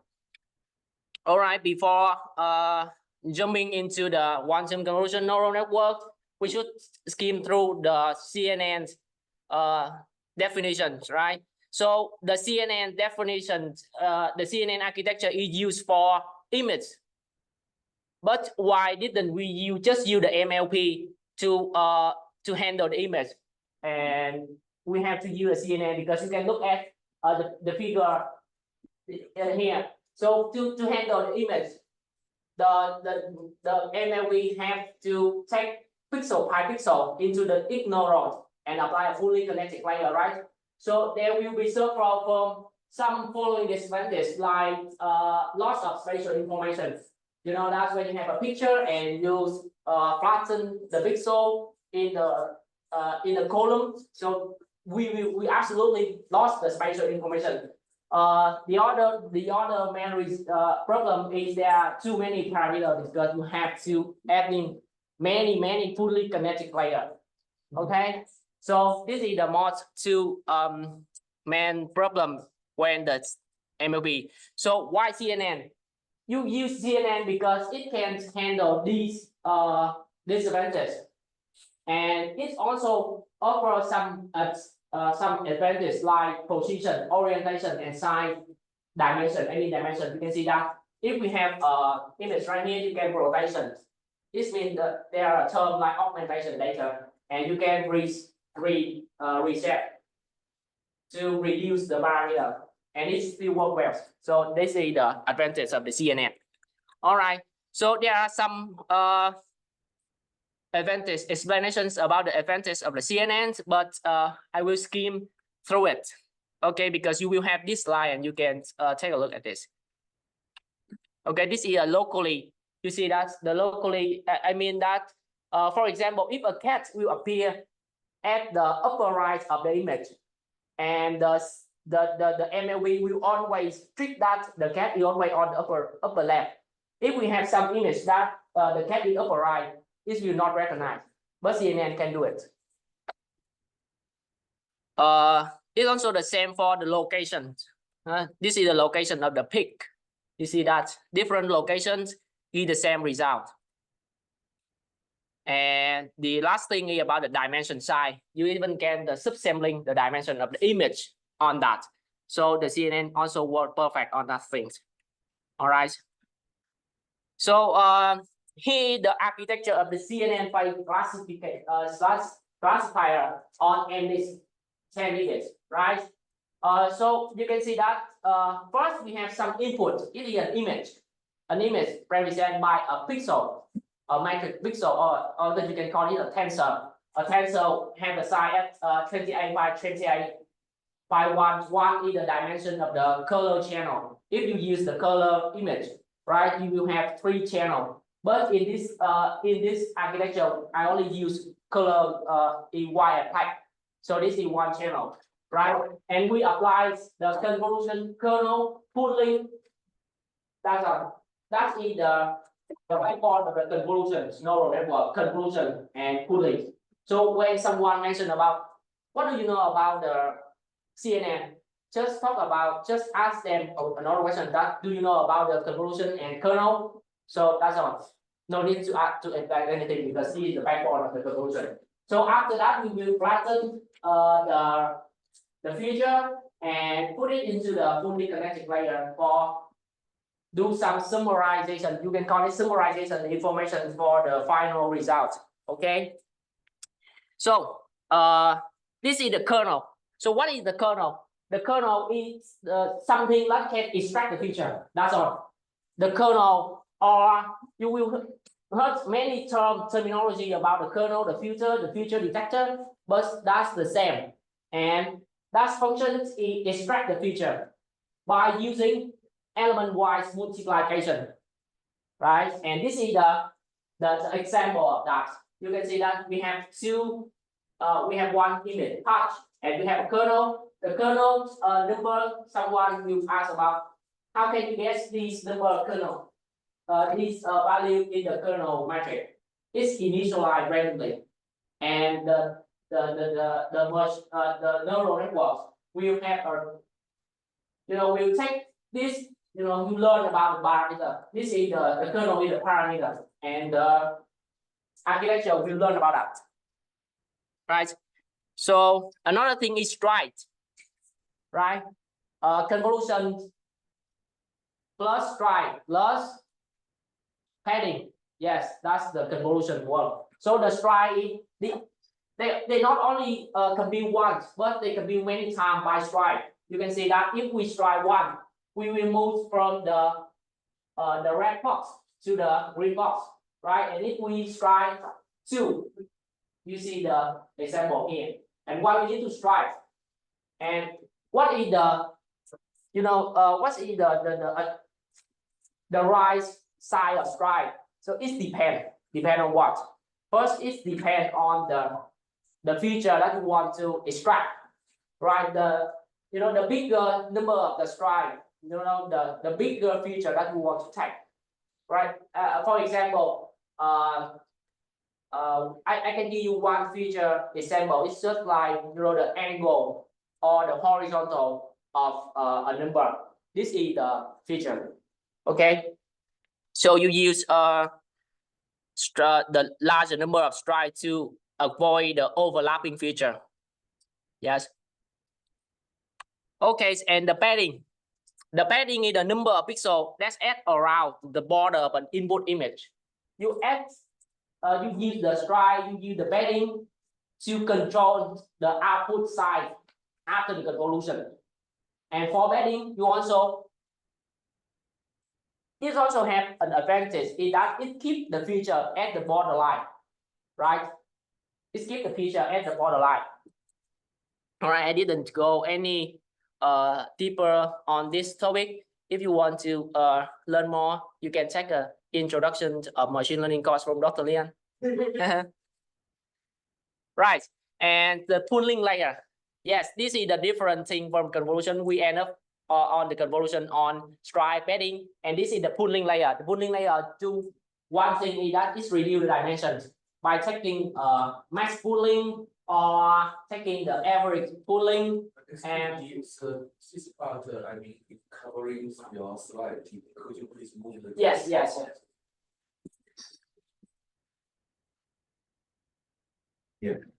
Yes, thank you. Yes, you can see that this is the max pooling, the average pooling.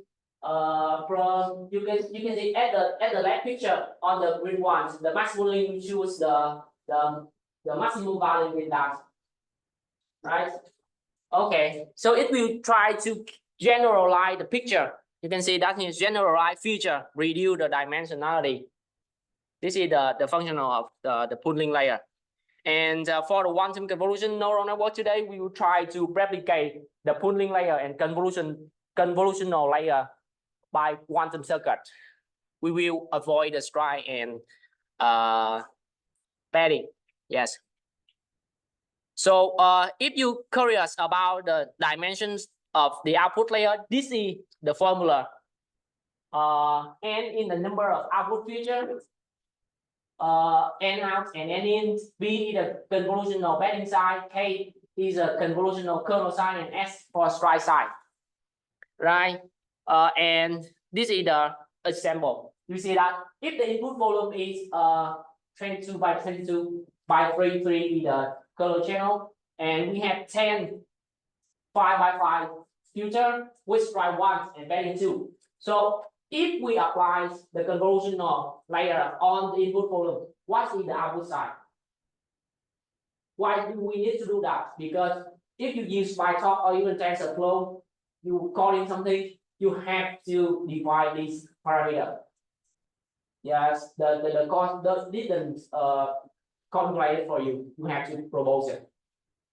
So and the output following side, you can just a simple calculation is in 22, right? And if you apply for each channel differently, for example, someone will ask about 22 by 22 is the same number.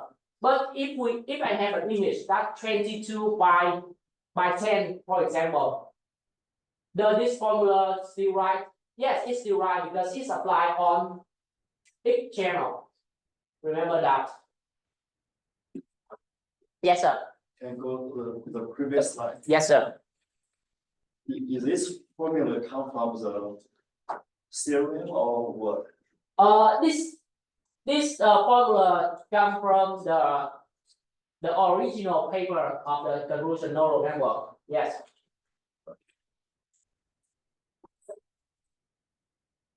Okay, and after convolutional pooling, we can flatten the feature to put it into the fully connected. This is different from the thing that you flatten the image from the beginning. This flatten the feature. Remember that this is for flatten the feature, and you put it into the fully connected layer to summarize the feature and apply some gradient descent to yield the final result, right? Yes.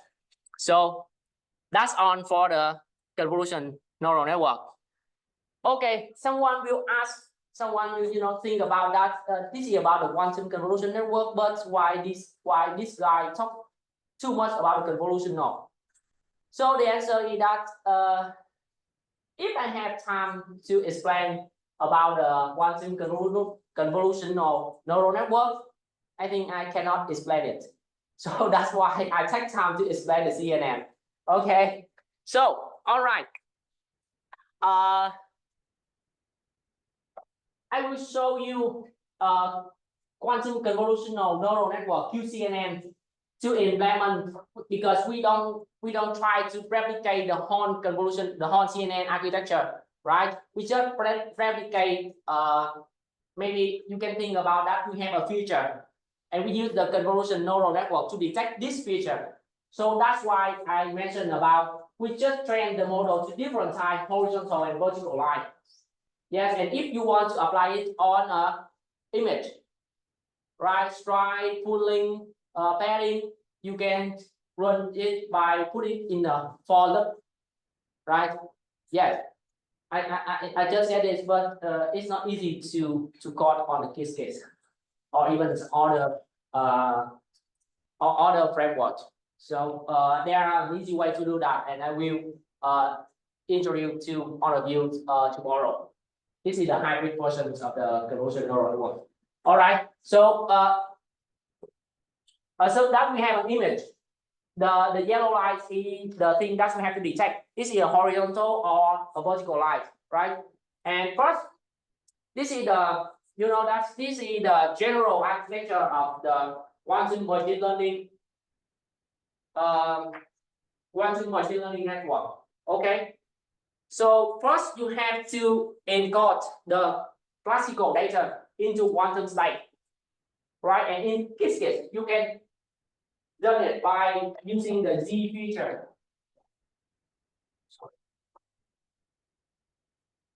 You can see the Z feature map. All right, in Qiskit, you can see the Z feature map to encode the classical data into the quantum state, or ZZ, something like that. Yes. So after convert the classical data into the quantum state, you have to parameterize it. Dr. Tian also mentioned about that. Parameterize quantum circuit is to prepare a circuit that has some quantum gate, and this quantum gate can have some adjust parameter. Adjust parameter means that, for example, if I use the Rs of theta equal to pi over 2, right? This is on a quantum circuit, and if if I call this, this data value can be adjustable based on some condition, right? So there are some gates that can be do something like this adjustable parameter. X, Y, or Z, and even Z naught. So that's why in many paper about the quantum machine learning, you see this gate a lot. Okay, because this parameterized quantum circuit. Okay, so after this, after we have some parameterized quantum circuit, we will put it into a variational quantum algorithm.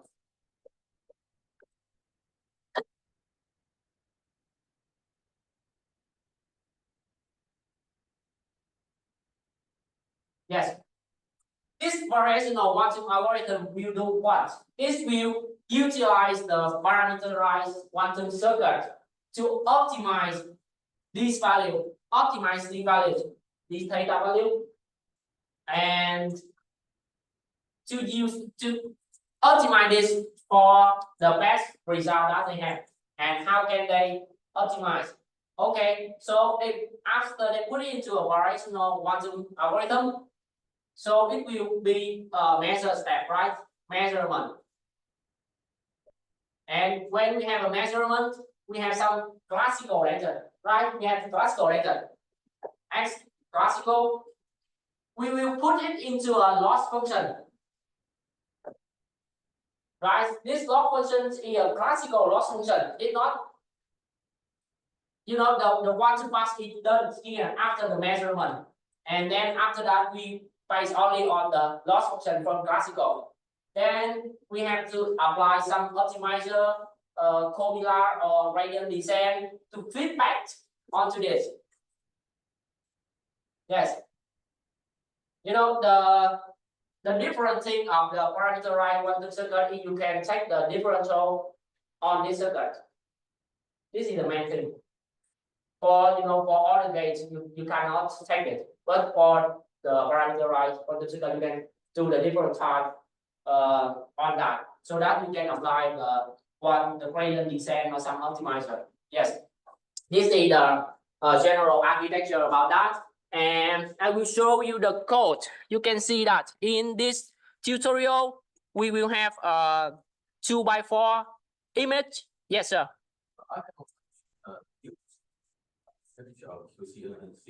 My question is whether it has a one-to-one map who's traditional or let's say old school CNN architecture. One-to-one. What do you mean one-to-one? So, for example, I use your architecture. Yes, sir. And generate the result. Can I have a corresponding traditional CNN in classical computer to get the exact same result, regardless of running time? Yes, sir. I think you can. Yes, it's absolutely can. So because that this is based on the classical convolutional neural network. It's not like something new. And if you are searching on the Google for the convolution or quantum convolutional network, there will be 100 papers talking about that, and they will use different architecture. This is not the one. This is not the one architecture in all of the world. There will be many architecture on that. So would you please confirm that it means the result on classical computer with CNN can be repeated on the QCNN with quantum computer? Yes, you can. Yes. Okay, thank you. Yes, sir.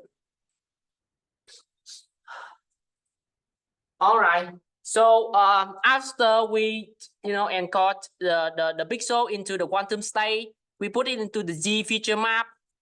This is the encoding part. We apply it into the two convolutional, right? One from the A qubit, pulling A qubit to 4 qubit, and the other one is apply another convolution network measuring the last qubit and apply the loss function on that, right? So this is the architecture of that.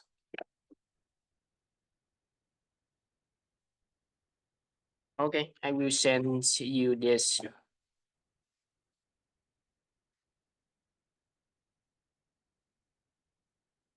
Sorry, maybe this is not have an advertiser.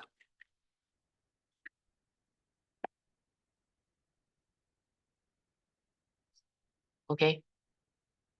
All right, you don't need to run it because I already run it 100 of times. So to to make sure that there's no error on that.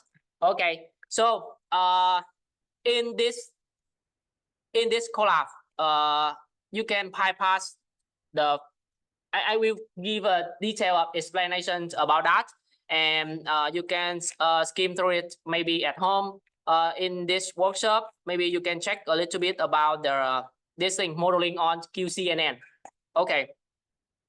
So first I will prepare a Z feature map with a qubit. Right here you can see that this is the Hadamard gate, this is the poly gate. Apply another Hadamard gate and a poly gate. So after that, after I have the quantum state, right, I will put it into a parameterized quantum circuit.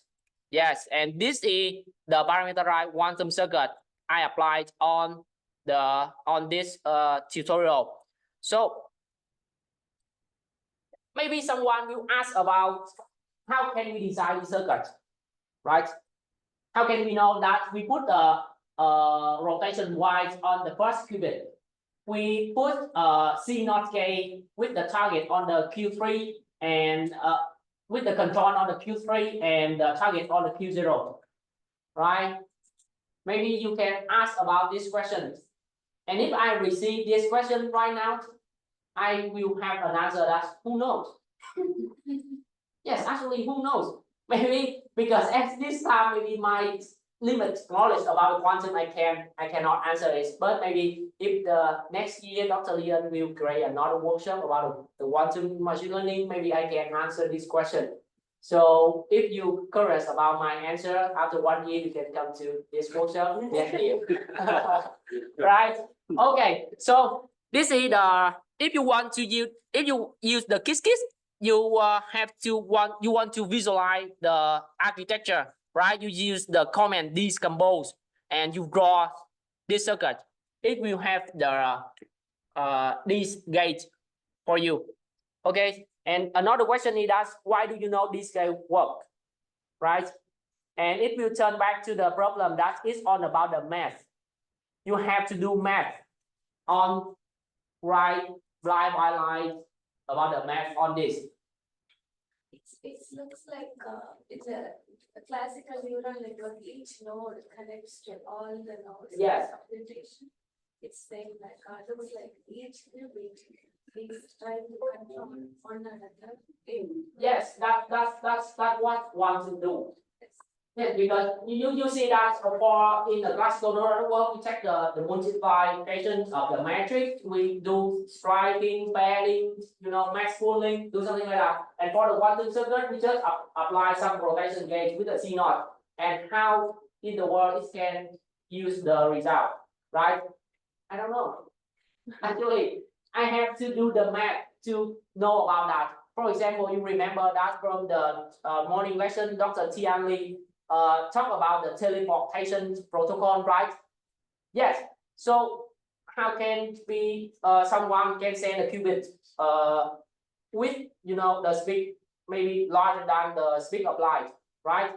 So it can happen, but it happens because of the math. And the beauty of quantum is only about the math. It also rise for machine learning. So if you want to have a deeper knowledge about this quantum or this machine learning, you have to learn math. Yes, that's all. And apply this math you will have a result. So it will get back to the question that how can I design this quantum circuit? So you have to know the answer and you go from the answer to the input. Yes, that's why we have this circuit, right? All right. So you can see that I will visualize the Z feature map here, the general architecture here, and this is the result.